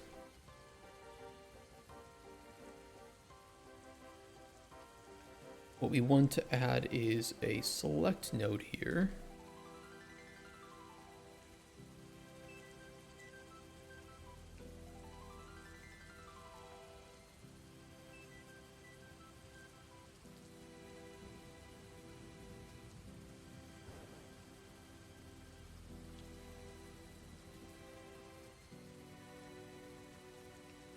Now, if the current effect we're checking is higher than the tested effect to cancel, then the one that we actually want to return is which one? If the warmth in this case is greater than chill, the effect to cancel is the tested effect to cancel.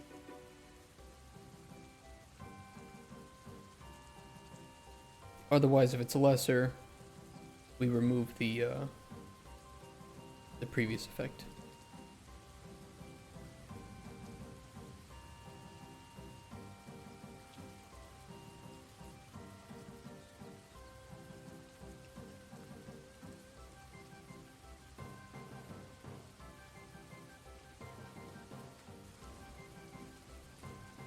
And last thing to do is a for each loop. Thankfully this one's easy.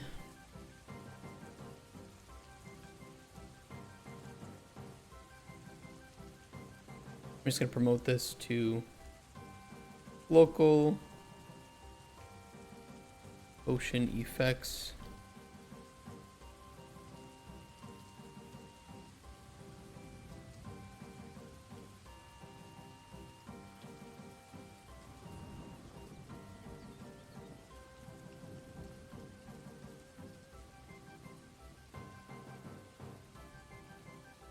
And we will just remove index.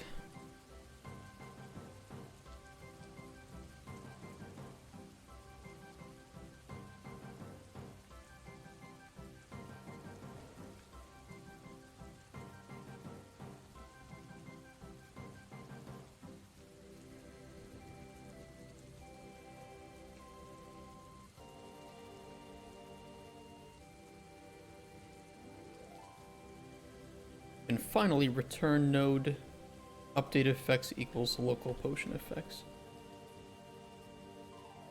A bit of a mind fucker on that one. Sometimes that happens.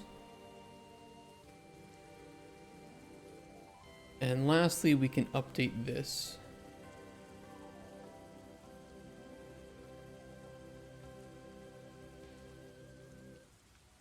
Although we don't need to.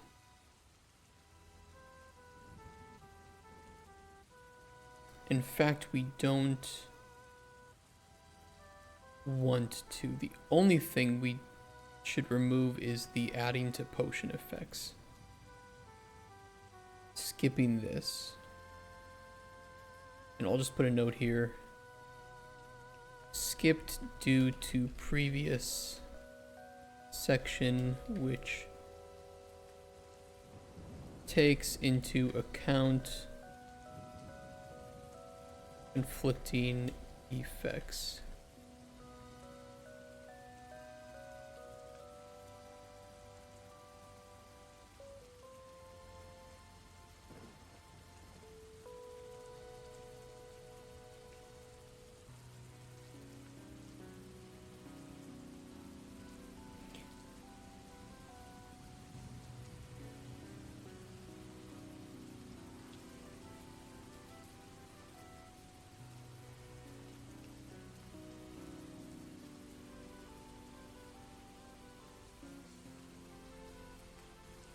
Although I need to do one small thing here, which is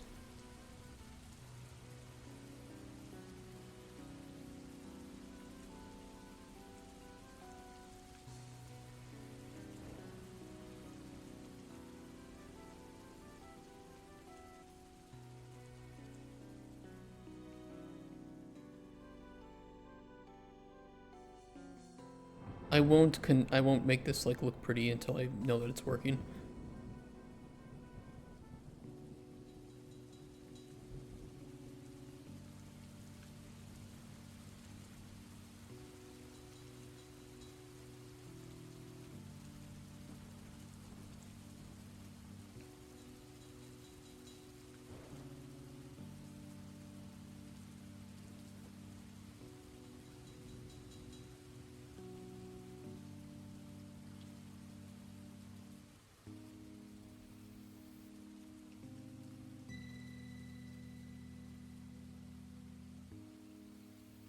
I think that'll work.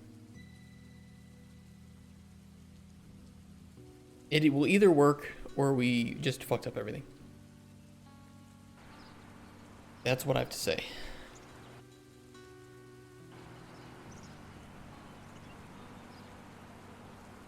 I do not know. Let's just test it.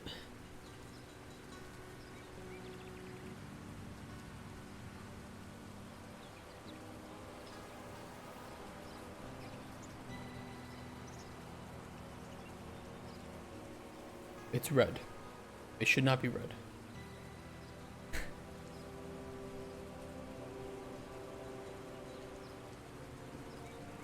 I think there was a self-check in there that I needed to do.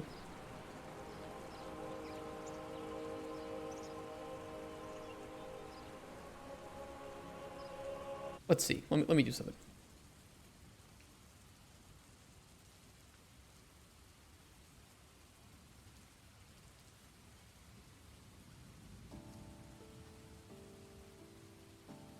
Absolutely not what I was supposed to be updating these today. I got so sidetracked by this. It's fine, whatever. It's a good thing. I would have had to do it anyway.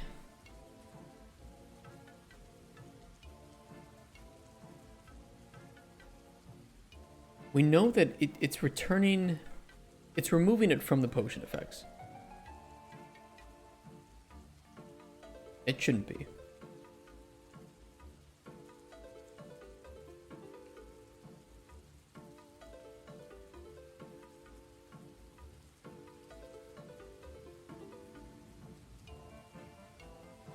Yeah, it's because the tested effect to cancel. Wait, is it?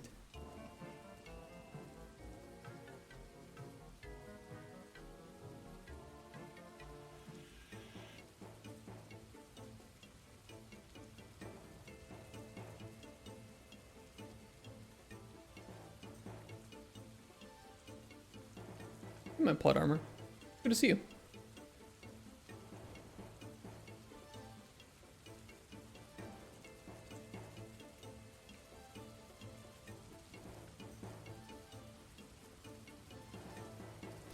But it shouldn't. It should go through warmth and slow. Let me follow it here. Warmth and slow. Hey, True Nightmare.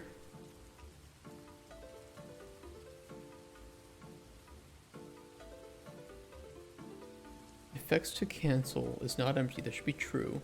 Should be going through each effect to see if the container has anything that is similar to the effects to cancel, which should be chill. I request you begin to drink Coke Zero like a fine gentleman without the caffeine.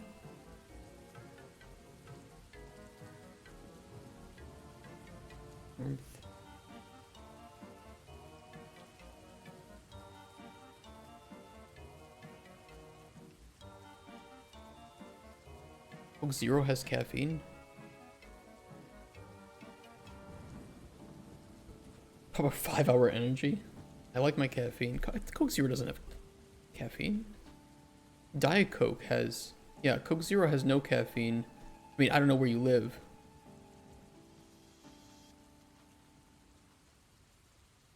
It's not. I'm thinking of...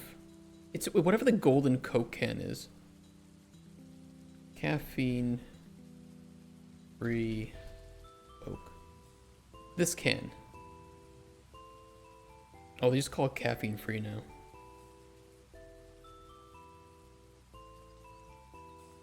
I like my caffeine. This has no sugar though. I don't like. I'm a Pepsi person personally. I can drink Coke and Pepsi, but if I like the flavors of Pepsi. Coke doesn't really do many flavors. At least not here in Poland. Or Pepsi Max Cherry. Yeah, I like Pepsi Max. This is Pepsi Max too. It's just doesn't really say it. It is zero cukru.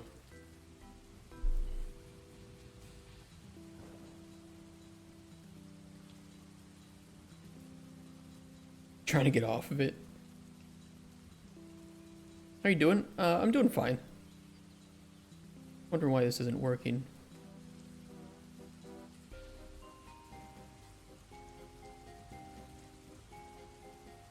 Let me try the warmth and cold and see what happens. Shouldn't be red. He's trying to kill you, so the symbol means next generation Pepsi upside down is dead. God damn it.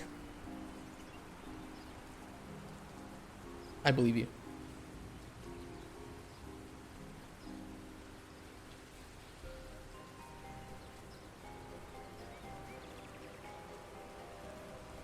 Yeah, that shouldn't be red.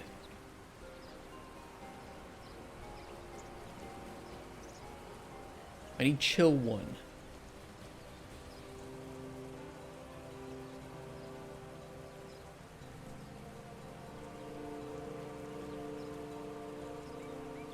Now slow.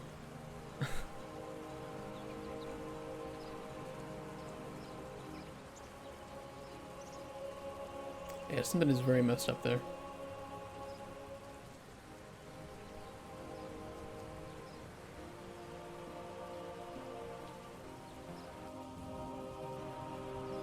Oh, I'm gonna need to break this. Break time. Where do we want to put our brakes?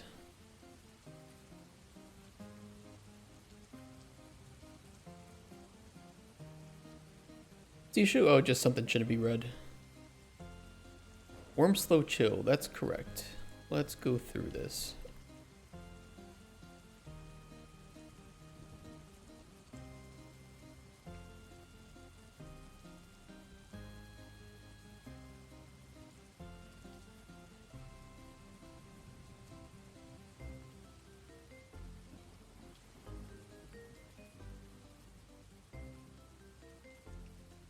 Currently,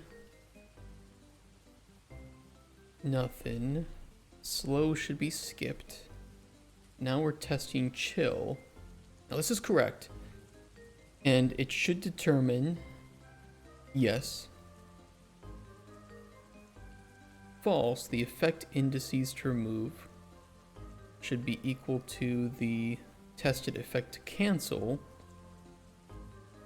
Since this is going to be true,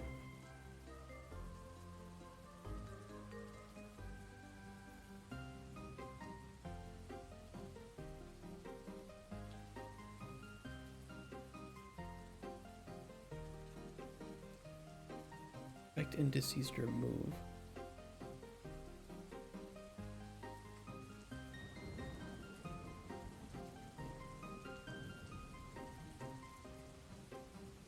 it's because I'm retarded and I'm selecting the effect here. That's the issue. Which indices should we remove? Oh, the tier. The we.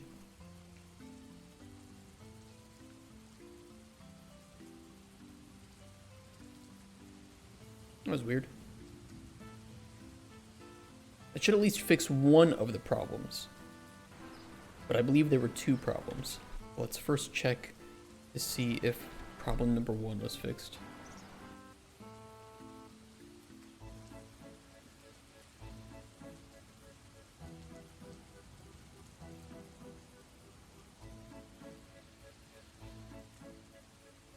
Okay, what did I throw in here? I threw a walnut and the red desert flower.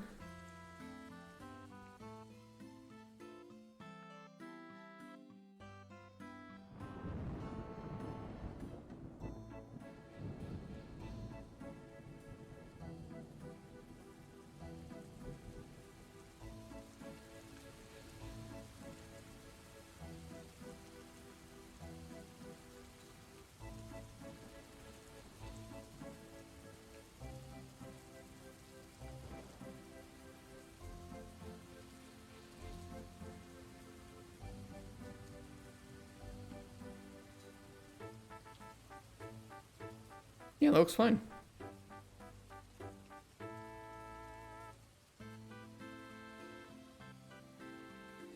No problem. So it's something here then? Right. There was nothing wrong there. There's something wrong here.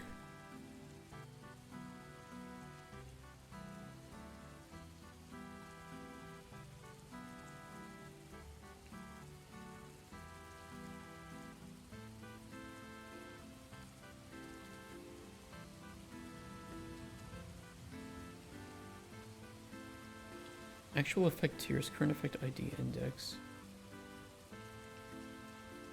02200.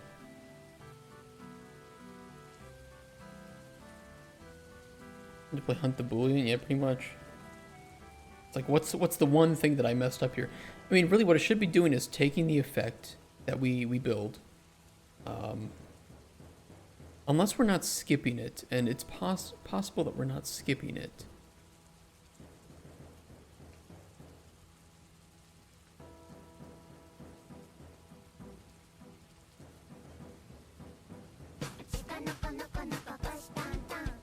What's up, Lazy Fangs? Scared me there with some deer girl. Although that isn't the scariest deer girl thing to happen on Twitch. If you know, you know. If you don't know, you don't want to know. Well, it shouldn't be skipping. Let me rephrase this. I want to know since I don't know. Just look up Twitch Deergasm. It's safe for work, but it's very cringe. Just look up Twitch Deergasm.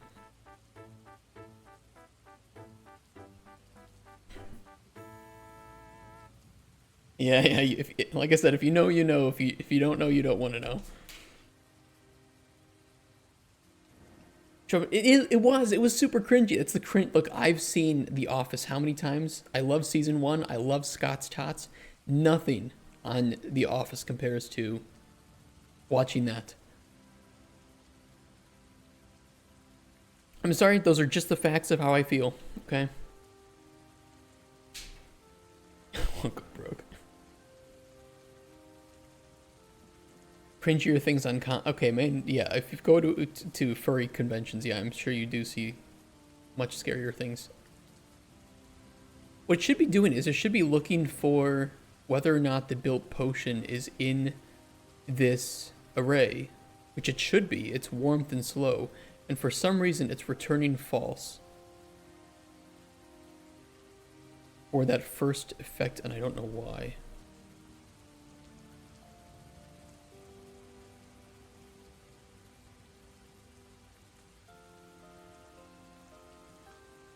Warmth.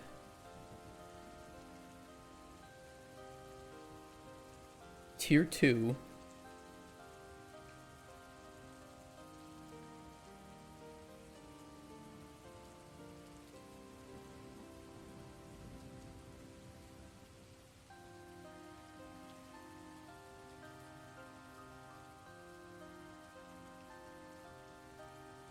This should be returning true. I don't know why it's returning false. Oh, it's because index 0. Hold on. I need to do greater than -1. I'm retarded. Hold on. Hold the phone. I just put -1 here. Problem solved. All good. Keck W.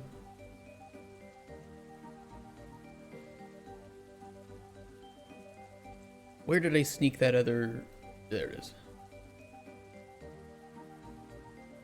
Greater than equal? Fuck greater than equal. That's two things. That could be either greater than or greater than or equal, but that's more RAM usage. How was Starfield? Let me try to sum up what I said yesterday. I'm just fucking around by the greater than. Starfield Shattered Space. If you were expecting Shattered Space to drastically change the game, or to change the game at all, it does not do that. If you were okay with Starfield the way it was, even if you had problems with it, I think Starfield Shattered Space would be considered a good expansion for you. However, $30 is too much for the amount of content that it provided. It's as simple as that. I enjoyed Starfield. I didn't think it was an amazing game, but I enjoyed my time with it, and so therefore the expansion to me was a good expansion, but it just is not worth the money. So what I've been told from everyone, yeah. I do think that the writing and the characters were much better in the expansion than the main game, and if you were like, okay, well, I'm okay with Starfield, I just want an expansion with good stories and characters, you'll get it. But here is the number. I was looking yesterday of the total like side quests and shit in Starfield Shattered Space.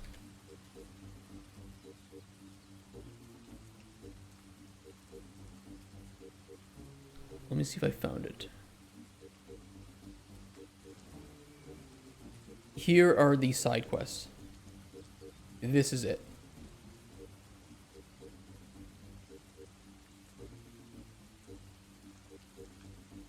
For $30. I was like, you know, maybe we missed something. By the way, we missed one. We missed these two. The Missing Groats and Legacy of the Fang are the two that I believe we missed. We did everything else, as far as I know. And the activity, one activity. So, yeah, it just was not much. Basically the cost of a game. Yeah, it was $30 for these main quests, which were very good, by the way. These side quests, which I can't speak for these two, but all the others we did were okay except for Scientific Method. And the activity was alright. It does say this list is a work in progress, so just note, this may not be all of them. And I have not done these two, and I don't know if they're good or not.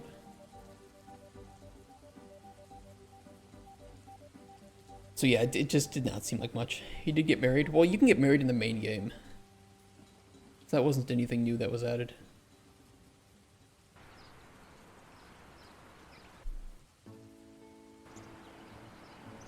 I like the rewards level and currency. Yeah, it's... We talked about that yesterday too, about how Starfield's rewards as a whole are very, very underwhelming compared to previous Bethesda games. I feel like they were too lacking in most. Here's an example of the rewards that I want in Cauldron Chronicles. You cannot do magic in the game unless you help out a specific mage who, if you're good enough, he might teach you magic. Those kind of rewards. Like actually game-changing sort of rewards.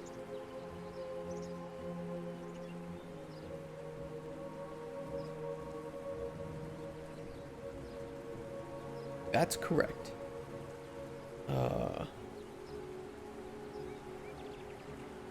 Agency emergent gameplay. Can even limit that to scrolls that he gives you access to. Could be that too. It could be that. We have an inventory, we have a hotbar. Why not?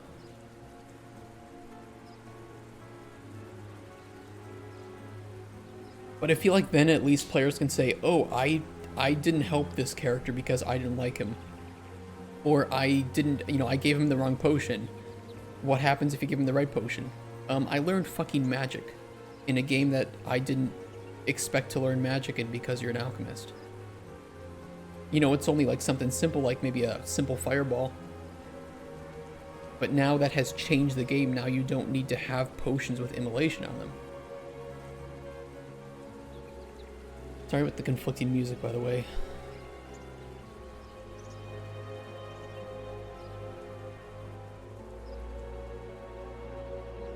Oh, I need chill too. Hold on.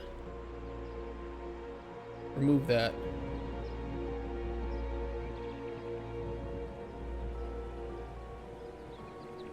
I need chill too. That'll work. Okay, that should be canceling out both, and it's not.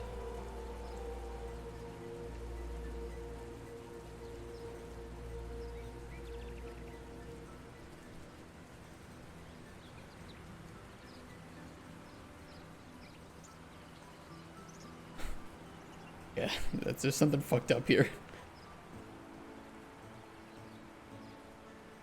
Yeah, I could mute it by I don't want to mute it by default though. And so when people start reading in games, they can find secrets. At least most of the cool stuff I have planned will be locked behind exploration, reading, and finding secrets to unlock things. Yeah, yeah. There's another character that I want to that,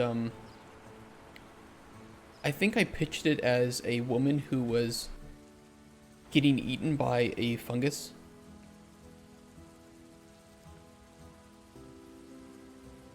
And, I think if you help her, you help to stave off the effects, but ultimately you can't help her completely. And you'll find her dead, like being absorbed by a tree in your play area. And you can, you know, the tree has like spared her life, and I don't know, she's like connected. I don't know.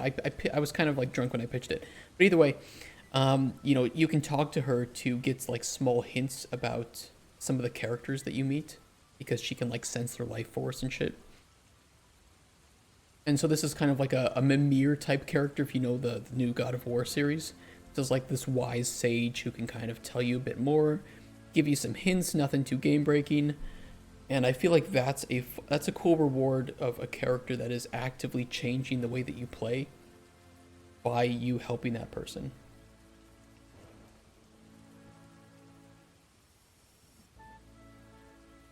But maybe that's just me.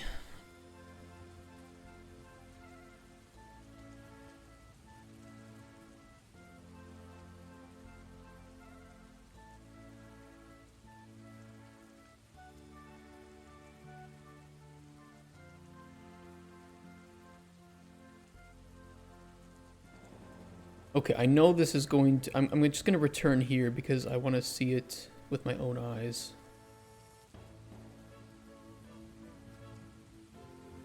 Yeah, it says Aether, Light, and Warmth, when it really should be Aether, Light, and Slow. And I don't know why it's returning that. Effect indices to remove are 0 and 2. And it should be 0 and 2.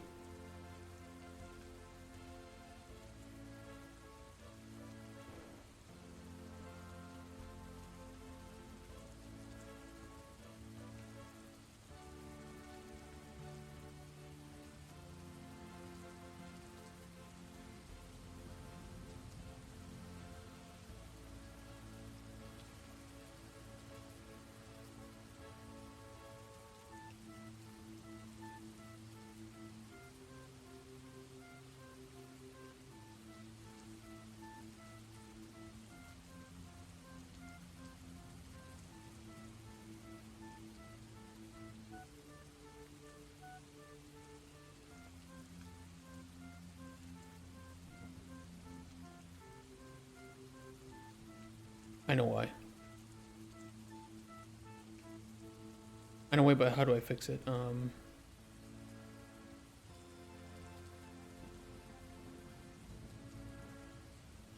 I need to subtract the array index.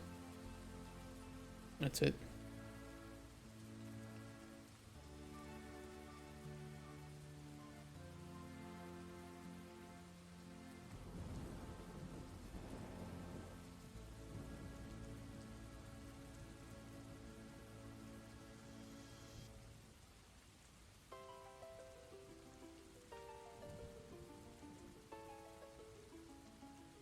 That'll fix it. The issue was that it was removing the index at 0. And so index 2 was now actually index 3. And what I need to do is subtract the current array index so that it becomes 0. So the first index is removed, and then we remove the next indice in this, which would be 2 minus 1 because we've removed an indice, right?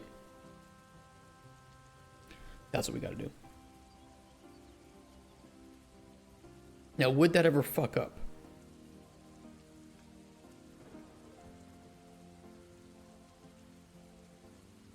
Yes, it could. Unless we ordered the...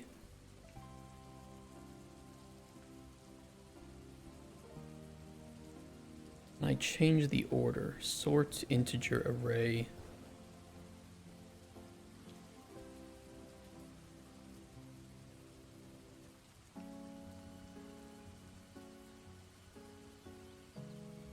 Yeah, it would be ascending.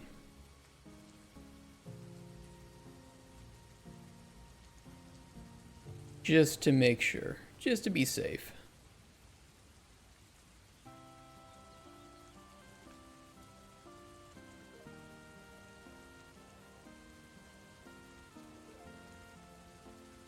And then that problem should be solved. You're traveling to another country for a woman. Dude, been there, done that. Worth it. Built a system that basically enables me to create any type of check I want, whether it's a skill check, quest, item, anything that a character can do or carry, and I can have an infinite combination of them so I can go crazy with it. I love doing shit like that, and it feels really fun. Like, it feels like you've built a backbone component of your game, right? Which country are you going to, Mr. Fibo? And will you be getting laid?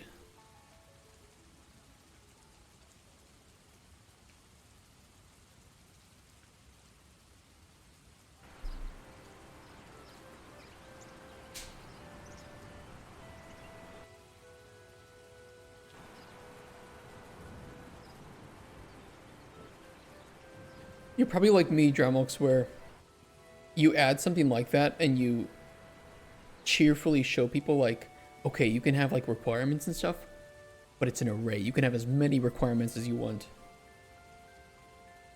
And you get super excited about it and nobody else is excited. You're like, yeah, that's exactly it. I have the same shit. What's a good example? My stories. Where the fuck are my stories? Where the fuck are you? Where are they?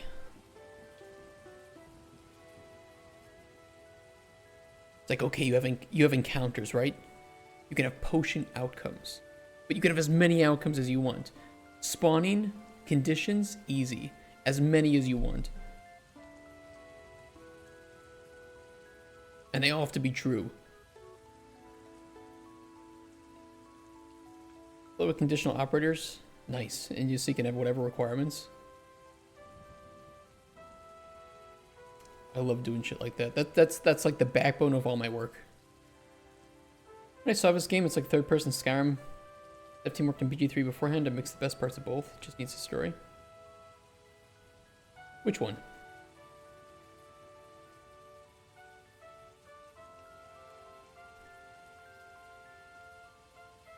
For your game? Your dev team worked on BG3?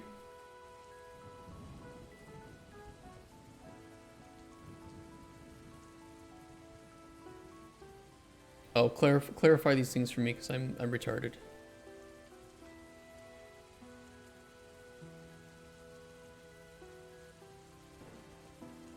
Oh, it seems like, okay. I see. Tell me about the game.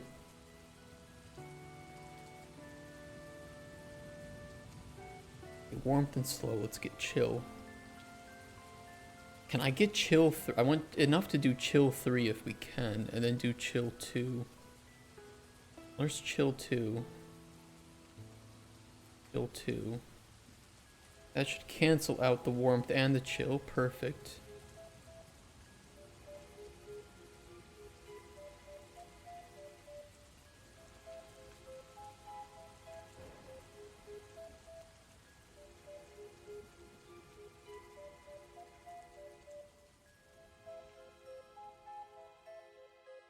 We gotta do lore stuff too for our game.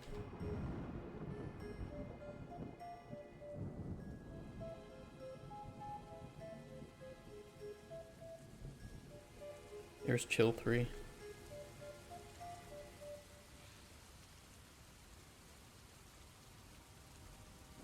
But these are only chill 2.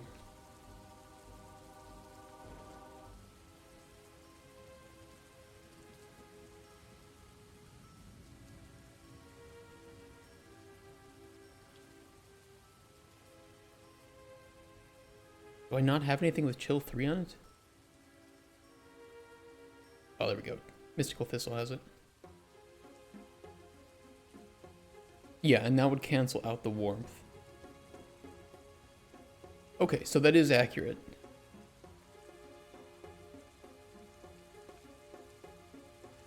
Yeah, what's your game like? And how far into development are you?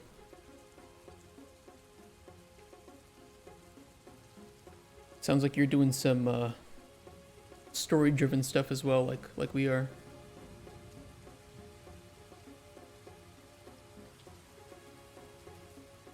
Beautiful. That looks like it's working then. And then if I built this potion, warmth should not be on there. Although we need to indicate that to the player.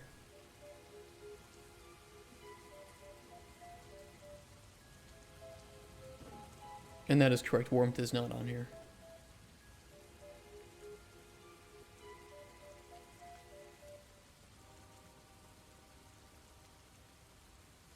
And I don't think it would be building the flavor for that.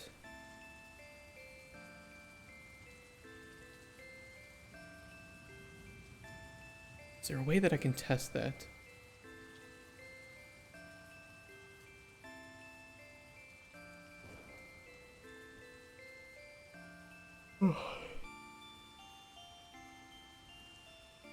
Only got the dev level. You can still tell me what the game's like. And the systems.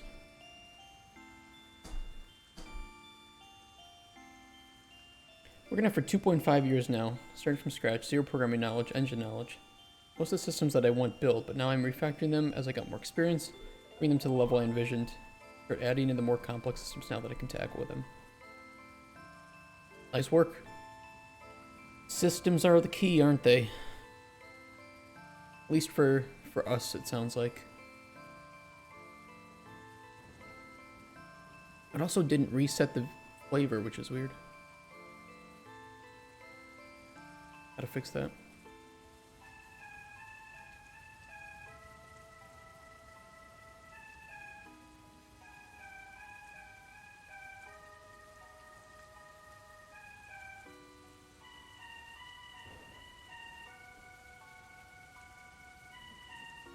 Seems like it's a separate bug, though.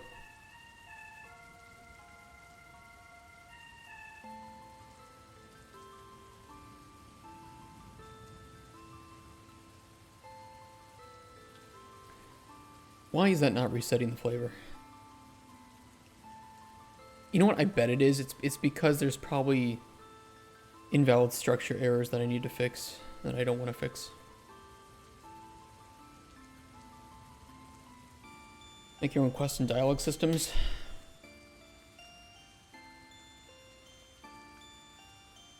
Yeah, you'll see. You'll see.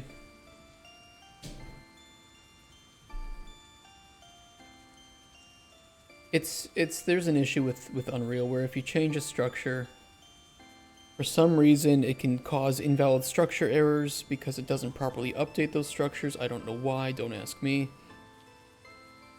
And then you can have a whole bunch of cascading bugs until you fix those. Which all it requires you to do is to right-click, refresh nodes. That's it.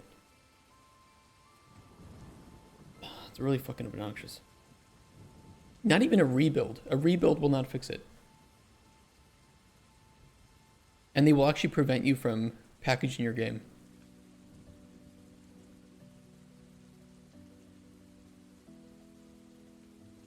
That's probably what I'm running into.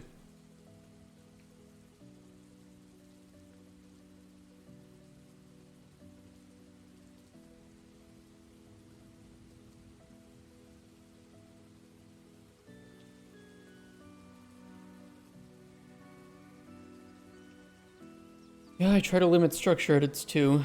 Unfortunately, can't always be avoided. There it is. All the reds.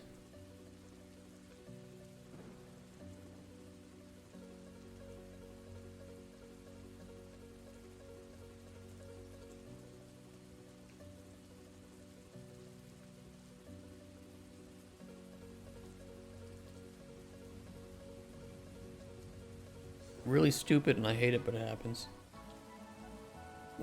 Got everything from complex progression system that basically handles everything from stats, attributes, combat vocations, crafting, gathering vocations, damage characteristics, proficiency, modular experience system, nice, nice, nice. Pretty robust inventory with dynamic bags. Task system. But what about like core systems to your game? Or are you building more of like just generic RPG systems and then you can develop the unique ones on top of that?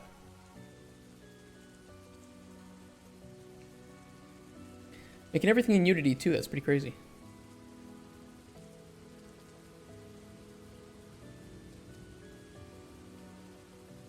Alright, what's my first one to fix? Alchemy table.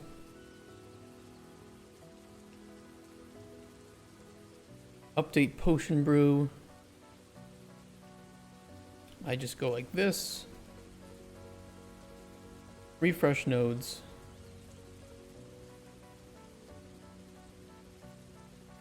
And that fixes the problem. It's all you gotta do to fix this, and it's really annoying.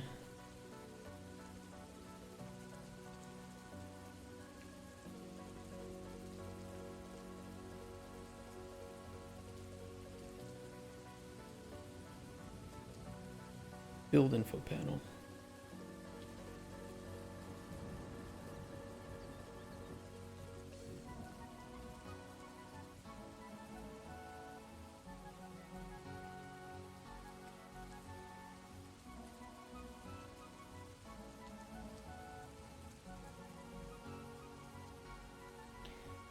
Elements effects widget.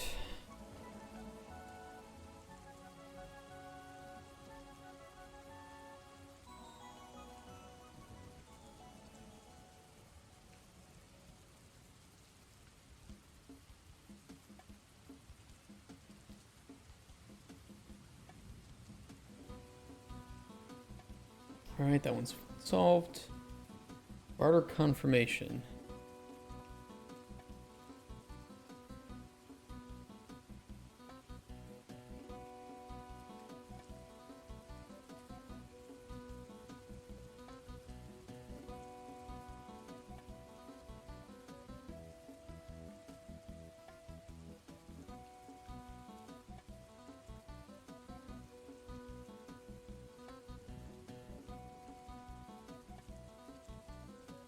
Barter potion widget old.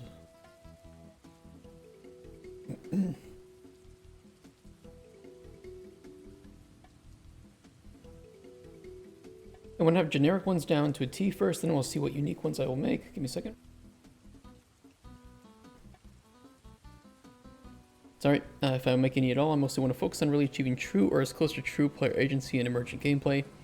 At least that's what I like most in games. Do you have like a game idea yet? And it's not a bad thing if you don't. I'm just curious what if you're trying to fit this into something specific, or if, like you said, it's just I don't fucking know, and we'll see what happens after I get these done. That kind of thing.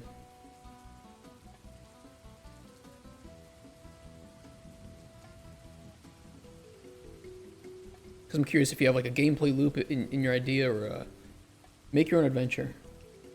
It sounds pretty similar to, I was making like a choose your own adventure game in Unreal RPG where, you know, it was like that. It's just generic systems. The writer could make the character do anything they want based on all these conditions, skill points, inventory. You know, a character could treat you worse just because you had less gold than a certain amount. Shit like that. So it seems like we're in the same kind of business with these sandbox systems.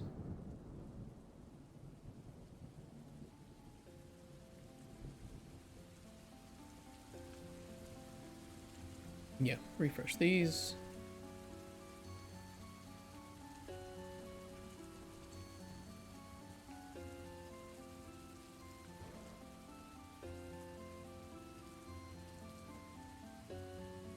Would easily make hype.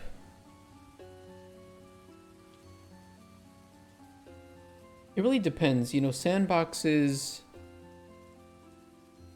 Emergent gameplay exists when there's something that's enjoyable from the emergent gameplay. Having just simple tools and stats is not necessarily enough, because the player is going to be asking themselves, well, what can I do with these? What does it all mean? And you want to be careful about not showing your game too early and building hype too early, because that hype will fall flat. You should only market when you're ready to market.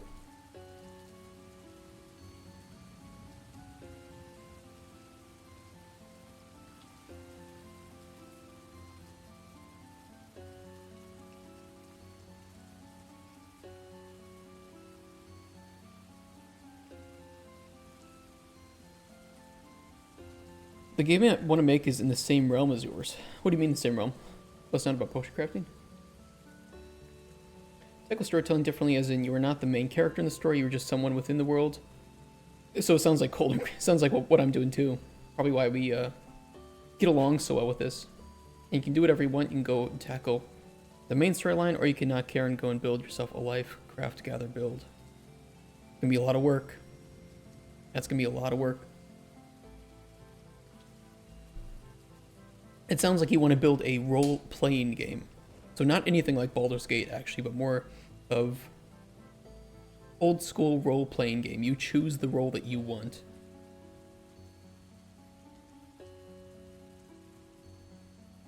Gradient hover tooltip.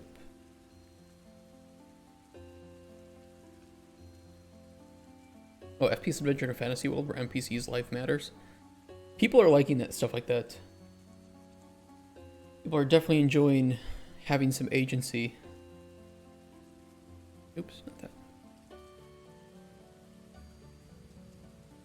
Okay, it should be the last one.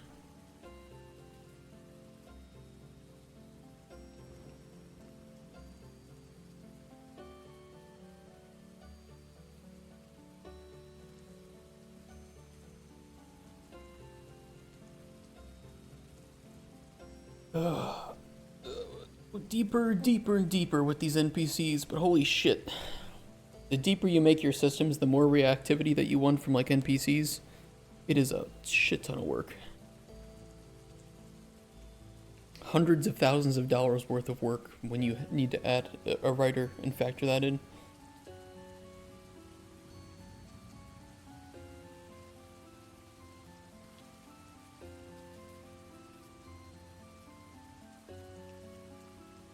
But I suppose that's what we're doing it for. Gotta budget your game.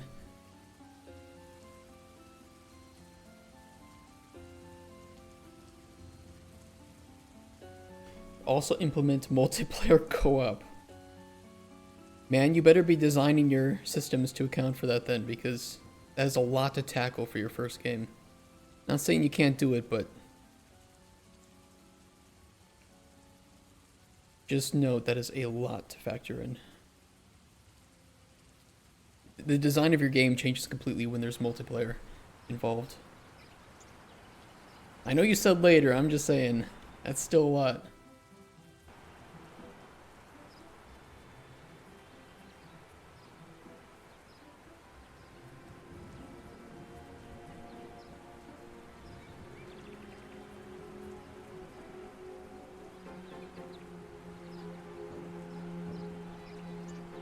Okay, let's see if we can get chill 1.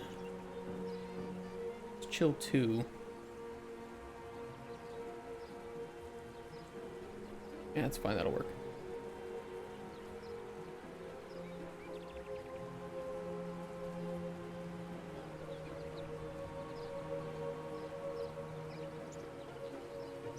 Well, no, it shouldn't affect flavor. 528, 34, 13.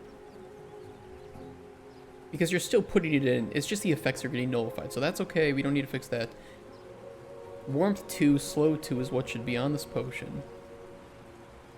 And it's not, still not updating that. Beautiful, okay.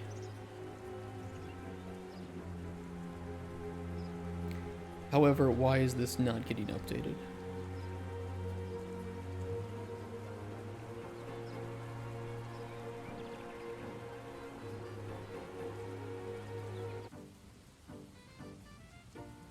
Need to figure that out.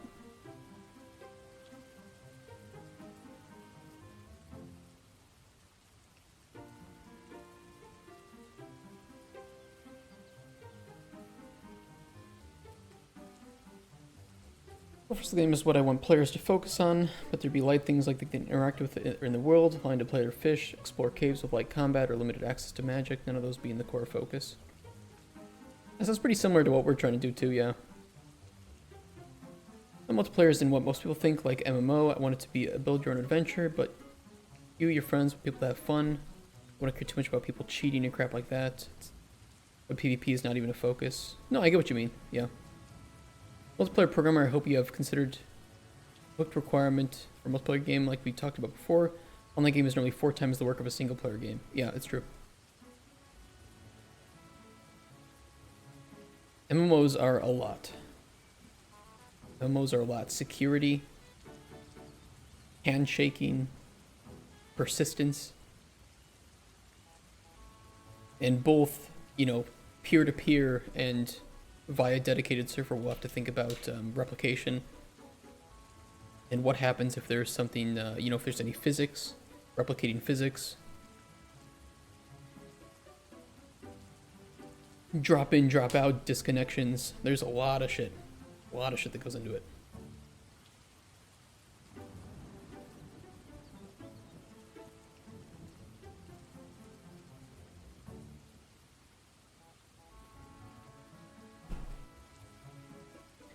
Why is remove ingredient from cauldron not working?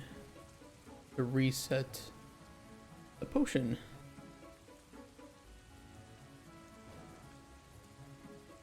Fizz X. I was supposed to be updating stories today, and here I am doing this.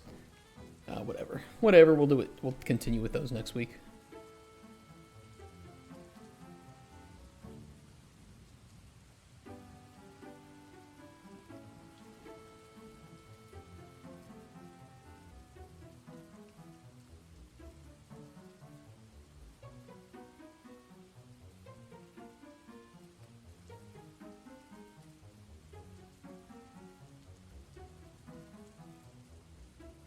Something being skipped here?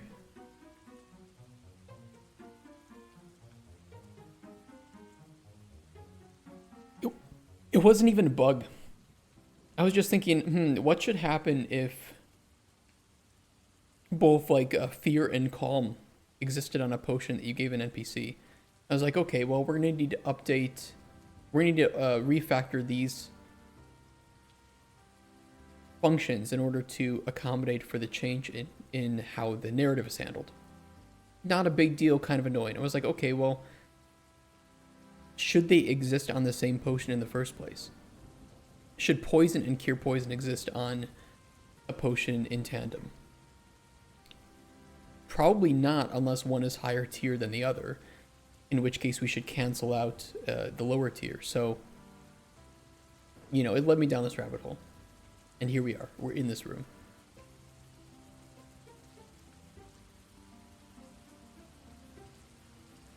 Yeah. But it's a good thing. It's a good thing because it will make combat easier. Then I won't have my combat designer saying, you know, what should happen if we have poison and cure poison on the same potion.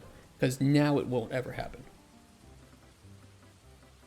Yeah, it was just like, I guess, me taking a look at the new effects that we made and saying, well, some of these don't make sense. Because on combat, I do have written in the high-level design, warmth and chill should cancel each other, right? That if you hit an enemy who's warmed, status effect of warmed, with a chill potion, it should remove that warmth effect. Well, what happens if they're on the same potion? Like, do we just not do anything? Do we show two different effects, then that instantly get canceled or something? And you know what? It's way easier just to not have them be viable on the same potion in the first place. It's like that fixes everything with narrative. I don't have to refactor any of the narrative stuff. We don't have to do anything with combat. Just handle it in the potion minigame.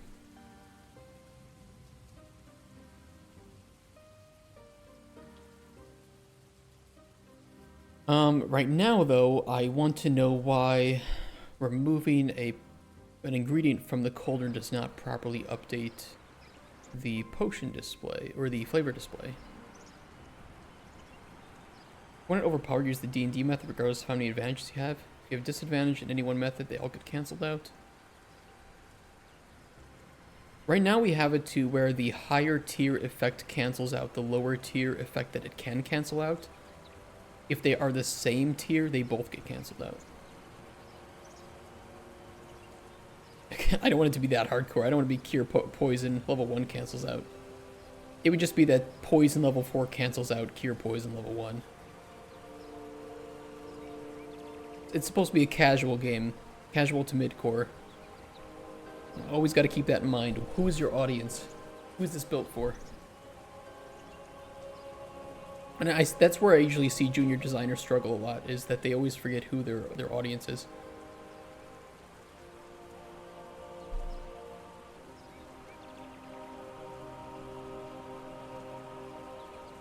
Why is that not removing it? Come out to play, little bug. You little bitch. Your poison just hides the status effect of poison, so the potion is still poisonous? No, it completely nullifies the effect. If you have Cure Poison 2, but only Poison 1 is not on the build effect. Do you remember the KISS principle whenever I end up overly complicating things? It's pretty similar to what I teach junior designers, which is depth through simplicity. So make something that is easy to understand but hard to master. It is easy to understand that putting potions in here with the same effects will result, or putting ingredients in here with the same effects results in the same, a potion with the same effects, right? That if I have this with Immolation 1, if I grab another thing with Immolation, I get Immolation on the potion. But now how do I maximize this to create even better potions? You know, it's like if I throw in something else with Immolation and restore health, I don't want to set the enemy on fire and restore their health.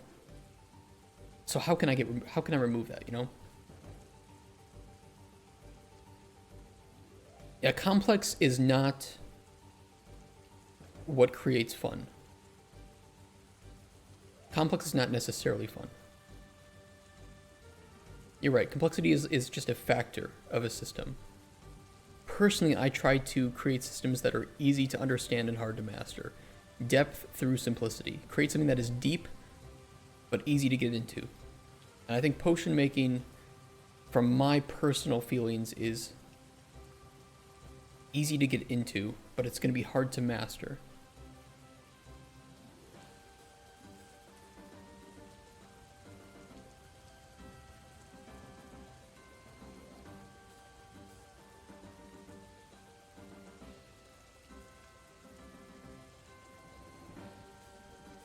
The update potion brew. Ingredients in Cauldron. Yeah, there's only one. There's just blood leaf.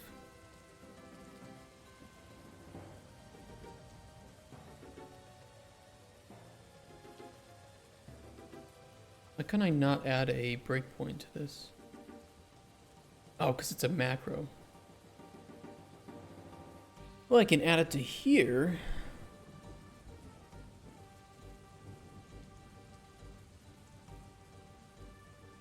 Especially when it comes to coding, I used to think, oh, this has to be complex. When they're trying to write clean and simple code that does the exact same thing as complex code. 10,000 simpler, easier to maintain. You have to remember though, are you making your final version of your game or your prototype? You know, the goal of a prototype should be the faster you can fail, the better. The faster you can determine, is this system fun to play with or not, the better. So writing dirty code is sometimes the better method in the long term because you'll save more time than writing clean code only to figure out that this system isn't fun, I need to remove it.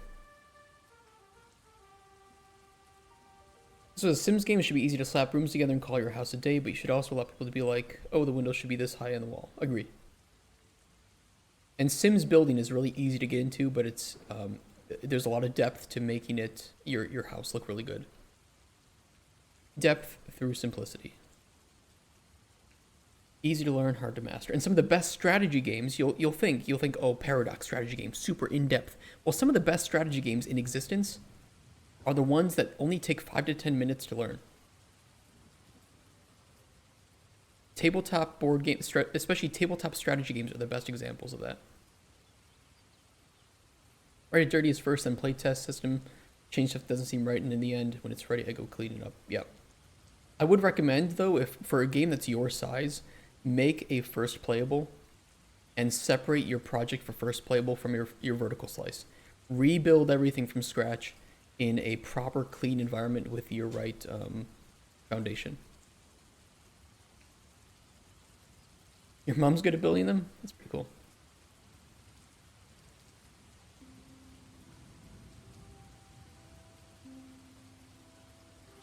Why is flavor getting fucked up here?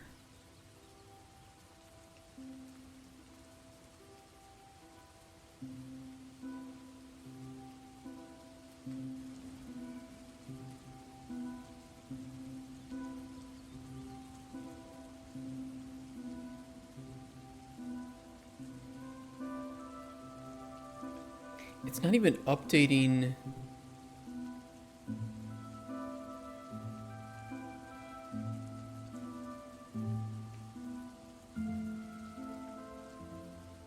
What is going on here? Why is it failing?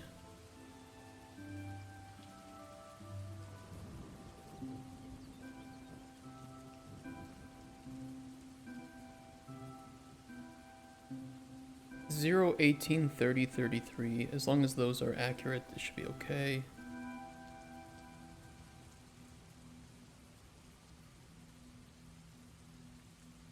That's correct. Oh, because removing that doesn't even trigger it for some reason. Well, that would explain it. Why does removing the last ingredient not even trigger this?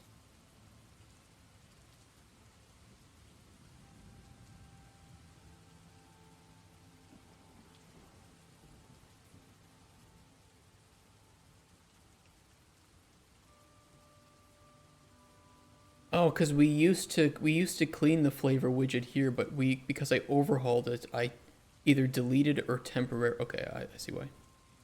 That's all it is. I used to do the right thing, and now I don't do the right thing anymore.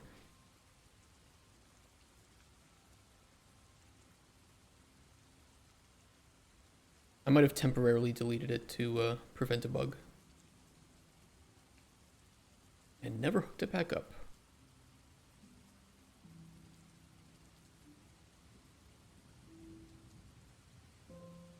I've been telling him to make an island or dungeon. Yeah, just make like, it's exactly why we made our prototype here.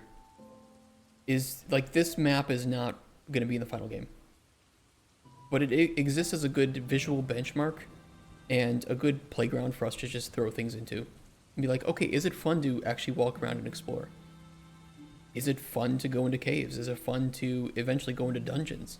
Is it fun to sit out here and fish? Or is it visually appealing to have the seasons or the sky, the weather change, and the day to night as you're walking around? You know, things like that.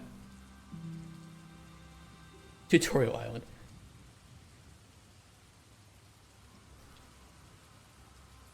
Yeah, I would say, you know, for my recommendation, I've been making games for like a decade now, over a decade. Core loop pillars first. Write those down, have those made, know what your game is actually trying to be and accomplish. So that way, every single thing that you make can be held up to those standards. Is this supporting this gameplay pillar? Is this helping to further the gameplay loop, or are we adding in too much complexity here? You know, what are we trying to achieve? What is this game trying to be? You know, that's why I was taking a look, and it's like, well, we were going to add cooking into Cauldron Chronicles. Yeah, but that just takes more, that takes gameplay away from our three core things, which is, it doesn't have anything to do with alchemy, it doesn't have anything to do with storytelling, it doesn't really benefit the open world in any case, it's just, it's a distraction without much point. Many people ignore the basics. I've known names. I know games that are being made. I know people that are working on them that are really good at what they do, whose designers don't even have a gameplay loop and don't have gameplay pillars. They have nothing. And yeah, it's just like you waste a lot of time swinging in the dark or wondering, should we add this? When you could just say, well, does it fit the pillars? No? Then fuck it. Get it out of here. Fuck off. Cooking game. Wonder if they aren't teaching this? I don't know. Who the fuck knows what they teach at game design schools anymore? I didn't go to game design school, so I don't know what they teach.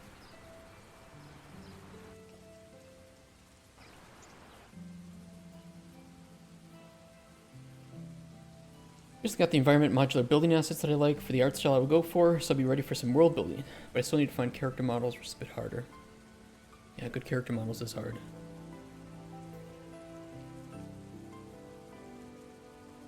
Okay, there we go, we update now. And that should also fire too when we make a potion. Yeah.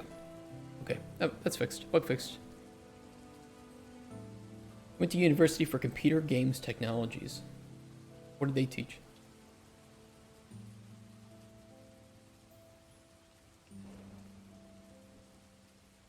I'm not going to say that going to school for game design or development is bad, but you can learn most of it on your own. Mostly art or programming. I'm not surprised. I knew a guy who taught game design at a university. He's not somebody you should be listening to for game design. I don't know if anybody went to the university where he taught it or took his classes, but I'll tell you what, he was not the person you should be listening to. He didn't know what the fuck he was talking about.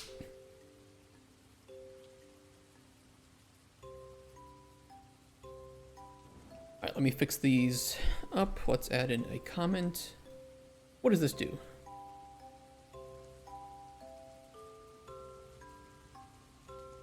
Builds potion effect data from guaranteed indices. Or effects and tiers. I spelled tiers wrong. There we go. Took concept programming, which at the time, of leaving, I regretted it, but now I'm so glad I took the route I did. Yeah, I was kind of scared that not going to school would make it impossible to get a job in game dev. Turns out absolutely not the case, especially with game design. Perfect cancellation. X effects for potential cancellations and removes those from final effects.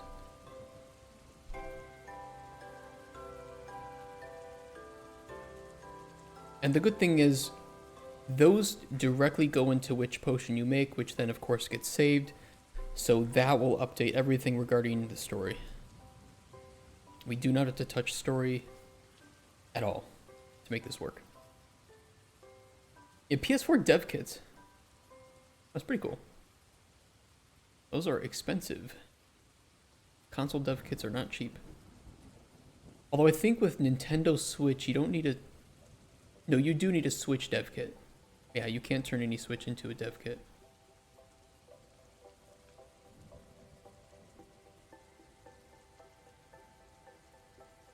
PlayStations you do. I think Xbox... I don't remember if you can turn any Xbox into a dev kit.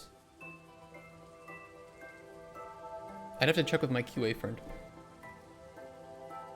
Should have been in our labs because anyone could access them. Yeah, it's a little dangerous, isn't it?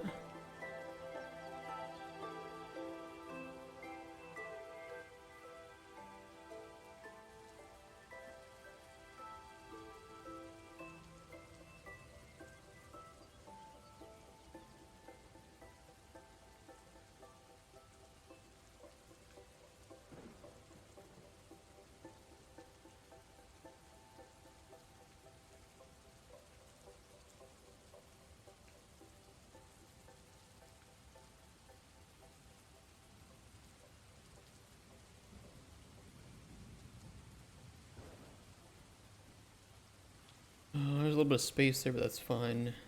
Yeah, this is what it is.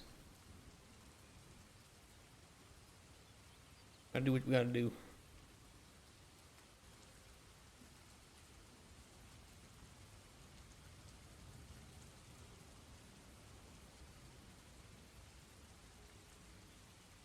I mean, with all the shit that I've seen in the industry and behind closed doors, probably should find some way to teach people game development. Or game design, sorry.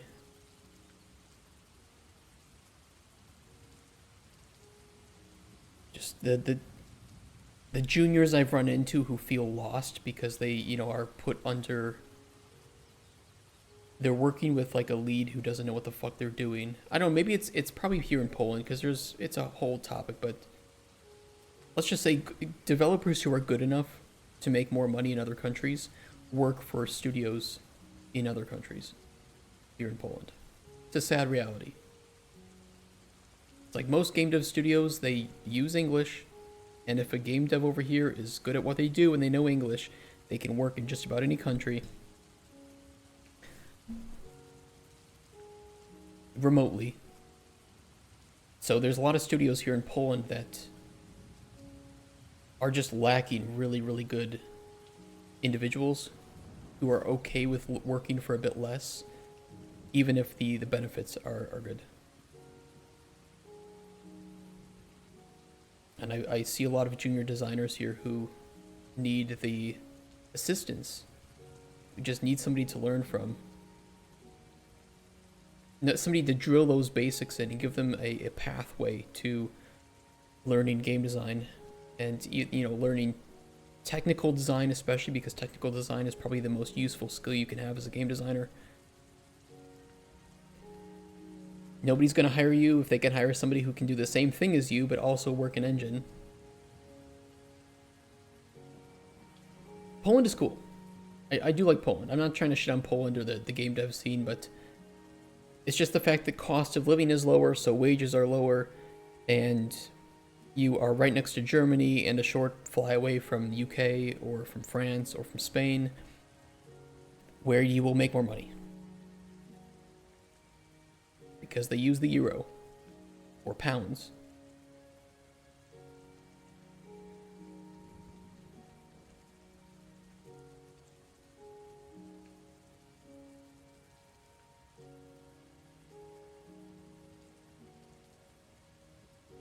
Alright, I need to put a small section here for potion finishing.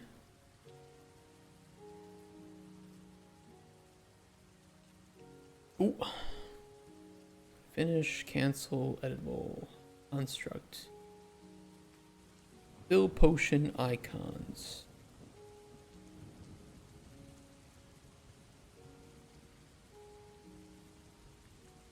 When we create this, we don't run any... Where do we do this? Hold on, let me see where we do. UI Cauldron. Not here.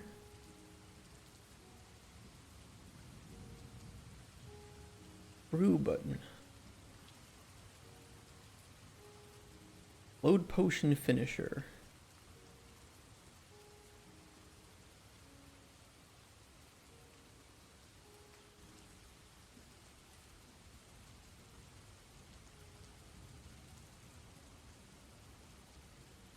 I need to send information to it of whether or not there are effects in the cauldron. Or, yeah, effects in the cauldron that are not going to be valid.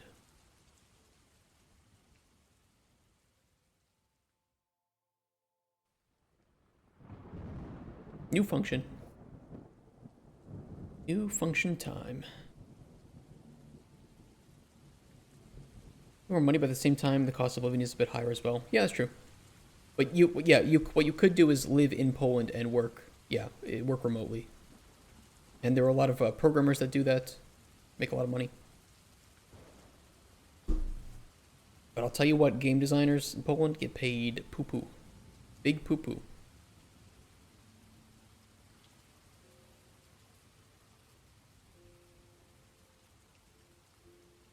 I'm not a fan of remote work, but I think I don't have any way to avoid it. For my studio. I want to make sure that we hire the best. And we're going to be hiring primarily from people who live in Poland, but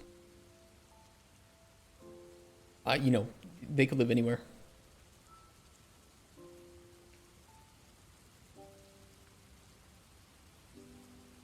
I think there are tangible benefits to having people in the same workplace doing the same thing that remote work cannot and will never replace, ever. Never, ever.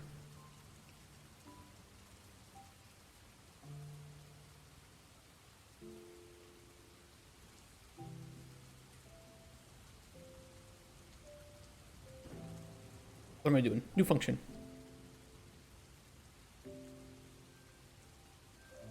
How can I even test this, though?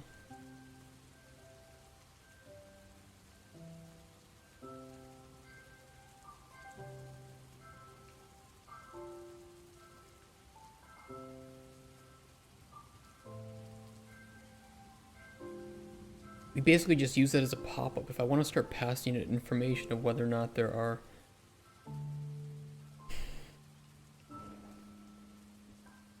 I could just put it on here itself.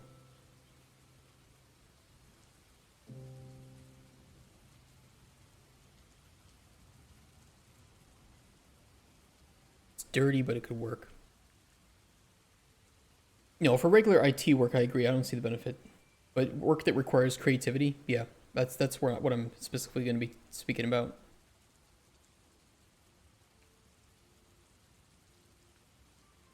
I felt it hard. Not having access to my coworkers and my other design team, horrible.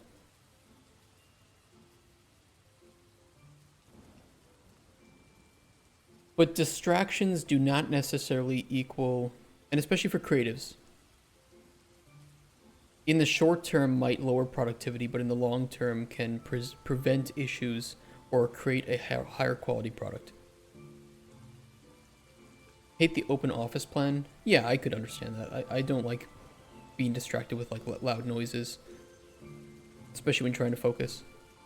But I wouldn't mind if there was like... I know some companies, if they have enough room, they do open office plan, but then they have private workplaces where you can like take your laptop and go do some work. Of course, that's hard to do with game dev, right? When you need a powerful workstation. But for IT, I know that they've done that a bit.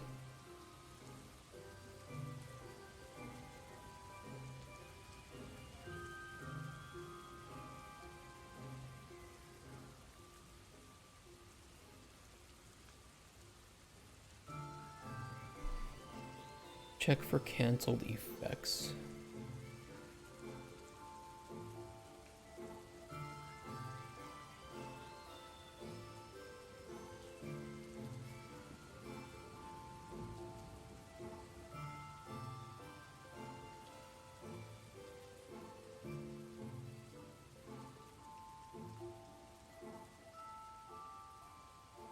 What gets added here when we add an effect? What do we create? We're creating a...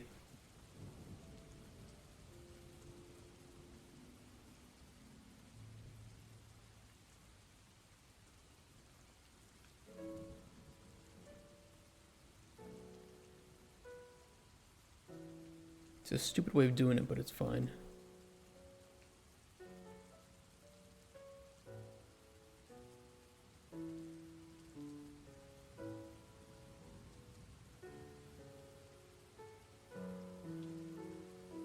Potion effect widget.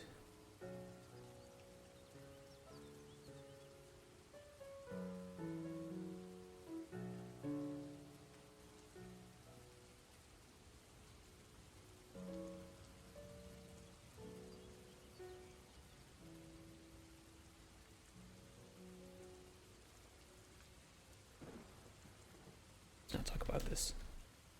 Dirty. It's dirty, but it'll work.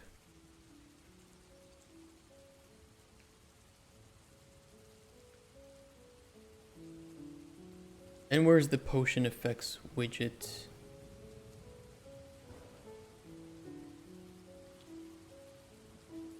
B is cancelled effect. Ooh, this is dirty. Dirty, but I'm doing it.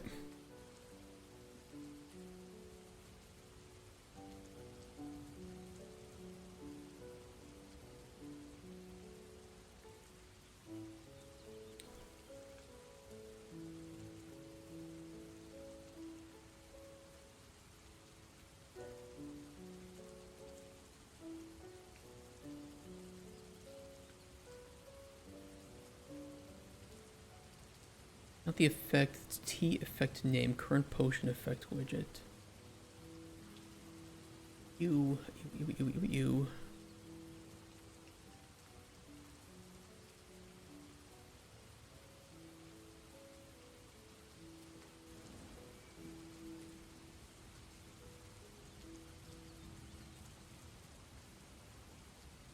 Yeah.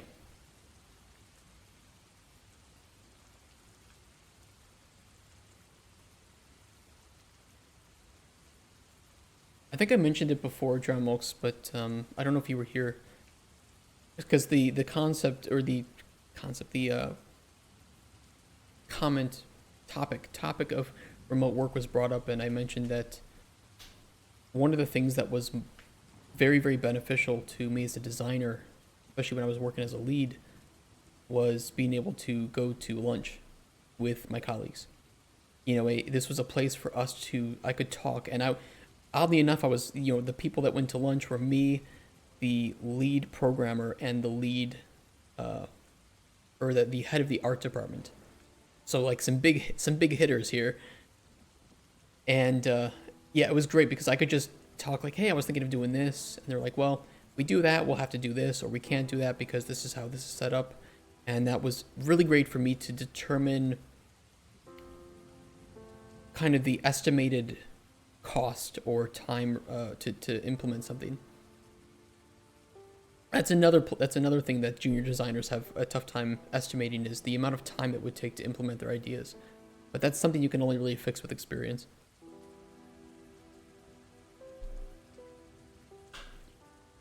I don't think there's any way you can teach that. It's just, well, depends on the game, depends on the team. If I had 10 more programmers, this thing that would take 2 weeks would take 1 week. You just have a small studio and do this. You just want to build fun games. We should stay in touch. That's all we want to be. Make fun games, do them with passion, make them high quality. Be ethical and transparent about all of it. Here's our game, here's what it is, here's what it isn't. $70? Nope. $30.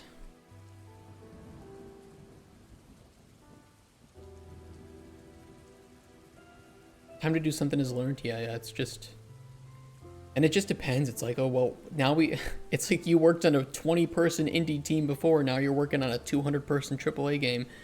Times are going to be different. You have to be adaptable.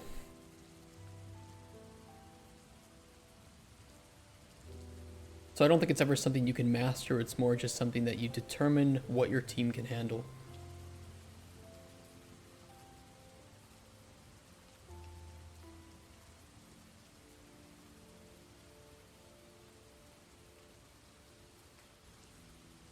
Group potion button.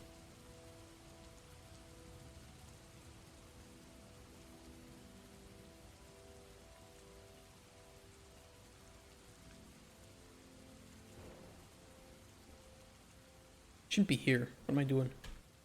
Get out of here.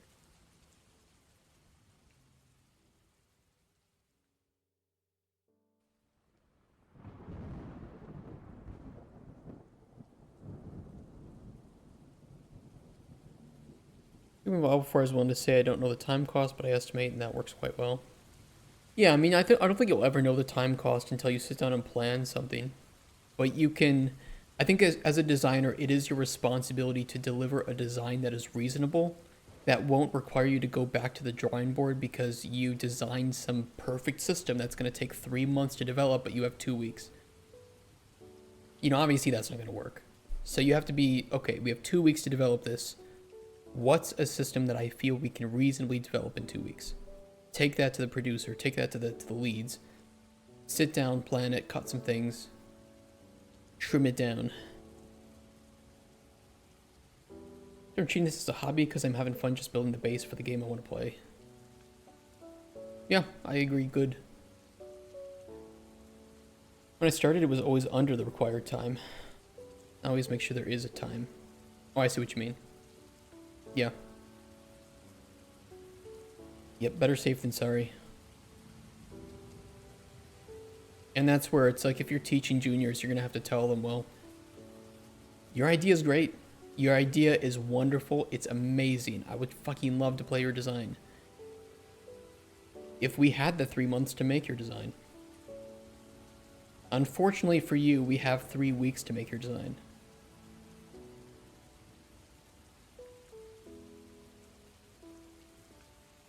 Some programmers means less time. I found that not to be true at all.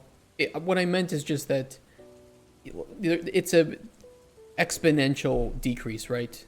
That if you have one programmer, adding one more programmer gives you about 80% more time, right? I think that's roughly the standard. But then it becomes less and less boost to efficiency. Teams of about, I think it's like 5 to 10 is the most efficient size of teams. So when you need to make a feature, that should be your target for a strike team. And usually you only need 1 to 3 programmers for a feature, depending on the size of it, but that's just the general. But yeah, what I meant was just that if we had more insert people here to do the things that we need, we could do it. Artists are a lot more additive like that, because a lot of the art, like 3D models, are not, what's the word, like you guys know what I mean. It's like if you need to make double the art, the 3D art, hiring one more 3D artist will handle that, right? But yeah, with coding, it's a bit because there's a lot of overlap and communication required. For design, you know, it's also the case where it's not like you just add more designers and it's perfect doubling of efficiency. Yeah, I mean, if all things considered, if one 3D artist can do the same things as the other 3D artist, adding one more to that initial one, there's going to be less issues with consistency and efficiency than like with a programmer or with a designer. It's much easier to plan art tasks. Art is usually the most consistent with planning when it comes to determining time frame to build something. I would say code is the next most consistent. Design is... Is it a creative task? Then who the fuck knows? Hopefully our designers aren't depressed today. What am I doing? What was I getting stuck on? Then I can read what you guys are saying. Check for Cancelled effects.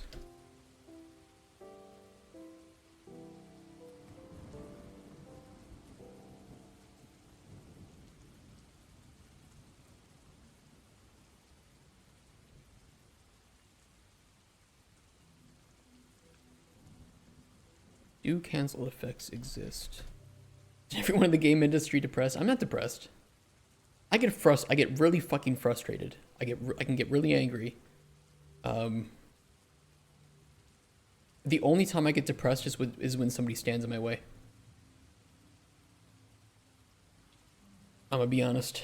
It sounds pretty bad. Don't clip this and send it to future employers, but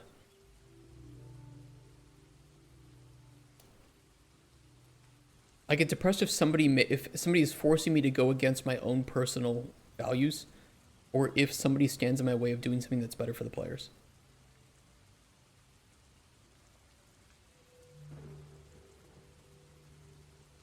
I will just shut down immediately. I also get depressed if I'm not making a game.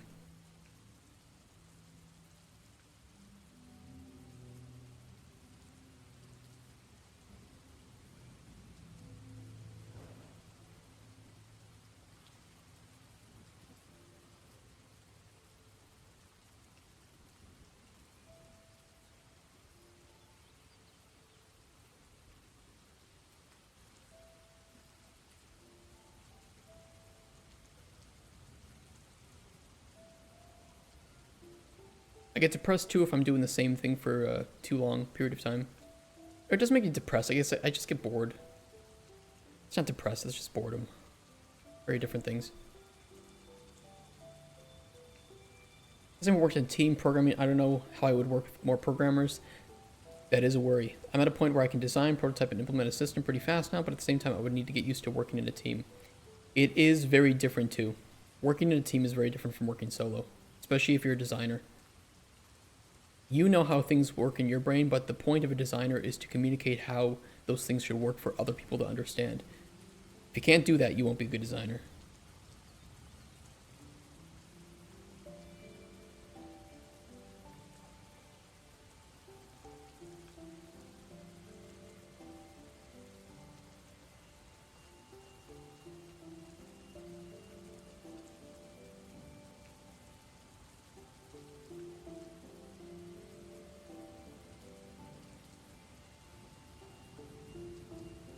Boredom can lead to depression in a way. That's true.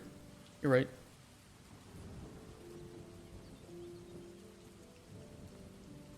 Okay, where can I put this? We have... Where's a box? Ocean box.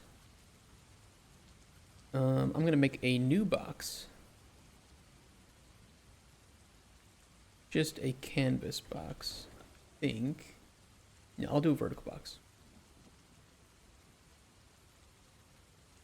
Right here. This will be canceled effects box.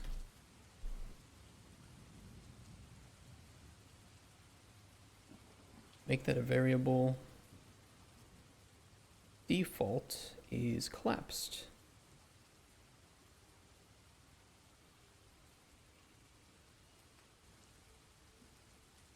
That's one of the things like, oh, why doesn't Bethesda just hire all the good modders? Well, it's because not every modder is instantly going to be able to work in a team environment. In fact, a lot of people mod because they don't have to work in a team environment. They can do whatever the fuck they want on their own time. Nobody can tell them no.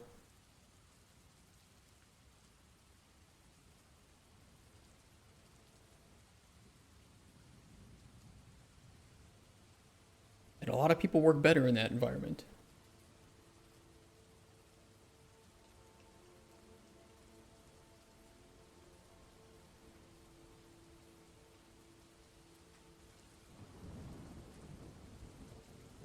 Need this red text.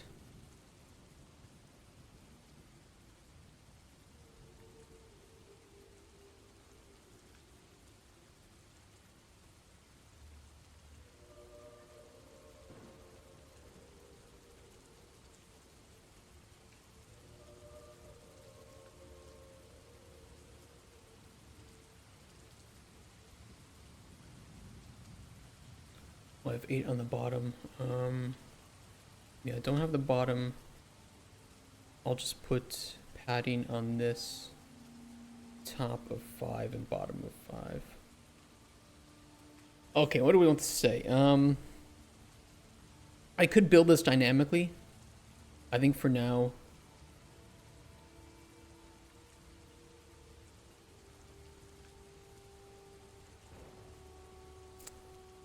I'm gonna build it dynamically.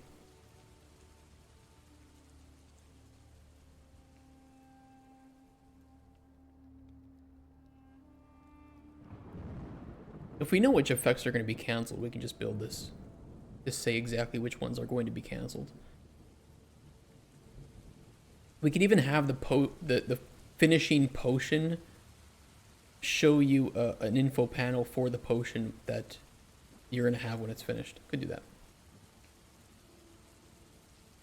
What I heard is I could build this right, but for now, actually, this is going to be building it right, is building it dynamically. I was just going to type in something like, some effects won't be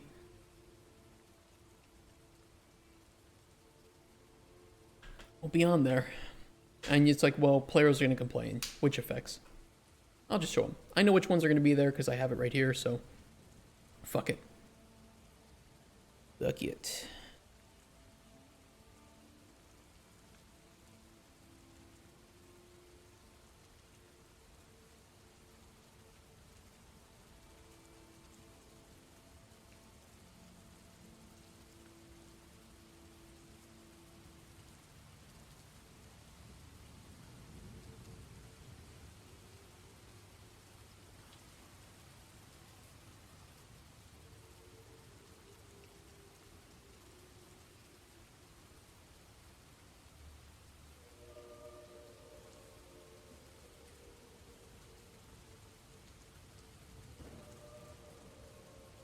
Got a meeting. Good luck on your meeting. Oh, let's see. Effect.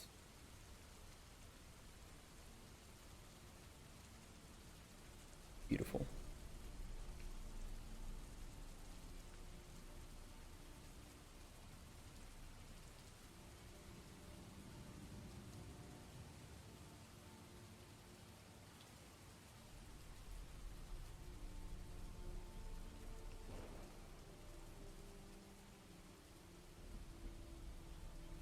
The only issue that I would have is that we don't know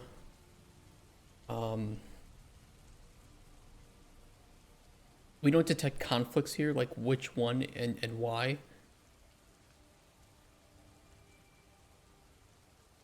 That can always be added in later, especially because I will be doing another overhaul to certain things like this. But for now, just stating which ones are going to be canceled is a good start.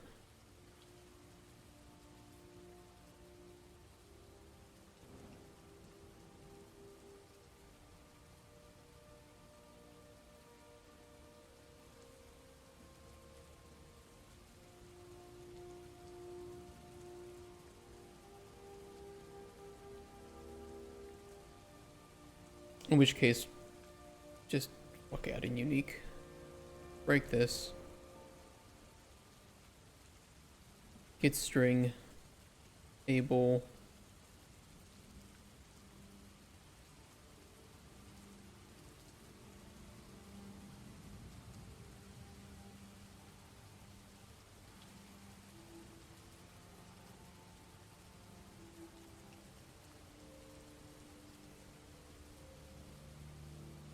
Set text.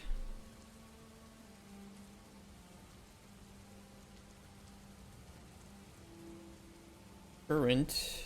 Oh, that's a global. Don't do that. Got a local, please. Hey, GT. How's it going? It's going good. I'm getting very distracted though today by things. It's not you guys that I'm getting distracted by. I'm getting distracted by doing something that I didn't need to do right now. And so everything that I wanted to do today is not being done.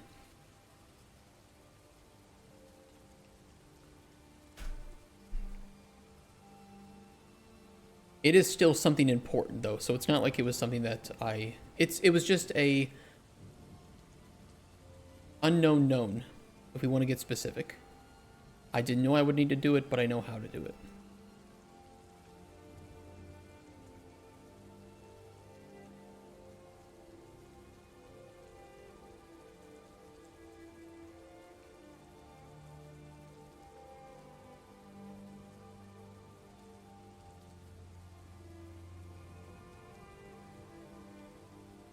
Let's see.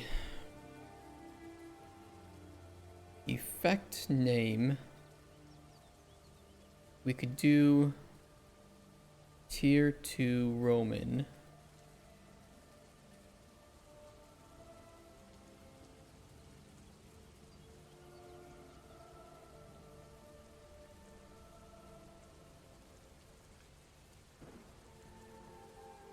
Get effect type.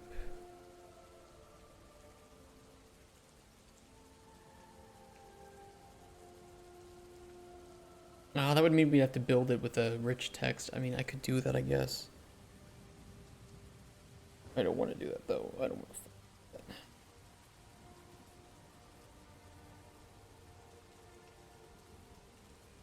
Do I want to do that? Should I do that? I should do that. Do I want to do it? No, but should I? Yes. Will I do that?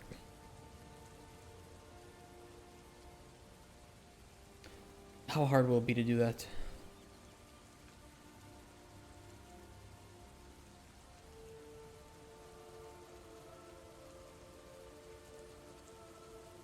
I did it in the helper widget.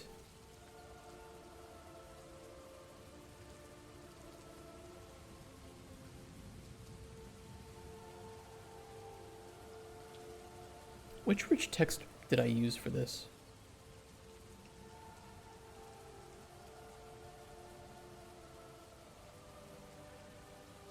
We have effect positive 24, effect negative 24. What size is this? 20.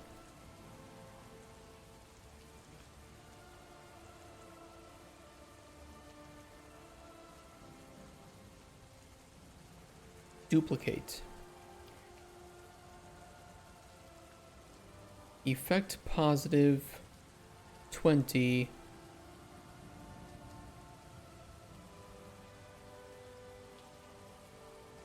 Yeah, that works.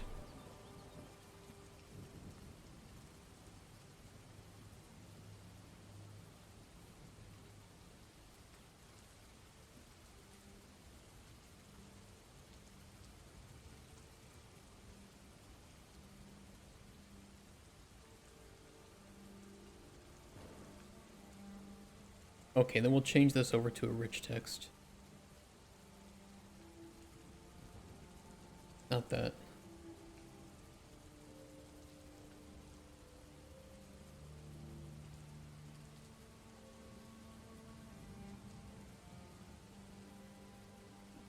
Rich text block.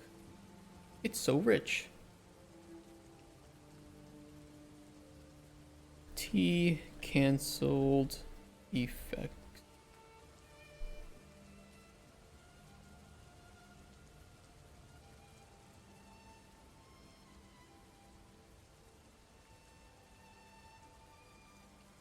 Cancelled effects text.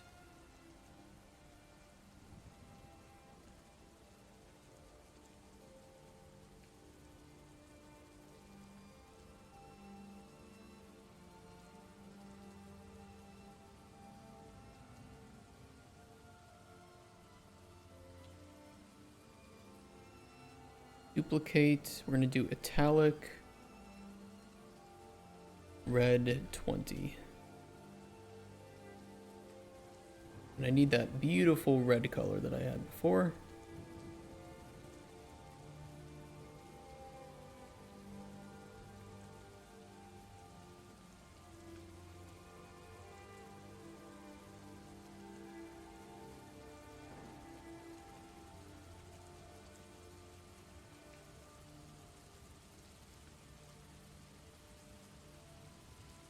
Here we go.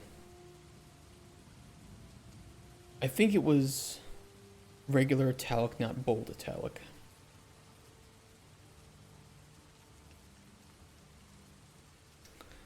Italic red 20.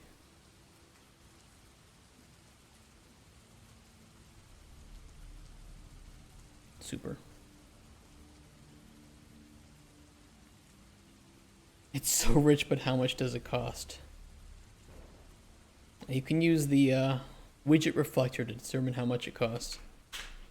Probably not much, since it won't be attached to any function running every tick.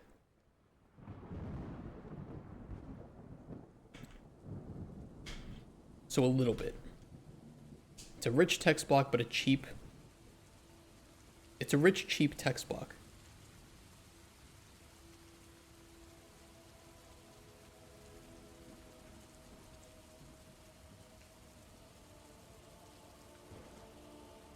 UUI.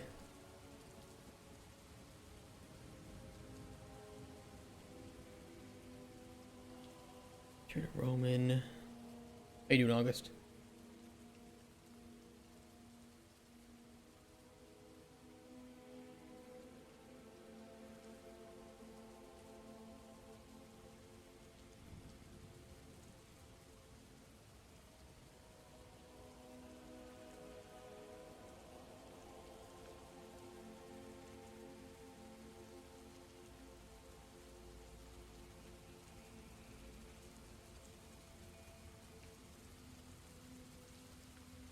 Will... I want to do this. I could just append a... comma, depending on... Let's do it this way. Select.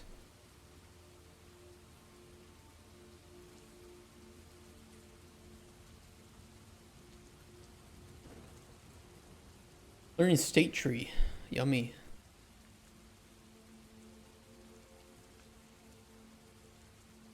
I look forward to messing with our AI. Cutsper's got a lot of awesome ideas that we can do for group AI and AI under different conditions. You just got to see if that's going to be good for a game that is targeting casual to mid-core. But there's a lot of ways that we can do it and simplify it, I believe.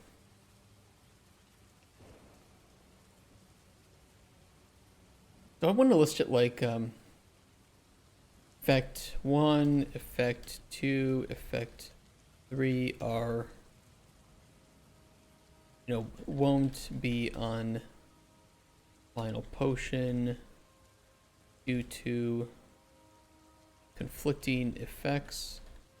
So I want it to be like effect 1 won't appear on final potion due to conflicting effects. And then effect 2. I mean, I think the first option is obviously the right choice, which just means that we need to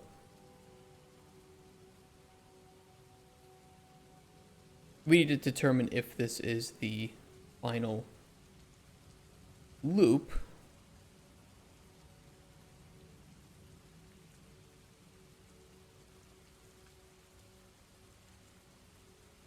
Rather than grabbing that number again, I'll just promote this to a local variable. And we'll just call this last index.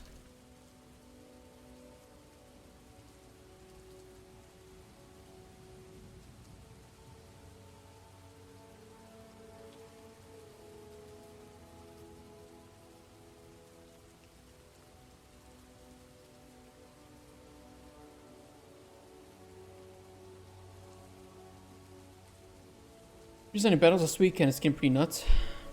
Hopefully in a good way.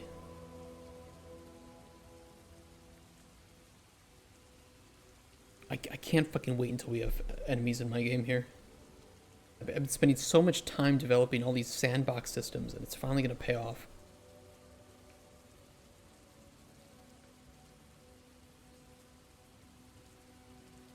It's going to be like a light gets ticked, and we have this whole new world, the game.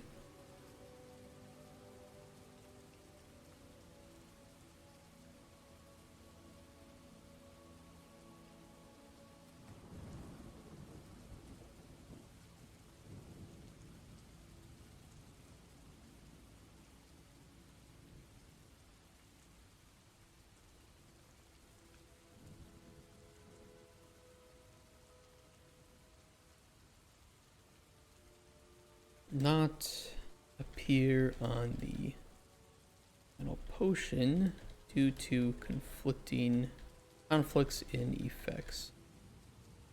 Doesn't really tell you why, but we can teach that through the tutorial in some way.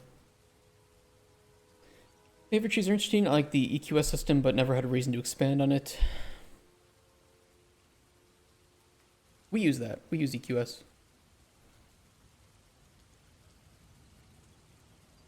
Like detecting players and stuff. Start out the AI loops in my murder board, but need Cast to recommend which AI systems I should implement with.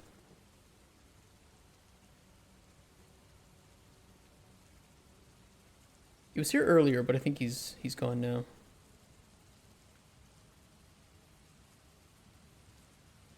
Get effect type. Positive. That's going to be a select node.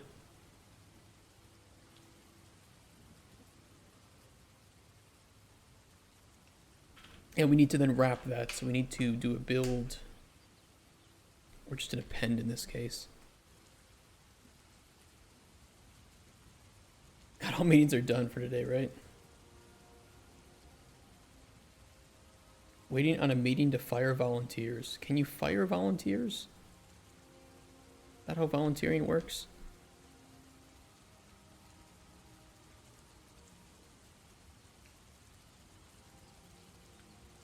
Weren't these the volunteers that you were assigned?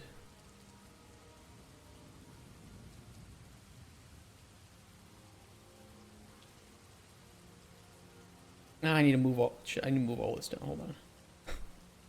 Fucked up. I'm gonna build a string. I need to build a string.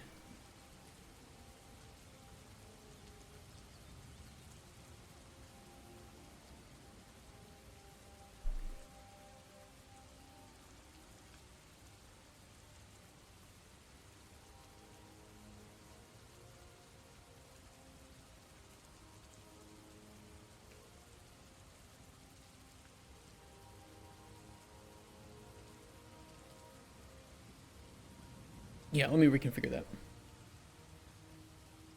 What the dumbass complained about last time? Oh, I see. You mean me? No, a different dumbass. Git build string.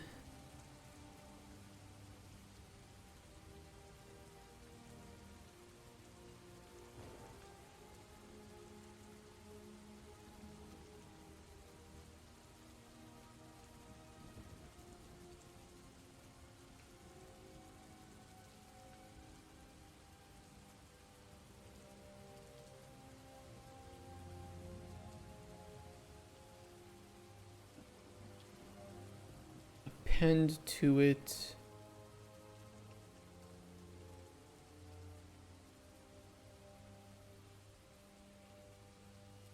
String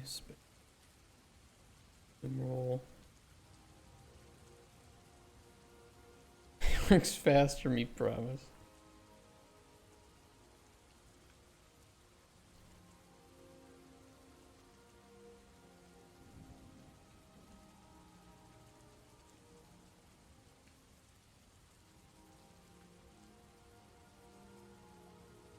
The only time I had to give some bad news to some people who wanted to join my project were those people that wanted to own part of my company. That was the requirement to join. And if it sounds kind of like a lot to ask, I felt the same way. I was like,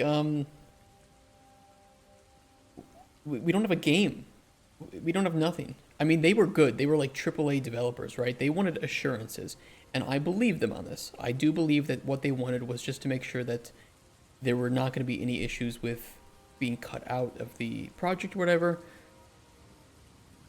The issue is that I would have to change all of my business documentation because I am a sole I'm a sole member LLC at the moment. I would have had to change all of that to give away parts of my company to people that I just met and don't trust because I don't know them.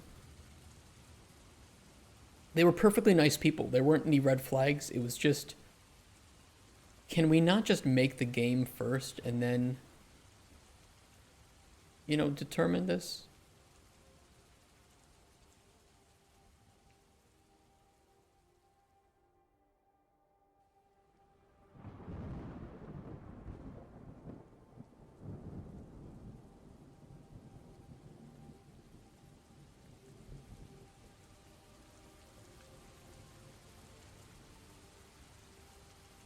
I always do a contract where they would receive those shares if they kept their side of the deal.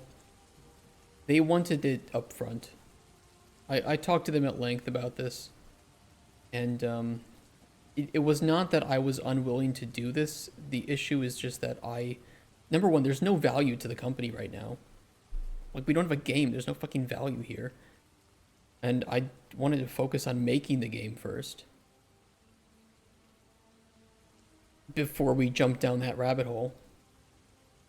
They would have wanted, as a group, half. Yeah. And I'm like,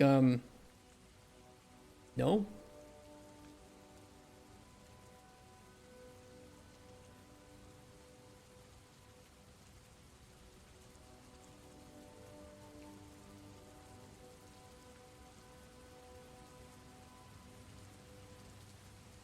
They failed to understand that the reason I started the company wasn't for money, it wasn't for power or anything. It was so that I could build a studio with the values that I felt were best to build the studio with. And the reason I am the sole owner of that is so that nobody else can dictate how we move forward. If we, we're building with ethics, transparency, and honesty. That is our values. I know that I won't ever go back on this because I'm a stubborn piece of shit. I know that nothing can corrupt me on that. I've been fired because of those values before, or attempted to be fired. The secret to not getting fired is to quit before you're about to be fired. Easy game. So yeah, and that's exactly why I started. So I didn't want to give that away. It's like, I'll find ways to pay you if you want some ownership over this. There are other ways that we can handle that. We can do revenue based on the sales of the game or something, but like, come on. You could give it to them, just have them sign a thing where if they don't keep up a quota, it would nullify, so technically they would own it up front. I don't know. But it's like, we don't even have any value. I'm like, can we first get to know each other first? Can we work on the game so that I don't have to do all this business bullshit behind the scenes when I'm just trying to make the game? Like, let's have that. And then when the money comes to the table, when we get a publishing deal, then we can sit down and have the talk that you want to have right now. I'm very okay with changing our company to that kind of way that we handle things if we want to do it that way. But only once we have money on the table. Secret to not be fired is to either not get employed or have your own company. There's also that. They were going to join the team, and these were people that were pretty good powerhouses. And they were very nice. They were very professional, very nice. Ex-AAA, they wanted the same thing out of the industry. It's just they were focused on the business and the money aspect of it, even before focusing on the game itself. Meanwhile, I have other people who are helping me with this game that I said, here's my idea, here's how we work, here's what I want to build. And they're like, okay, what do you need? What do you need? What can I do? And they trust, thank God, they trust that when the money comes to the table, then we can sit down and say, okay, do you want to be paid in some way for all the work you've done up until this point and go on your way? Or do you want to become an employee here? What do you want to do? Pay them in peanuts. I don't know. Maybe I'm crazy, I don't know.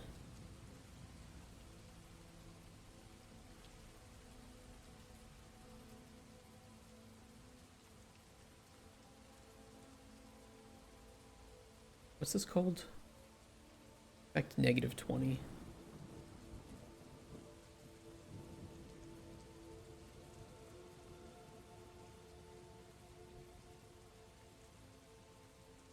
I just don't see any reason to own something when we have nothing to own.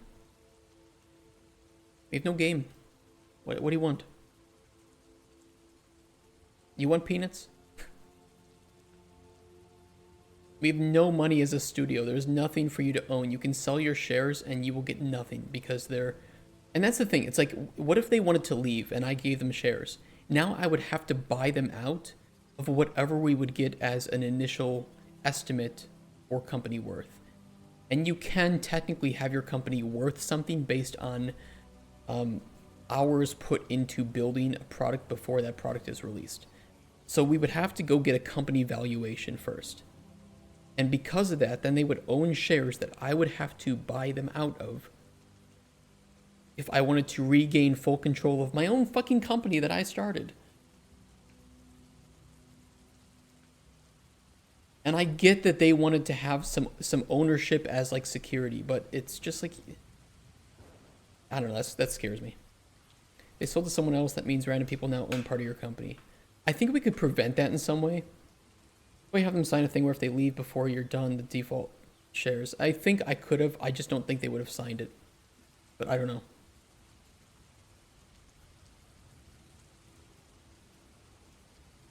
Here's the thing, August. We did talk about it. I said, is there any way that we can make this work without, you know, just tell me what the demands are. Let's negotiate this. They didn't really want to negotiate. They could just sense my trepidation and they just kind of was like, okay, whatever.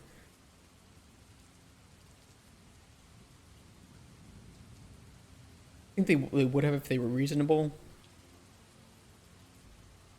I told to them that I was a little hesitant, but I wanted to negotiate and just see what they would offer. They never sent anything. They just kind of pulled out. Okay, whatever.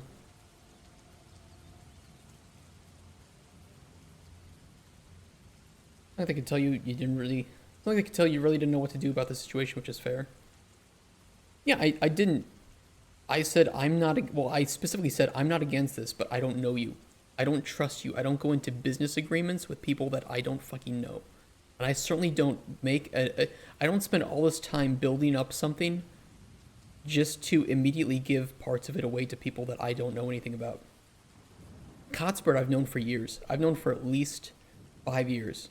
I know what his values are. I know what he stands for. I know that if I went into business with him, we want the same things. These are people I just met.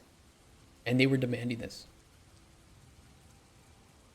I'm like, I don't know you. I'm not doing this immediately. I understand you want security, but I do not know who you are. I have no guarantees that you're not going to do something sinister or you're not going to cause some problems or cost me money.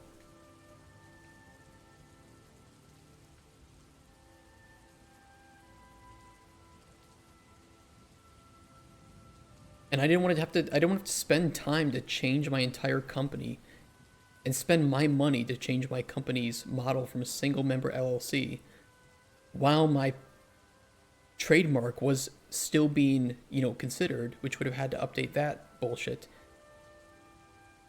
No. If you want to become a partner in my studio at some point, we need to know each other. Simple as that. I need to have worked with you before.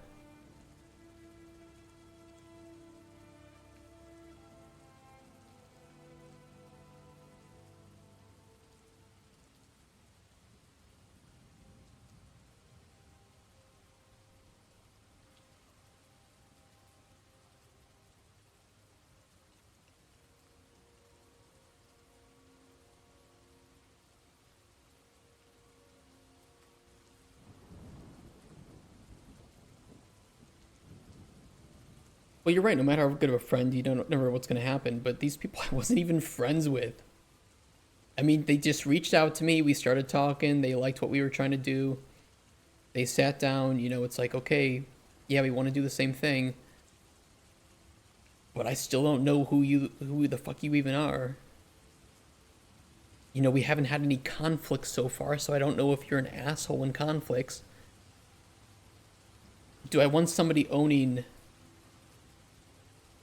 you know, like 49% of my company at best, who the moment a conflict happens, if they don't get their way, they're going to cause some issues? No, I don't want that.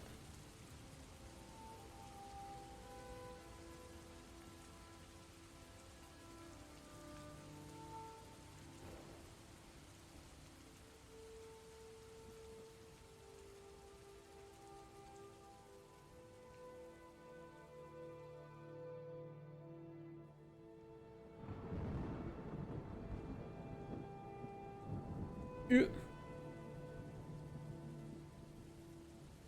I tell you, hey, trust me, bro. Agree with you. That's why I want 100% of your company just to look at the code. You can look at the code. We're streaming.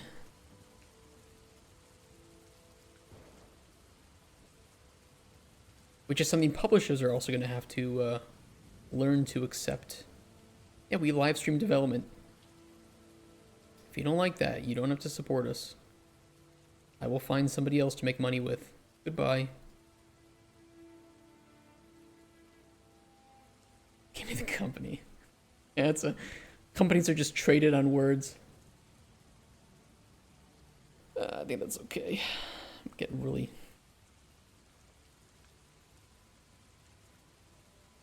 distracted here. Whatever, I have 30 minutes to complete this and then we're good, so I can take my time. Okay, build string, comma.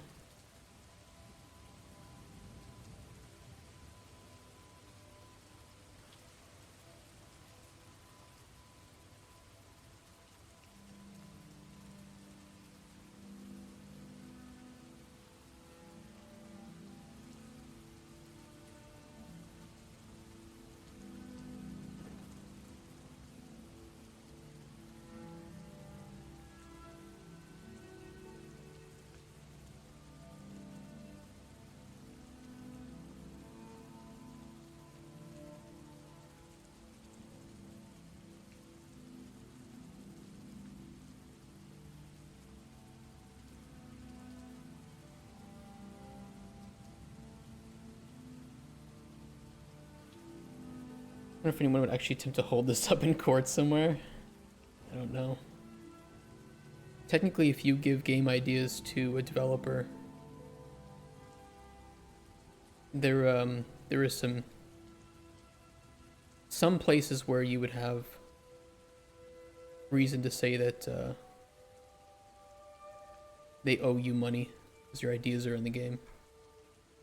Although I don't know if that would ever hold up too much from like a... I don't know. Can we just saving and loading?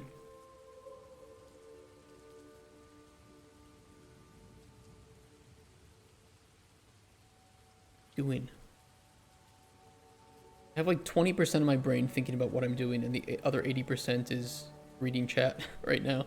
And I really need to use for like just the briefest of minutes here 100% of my brain doing this.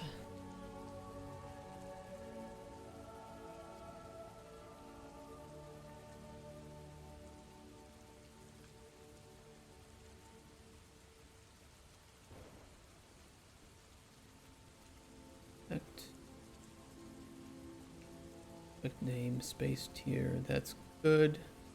Otherwise,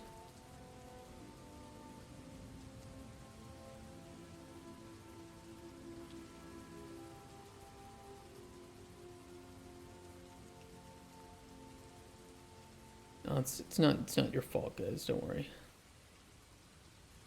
Streaming game dev is just tough. Some of you guys know because you're also streamers who stream game dev.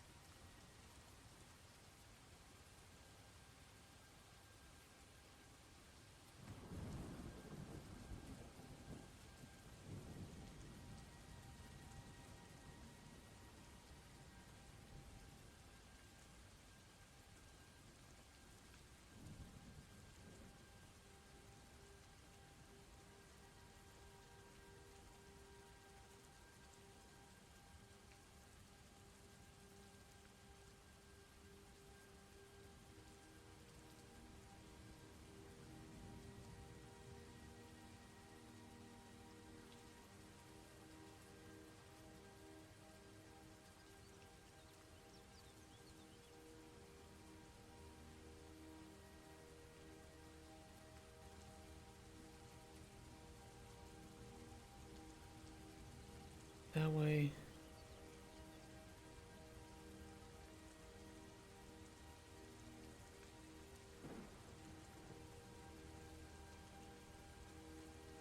I'm just making this busier than it needs to be. Because I want to avoid one branch node, oh my god.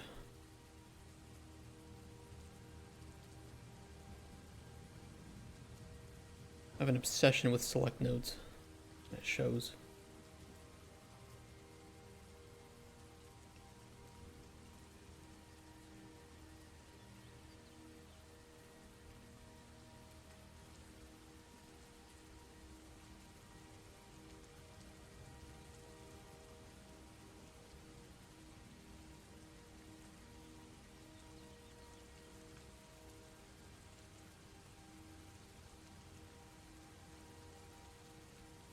And spaghetti too. We like our spaghetti.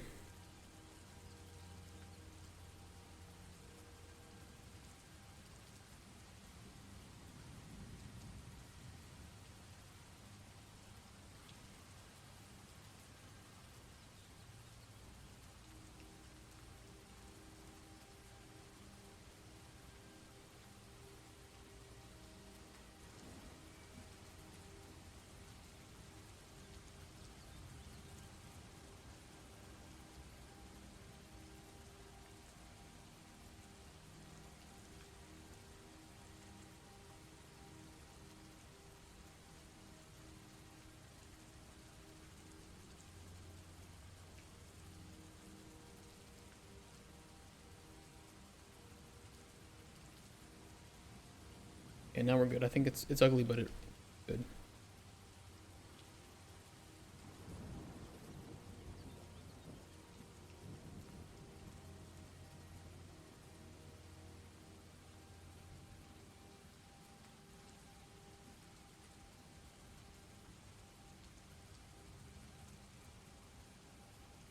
Visibility.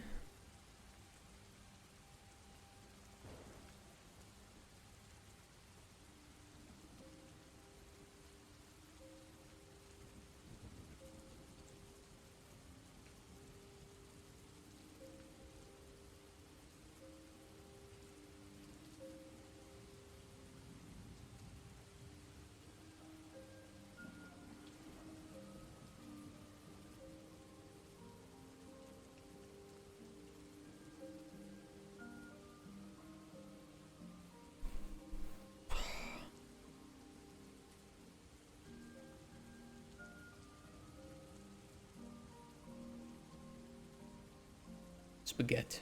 Big spaghetti. I don't know, fuck it, let's see how it works. Probably isn't, probably gonna bug out somewhere, but let's see.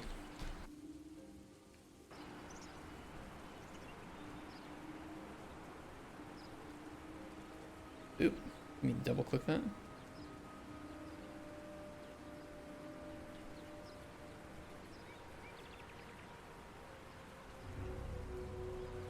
Need to put that 8 pixel bump on the bottom back there. Fine. Not a big deal.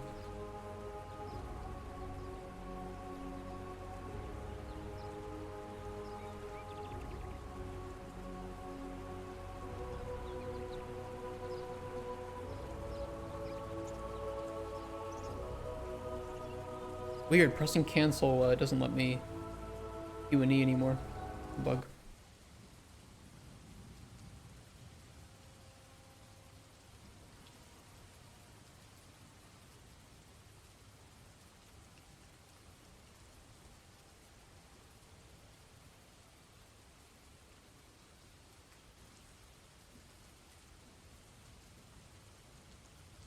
Why is that?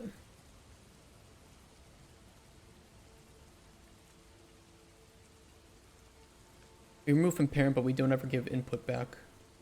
Because I believe we take input away when the player presses brew potion.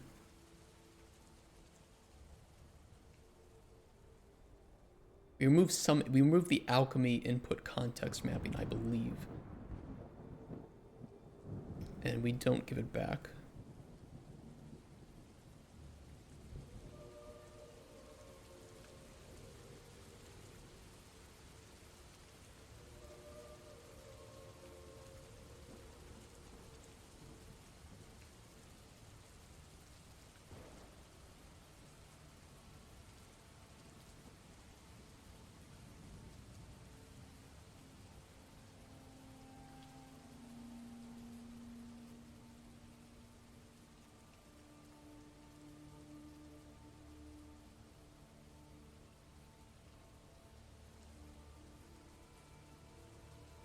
That bug would have been there for a while then.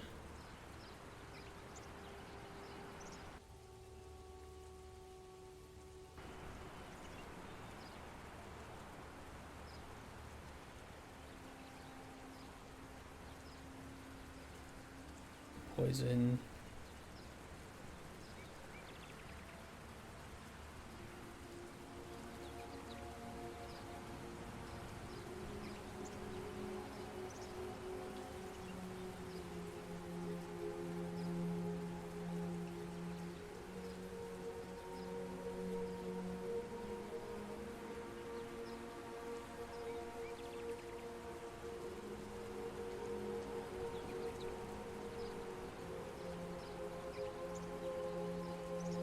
Why are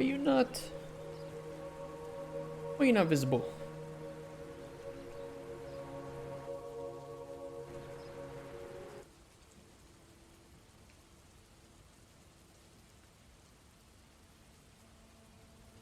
Oh, we actually never check. We never call check for canceled effects. Once again, we make a function, we never hook it up anywhere. Who would have thought?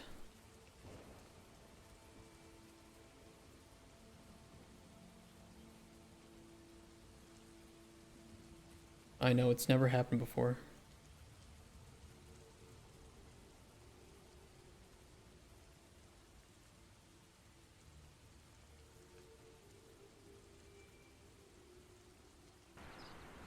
And I guess while I'm doing that, let me update the, where is it? Adding bottom 8.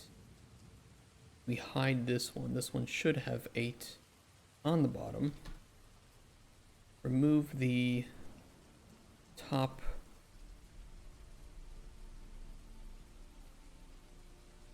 We have top padding?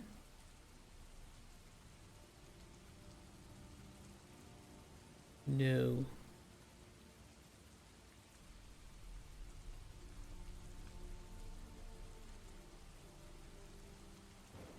That'll be fine.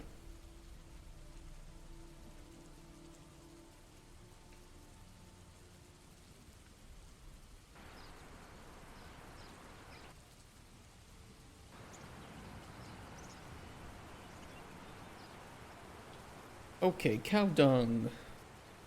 Dark cap. Should have nothing, doesn't matter. Brute potion, looks normal, looks like it did before. Off center icons. That was there before too, and that also still pisses me off. Congratulations. Take this, cure poison 2. Awesome, throw that in. Put this back on the shelf.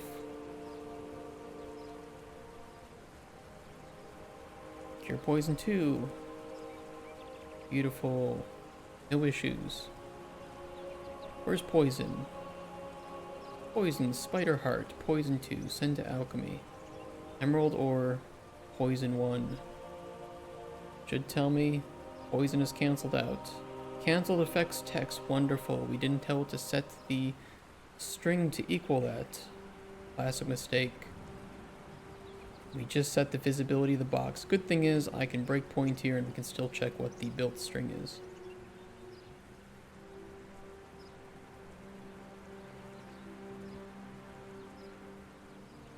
There's a comma. Why is there a comma?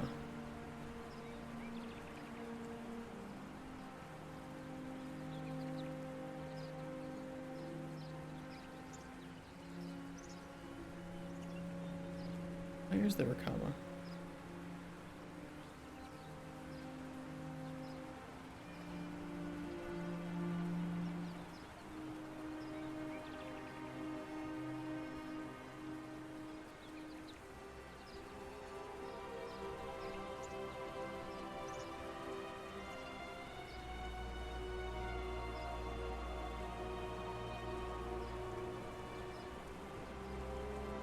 Why is there a comma before? Okay, wait, hold on. Let me hook this up so I can read it in game.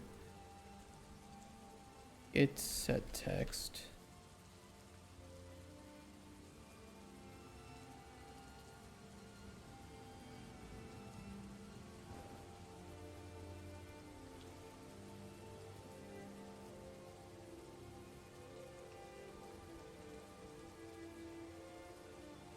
And we'll change the text before we update visibility.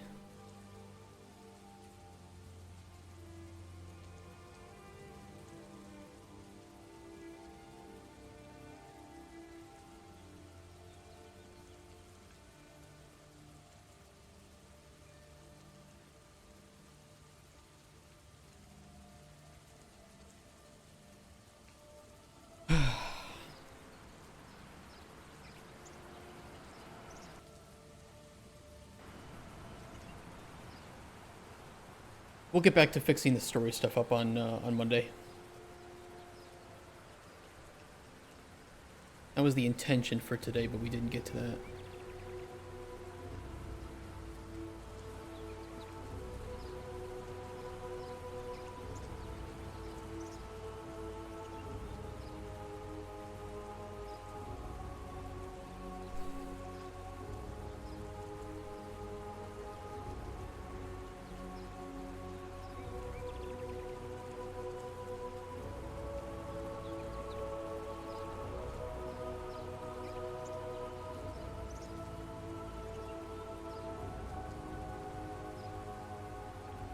I think I know why two of them are appearing. It's just weird that there's a... Well, there's a lot of weird stuff. I can get all this fixed up.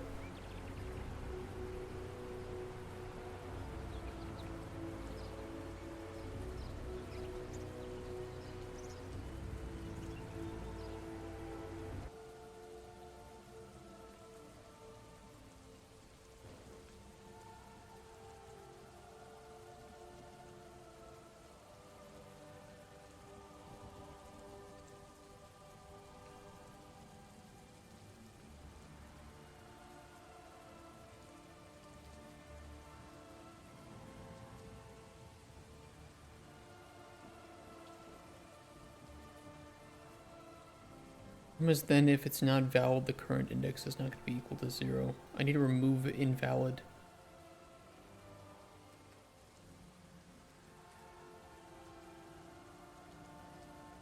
This is messy. This is messy. Maybe I will deal with this on Monday. My brain's already kind of fried from functions today. I think.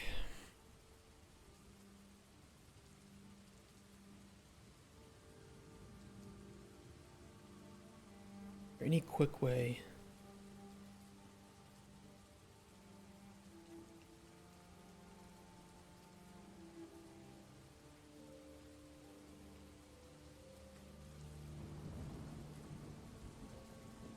What do you want me to do?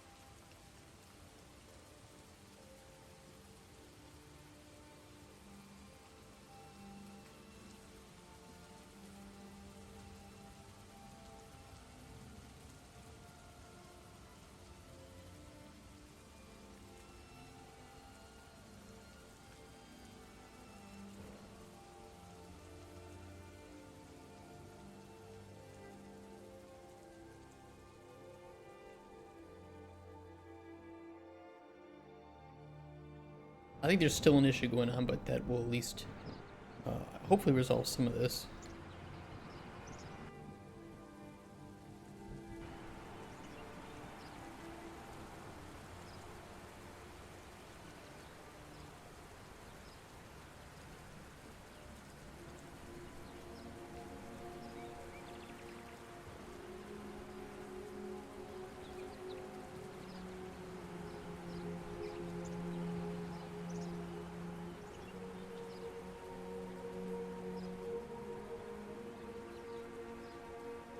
Why is it returning 2? Unless multiple of these are, for some reason, being triggered as canceled even. Weird though.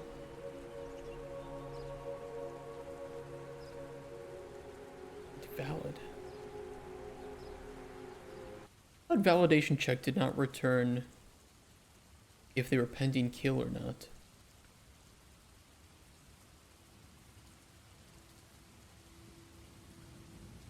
We determined that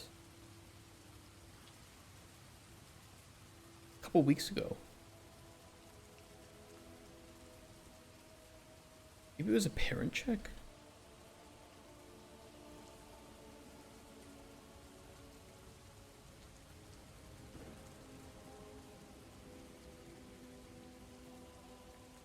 There was something we added.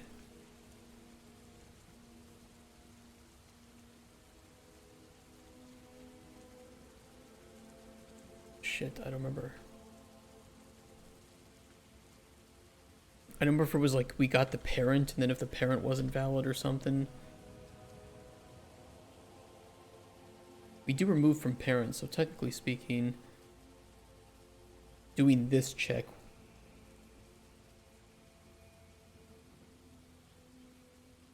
should work.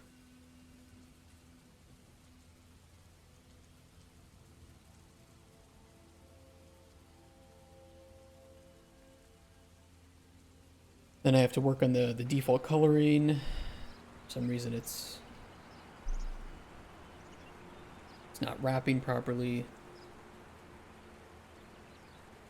Oh, I know why. I don't have ingredients.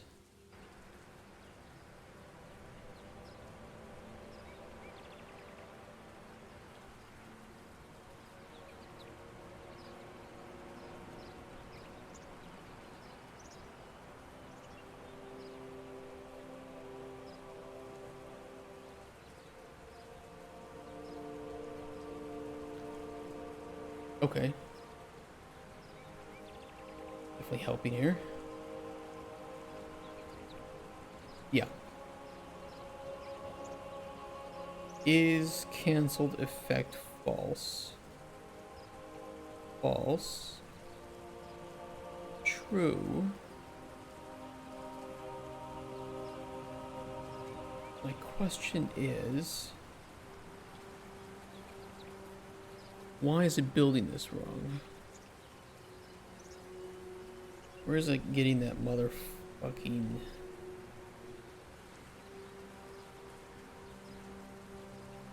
Oh yeah, I know why.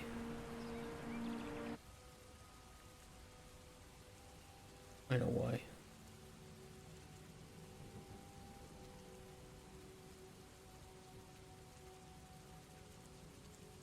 Okay, just to placate the system here.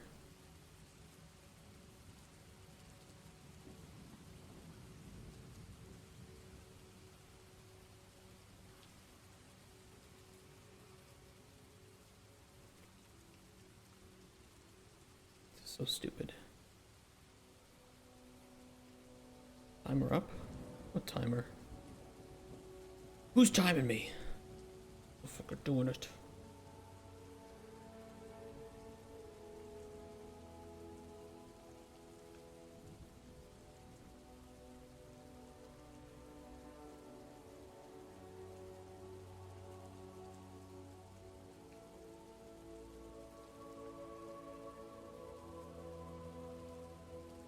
You're 19 minutes and 46 seconds of free time.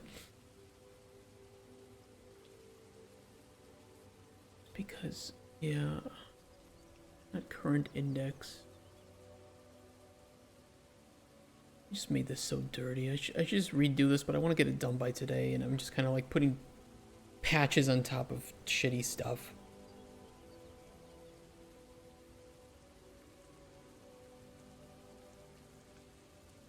If we never look at it again, we can pretend that we never did it. Simple as that.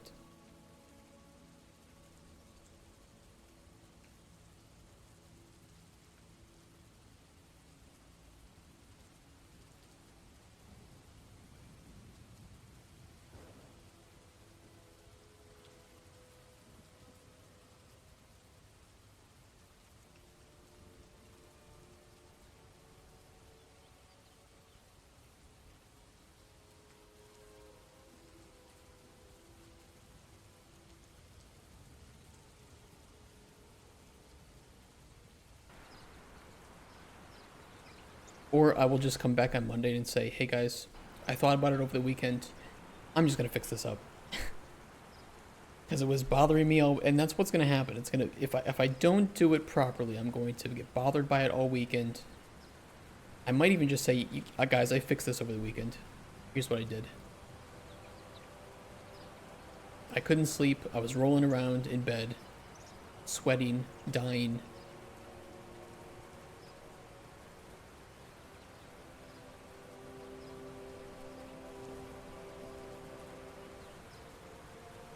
Proper. And do I have Cure Poison 2? Somewhere. Oh, not Cure Poison. Do we need Poison 2? One of these provide Poison 2? Yeah, get rid of the Emerald.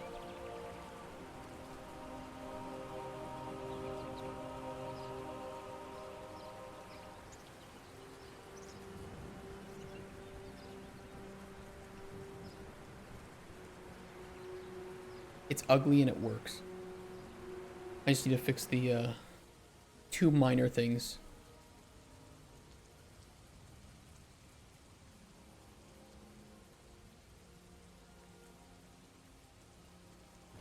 Primarily being the lack of wrapping. Problem is, I think, no, it has a size box, so if I give it auto wrapping, I think it'll be okay.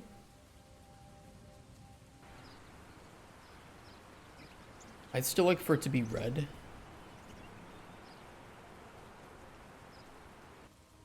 And with the way that I've set this up, that's going to be a lot more annoying to handle. A lot of spaghetti. A lot of spaghetti.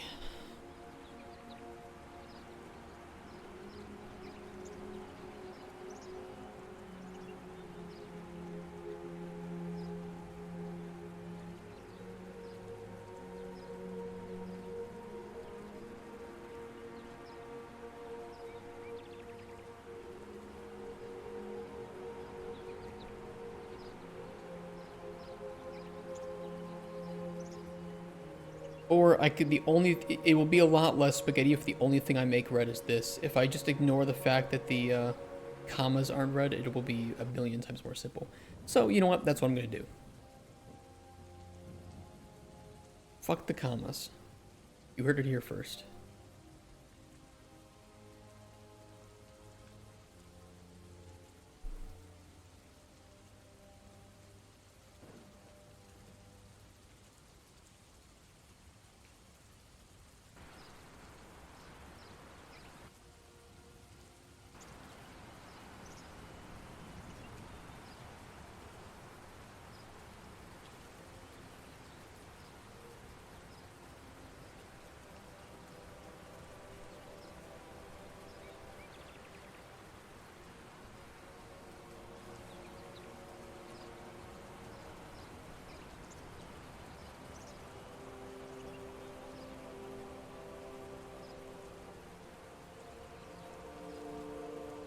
Actually, I can make it so that the commas are red too.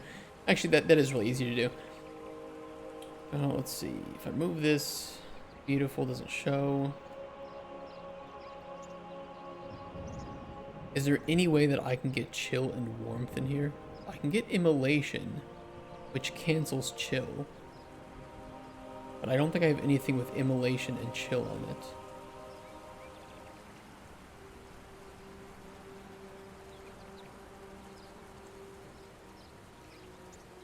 Just want to see if we can get three or four effects that would cancel each other out, but I don't know if I can.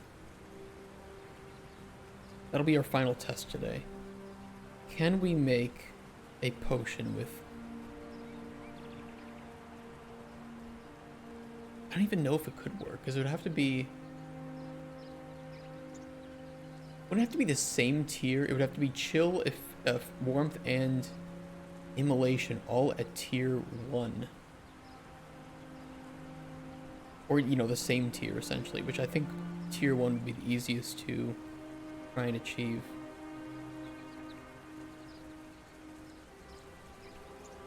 I'll try.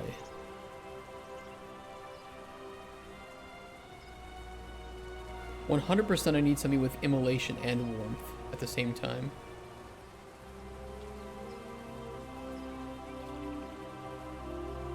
The only way this gets done. Flamefin starfish will do it. How does one distill a flower? You throw the flower into water and you boil it until there's no water left, and you collect the vapor or something. Imagine it, okay? Use your imagination. God damn.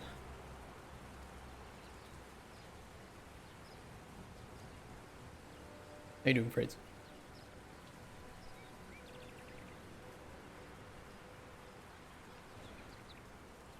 I'm just about to get off, actually. I'm just testing this one thing. Yeah, chill, immolation, and warmth. All at tier 1. They will cancel each other out.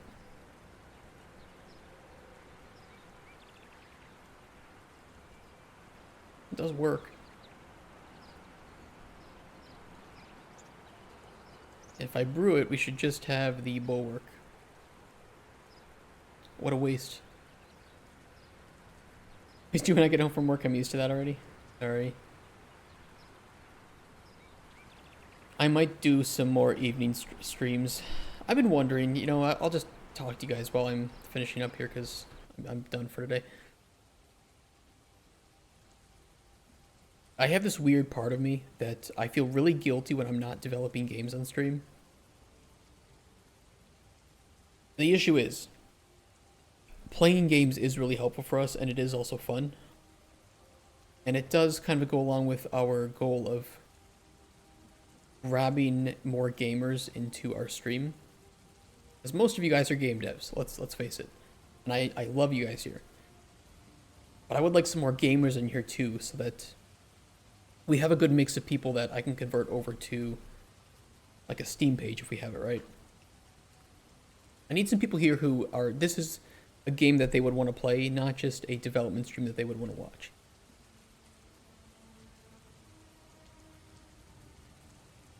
And playing games is good for us because we often play games that have something to do with our game, so we can learn from that, we can see what does and doesn't work, what we do and don't like.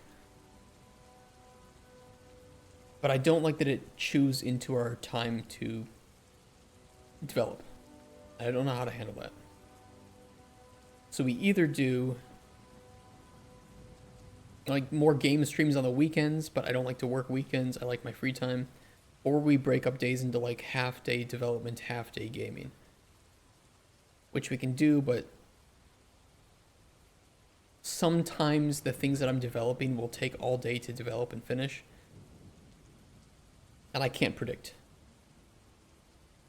Not a game dev, I wouldn't mind selling a tic-tac-toe clone on Steam for $1 million dues. Ooh, shit. $1 million. You should do it.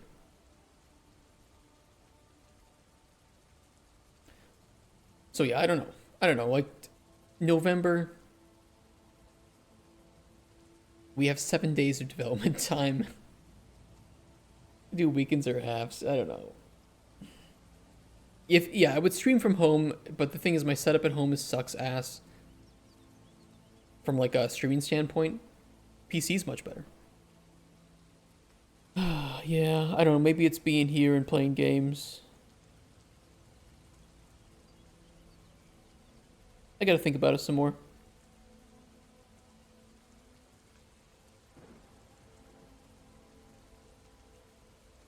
I do know there will be some time off next week.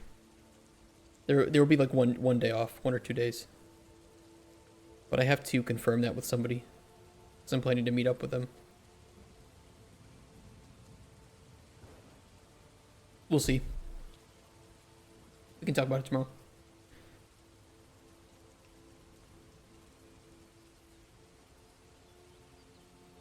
You'll stream from their phones too. I doubt your home PC is worse. The PC is good. I just don't have the green screen. I don't have any of the like the effects, any of the overlays really set up, and I don't have my camera's worse. So shit like that. The PC is really good. Much better than this one. At least CPU wise.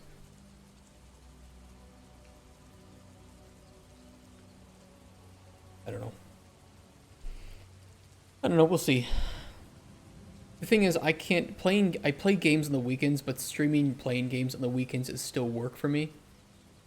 And doing that from home chews into the privacy of my fiance, which is why I try to avoid streaming from home. So I have to come in here. Because we have, you know, tiny apartment, shared room, so yeah. Can't I take my current? It is the, what's it called? The Elgato green screen XL. It's fucking huge and it's heavy. Yeah, I could, that's true. I could use the NVIDIA card to crop the background off at home. That's true. You're right. Yeah, I don't have a if I had a dedicated office room, no problem. But I don't. This is my dedicated office. But I do that because I use this to work from. So I come here to work. And playing games, while it is work, I still feel a little bit guilty that I'm not developing. It's hard to explain. I know, it sounds weird, but I try to separate, like, my work life from private life. And I like my free time on the weekends. To relax and just not speak. Heal my throat a bit. I don't know. We'll see. It could just be that November is just fucked up. Like, November is fucked. We have Dragon Age and Stalker 2 releasing, and I can't do anything about it. Doesn't want to bring work to home. Yeah, I used to do that. Never again. Never again. Worked from home, worked remotely. Working remotely is different. Working from home, I did that for years. I hated it. It ruined my mental health completely. I think it's just that November is fucked. It's like November, we just need to say, guess what? This is our month off, kind of. Because I think it's going to take a hell of a lot longer than a week and 1 day, or a week and 2 days to play Dragon Age the Veilguard. And probably similar with Stalker 2. I don't know. But I need to, before we even get to November, I need to plan out what we need for our first playable, because it could turn out, after planning, that we don't have enough time. Like, if I do these games, which I want to do, because I like doing it with you guys, that we won't have enough time to finish the game, and therefore I need to not play these games on stream, and just work on stream, which is fine. I could still play some games, I guess, on the weekends or something, but it wouldn't be full playthroughs. You fund Escape Factory on Kickstarter? Escape Factory? Oh, that's the it's the fucking Fantastic game? No, I didn't do that. Max tier backer. Shut the fuck up. It hasn't reached its funding yet, right?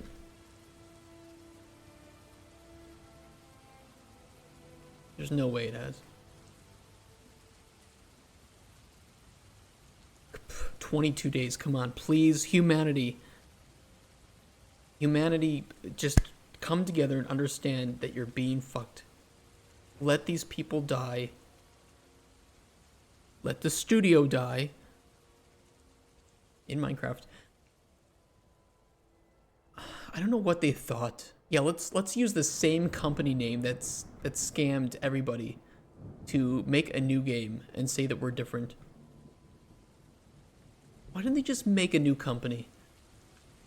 And the problem is, they even said on their FAQ, don't worry, everybody who was here before making all the games that you loved are still here making this game. Oh, great, so I know I'm not going to support you guys, because the same people that fucked me over are going to fuck me over again. They might add the final 13K, they might.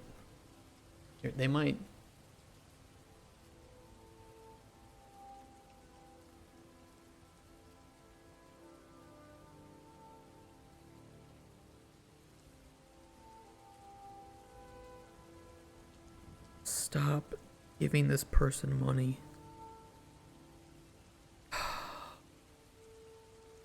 Whatever. If I guess people want to get scammed still, that's still a thing, so I'll let you guys get scammed. It is what it is. potentially scammed. A successful Kickstarter campaign is more important than getting funding for some reason.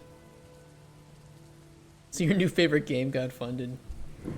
I'm surprised I haven't gotten any kickback from that. The developer hasn't reached out and been like, hey, take this down. Yet.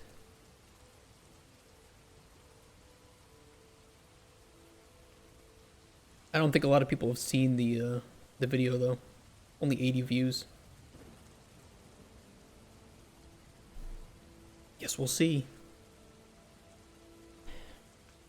Can't be any kickback. I mean, I watched a few of the videos on his YouTube channel where he does mention in those videos that he's using an asset pack for at least the combat. He admitted in the video that I saw that he was using an asset pack for that combat. Again, that's fine. That's fine. And again, using asset packs is fine.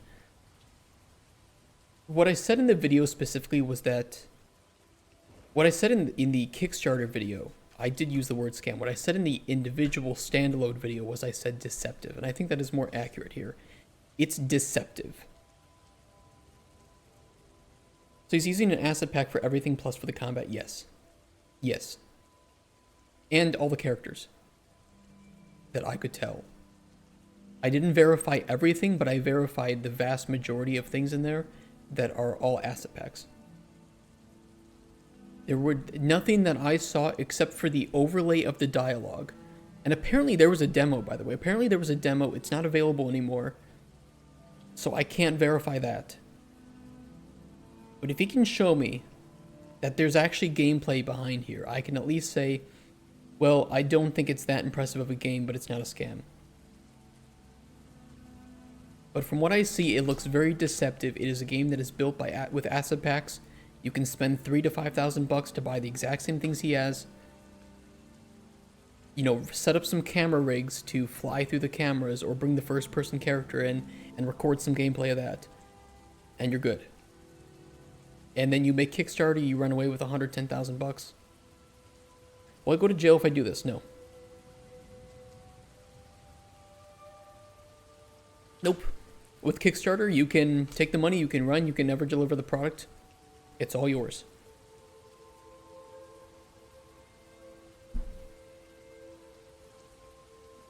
And that's the issue that I have with it. I get this guy has made games before. I just don't think he's capable of making this game. It's too big. It's too big for one person. You would need years and years and years to develop it, and even then it won't be that great. Will you and should you are two different questions, yeah. So that's why I just say deceptive. That know what you're buying. Know that what you're funding is at best, a mock-up. A mock-up where the developer has not created anything themselves. Not even any of the systems. The only thing they made themselves was a pop-up of some text that had no interactivity that I could see.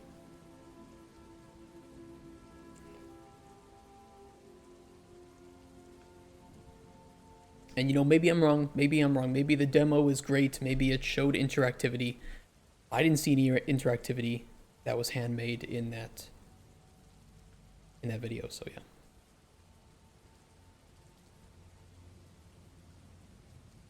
I know I shouldn't and I won't. Making an actual game seems like more fulfilling experience. It is. I've been thinking about that for a few years now, yeah. No, I agree. And I don't want to cause any controversy necessarily with this guy, but from what I was shown, that is my assessment. But there could be things behind the scenes that contradict what I had seen on the surface, right? So that's all I can say. And I'd love to be proven wrong, but I don't. He took down his demo. Apparently his demo was really old and was making the game look worse than the trailer did, from what I could tell from Steam comments. I don't know what that means, because I don't know how it could look worse than what it was. But I wouldn't support prototypes on Kickstarter ever. I would not support anything that is a mock-up or a really bare-bones prototype. Vertical slice is good. More finished prototypes, sure. Anything past vertical slice I would consider funding, but anything before that, no. Which is exactly why I like Wayward Realms was also one that I was not really happy about, even though it was from the same people that made, what is it?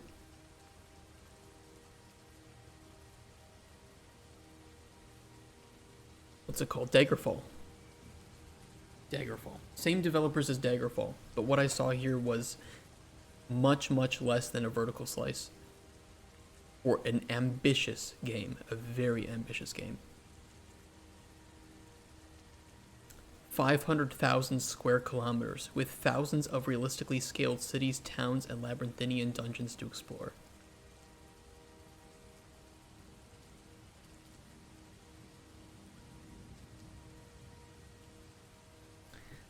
I like a lot of buzzwords, yeah. 500, just so you know, by the way.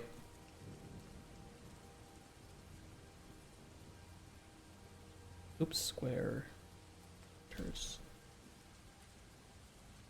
This is the square kilometer size of England. Let's even see, like, Poland. The game's gonna be bigger than Poland.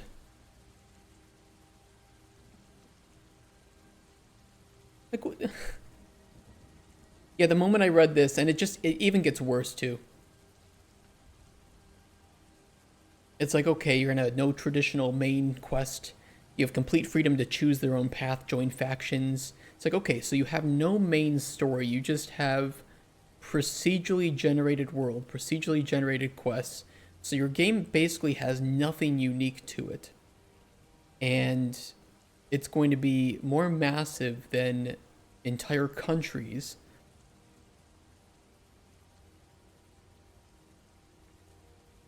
Can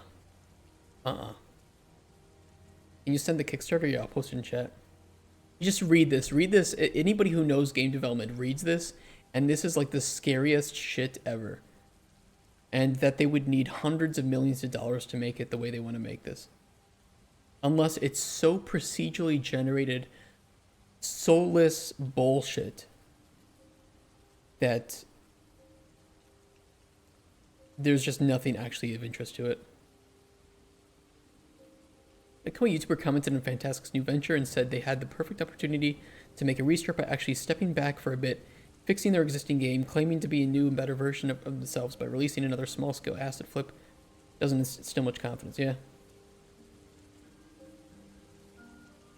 I know they say procedurally generated, but I still think that a 500 square kilometer procedurally generated world is... Yeah, number one, it is a buzzword that people like to use. Procedural generation is not content. You have a pillar of your game is scope, which is already a little bit sus to me. And you say that every choice and every consequence matters, right? Where did they put that? Everything is a choice. Meaningful choices go far beyond what sword you equip and how you choose. It's like consequences. There's no such thing as a failed quest. It will have consequences, good and bad. Only results and future consequences. It's like this is all just... It's literally if I gave some junior game designer the... Write down whatever game idea you have. And then they give me this, and it's like, okay... Well, we don't have $500 million, so I need you to come back with a game idea that is 1/1000th the size of that. The piece I like is when it comes to world building terrain. Yes, then I'm going to go in and manually bring it to life. I agree. What's Valheim's map size?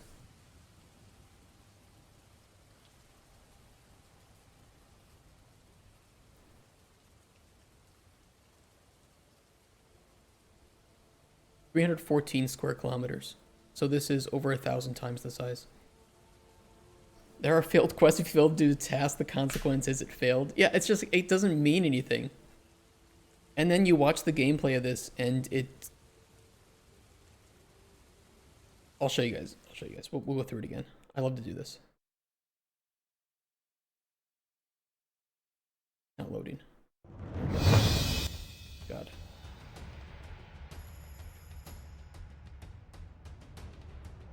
And remember, if you're pitching a game like this, I want to see a fucking vertical slice, okay? Welcome to the archipelago, a landmass of over 100 islands, steeped in political intrigue, forgotten magic. Procedurally generated political intrigue and forgotten magic, okay? The political intrigue is not real, it's not handwritten. It's procedurally generated. A multitude of adventures to be had. Procedurally generated Ours adventures. Begins on Ijar, a remote island in the northeast. Ultra dynamic sky and weather. I mean, obviously, right? It's also fluid flux here. We have come to the town of Melhelm at the behest of Lady Ravensworth, stepmother to the local baron in search of information.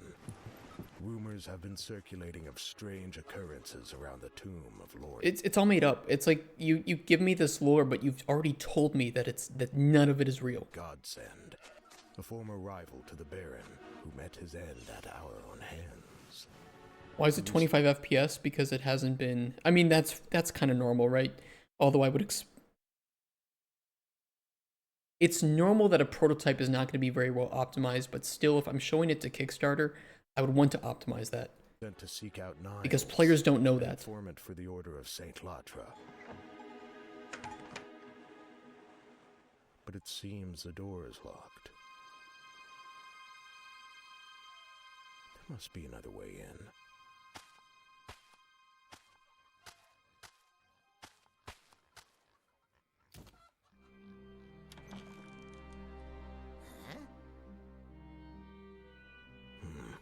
Not the friendly sort. Maybe he just needs a little convincing.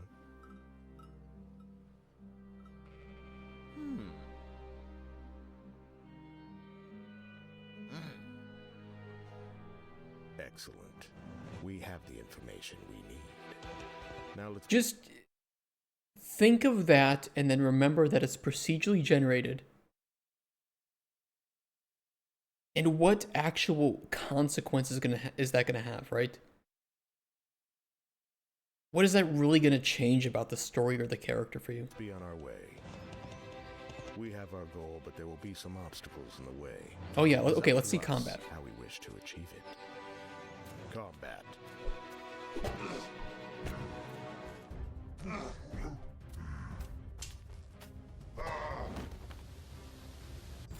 Stealth.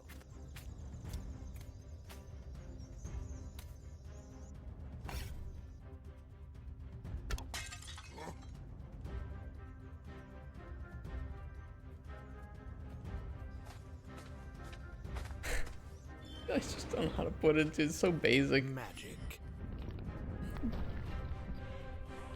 It's so rough. I don't know how to put it.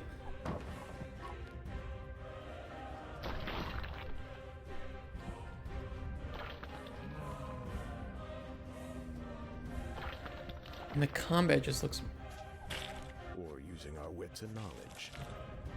bad.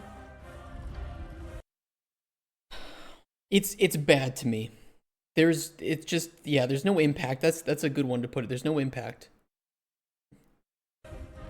And it's one of those games that it's like knowing that it's all procedurally generated. Okay, I move around for 5 hours, I have fun, and then I realize that nothing is actually handmade. And I come back to the thing of, well, if no humans bothered to make it, then how do you expect a human to enjoy it?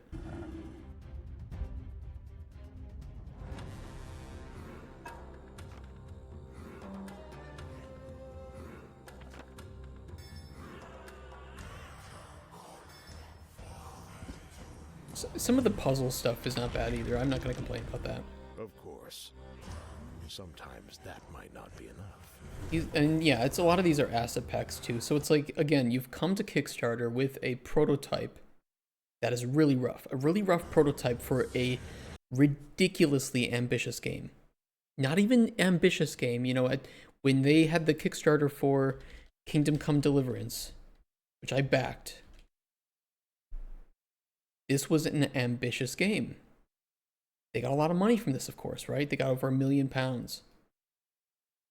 But the thing is, their game was ambitious but doable, and they had a lot to show for it. Like Star Citizen looks simple. It's just you tell me 500,000 square kilometers where all my choices are going to be remembered, and dungeons and cities are crafted to feel unique from one another. Really? Your thousands of procedurally generated dungeons and cities they're really gonna feel unique from one another? Really? I just don't see it. It's so, yeah, it's the buzzwords, it's overpromised, it's way too large to ever be possible, especially with the amount of money that they're asking for, which is 500,000 to take it to early access. Yeah, do you know how much money you would need to finish this game? By the way, 500,000 to fund 1 year development of an early access build is possible. I just think players are going to get their hands on an early access build of this game, and one of two things will happen. Players will say, this is really ambitious, and I can see where it could be good. I'm going to give it a thumbs up and support it. Or they're going to come to their senses and realize, I'd rather just go play even Skyrim, where I have something that is at least handcrafted.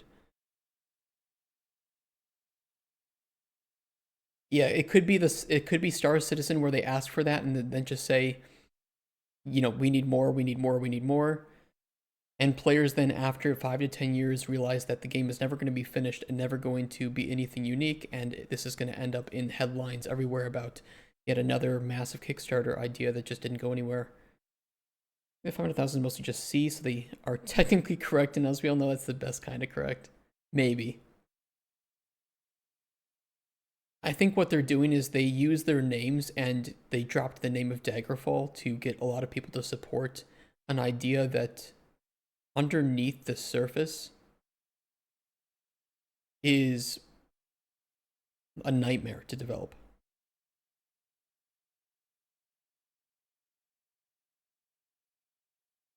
The virtual game master. Take a character's playstyle and tailor the quests, encounters, and rewards around them, much like a real-life tabletop game master.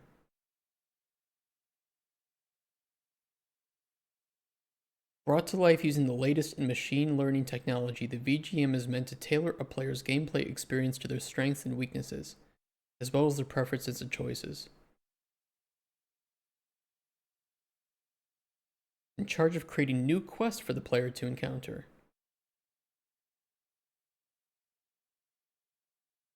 Until it runs out of tokens. And then it forgets the initial quest that you did along the chain. Latest machine learning technology. It really is, yes. It's that they literally want to make a game without making the game.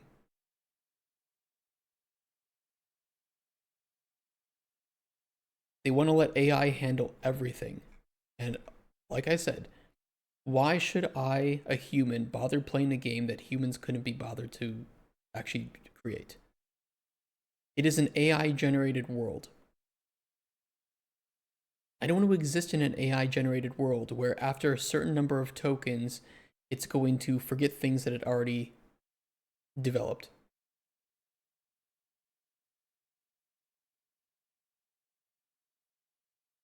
I don't like it. I don't like it. Reputation and law, mounts and pack animals. The games where this works are complete sandboxes. And even then, it's because the player can create their own goals. I see this being very difficult to create goals that have any lasting appeal. Even something like Minecraft has overarching goals that each world is meant to enable, like defeating the Ender Dragon, right? You exist in the procedurally generated world to solve a problem. Terraria, procedurally generated world. You exist in there to defeat bosses in certain orders. It's like this doesn't have that backbone that the procedurally generated world is working to enable. I guess is my best way of putting it. I think it was funny even back when there was no goal. Yeah, it's true. It's because you could build anything, because redstone and just various things allowed you to. It was Lego bricks, right?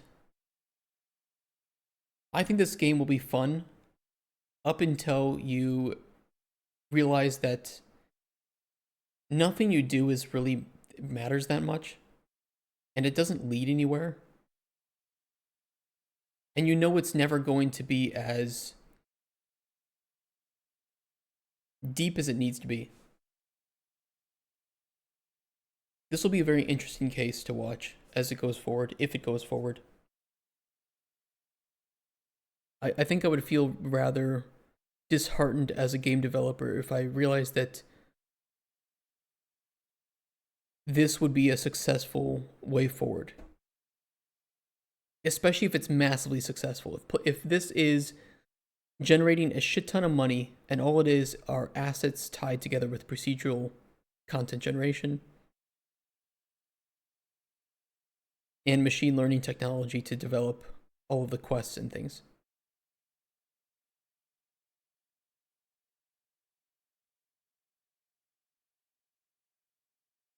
We'll see what happens. I don't know.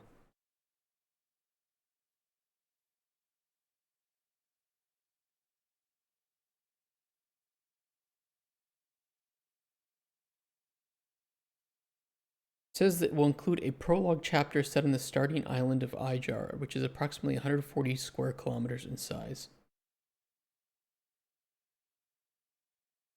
They plan to offer only 2 playable races at the start. There will be several factions to join with internet-connected struggles.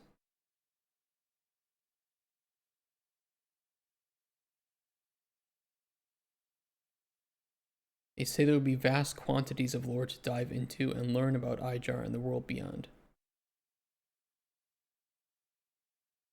Yeah, I don't know. I'm getting tired of massive game worlds. And especially if you tell me that nothing in the massive game world was actually developed.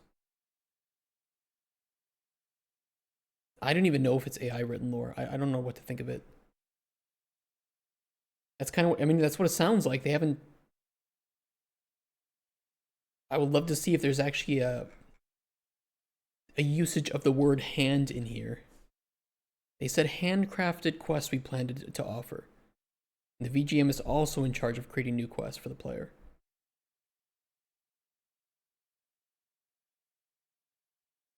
Accomplished by utilizing quest templates in a 5-act structure.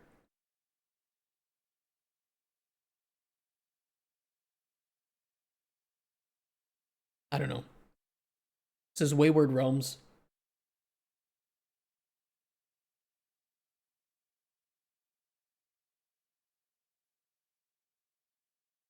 Thank you for your balls. Yeah, I don't know how I feel about this. I think it's one of those things that's going to sound cool, but it just... I don't know. I don't think it will actually retain a significant amount of playtime for people. But I could be wrong. That's just my initial feelings on it. There will be people who like this, though. There will be people who are okay with it. They aren't looking for anything handcrafted. They just want a massive world that they can endlessly explore for an endless amount of time. Because playtime, they might just get away with the money they make. I mean, I don't know. I have a feeling that they are confident in what they want to make. I don't know if the numbers yet align with their goals. I think there are players who want this and will play it and will love it. I don't know if there are more players who will want this to support the cost of development than would prefer a handcrafted, well-made game. Like, will this end up rivaling Elden Ring or Black Myth Wukong is what I'm wondering here. And if the combat isn't fun, which the combat right now looks even worse than Elder Scrolls Skyrim, you know, what's going to happen here? Using quest system sounds like one quest is them telling you to pick 5 tulips, and next playthrough will be 5 roses. I think what it means is that they will have a 5-act structure where it will generate like a lead, which will lead into something else and then something else up to 5 times, and then the large language model will determine when to end it. Probably because they will run out of tokens at a certain point, right?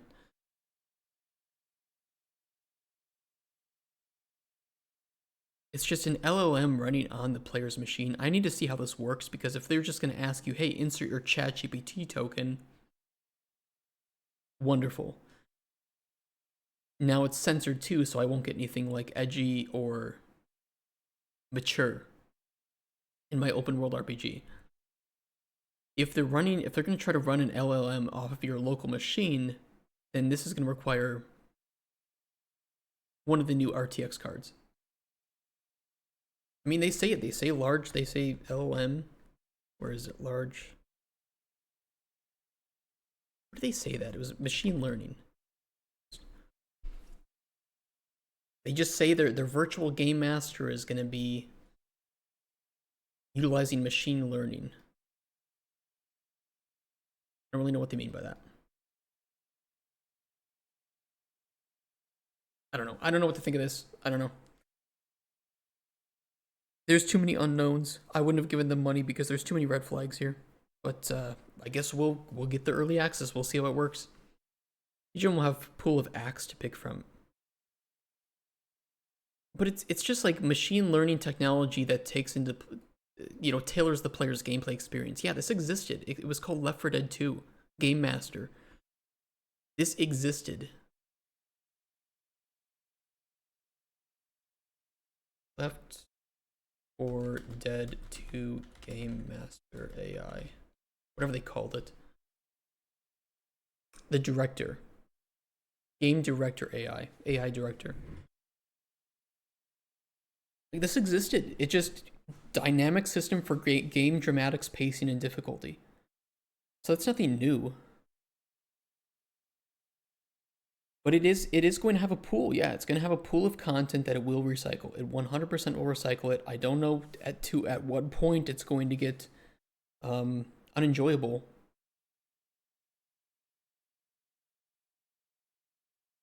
But it's going to have to remember all your choices, all your consequences, and then remember those.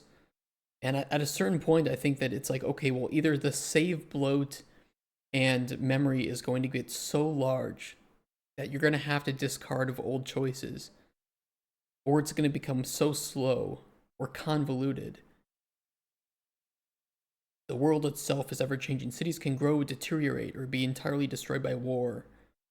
And the sky, landscape, and flora change with the seasons. Do you know how much work is just behind this one sentence? One sentence. It doesn't work. There's too much here. It promises too much. They want to be Star Citizen, if you ask me. They want to make Star Citizen of fantasy RPGs. I don't think they mentioned multiplayer, by the way, just for fairness.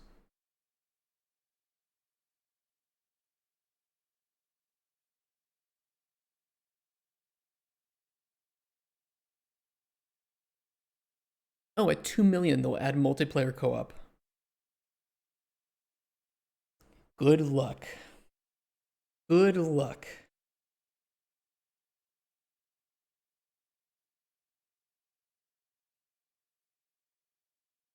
Think of how much data would have to get transferred back between 2 players. Or even more. I don't know. Yeah, I don't know. Too many red flags. Too many. Client-side multiple. Yeah, dude, it's... Good luck hosting that world for your friends. Okay, I fixed that. Alright. Well, guys, I'm going to have to get going. I'm going to see you guys Monday for more Cauldron Chronicles. We'll continue with the fixing the dialogue. Sorry, I got distracted today. Take care. Have a wonderful, warm rest of your weekend. And see you Monday for Cauldron Chronicles. Bye-bye, guys. See ya.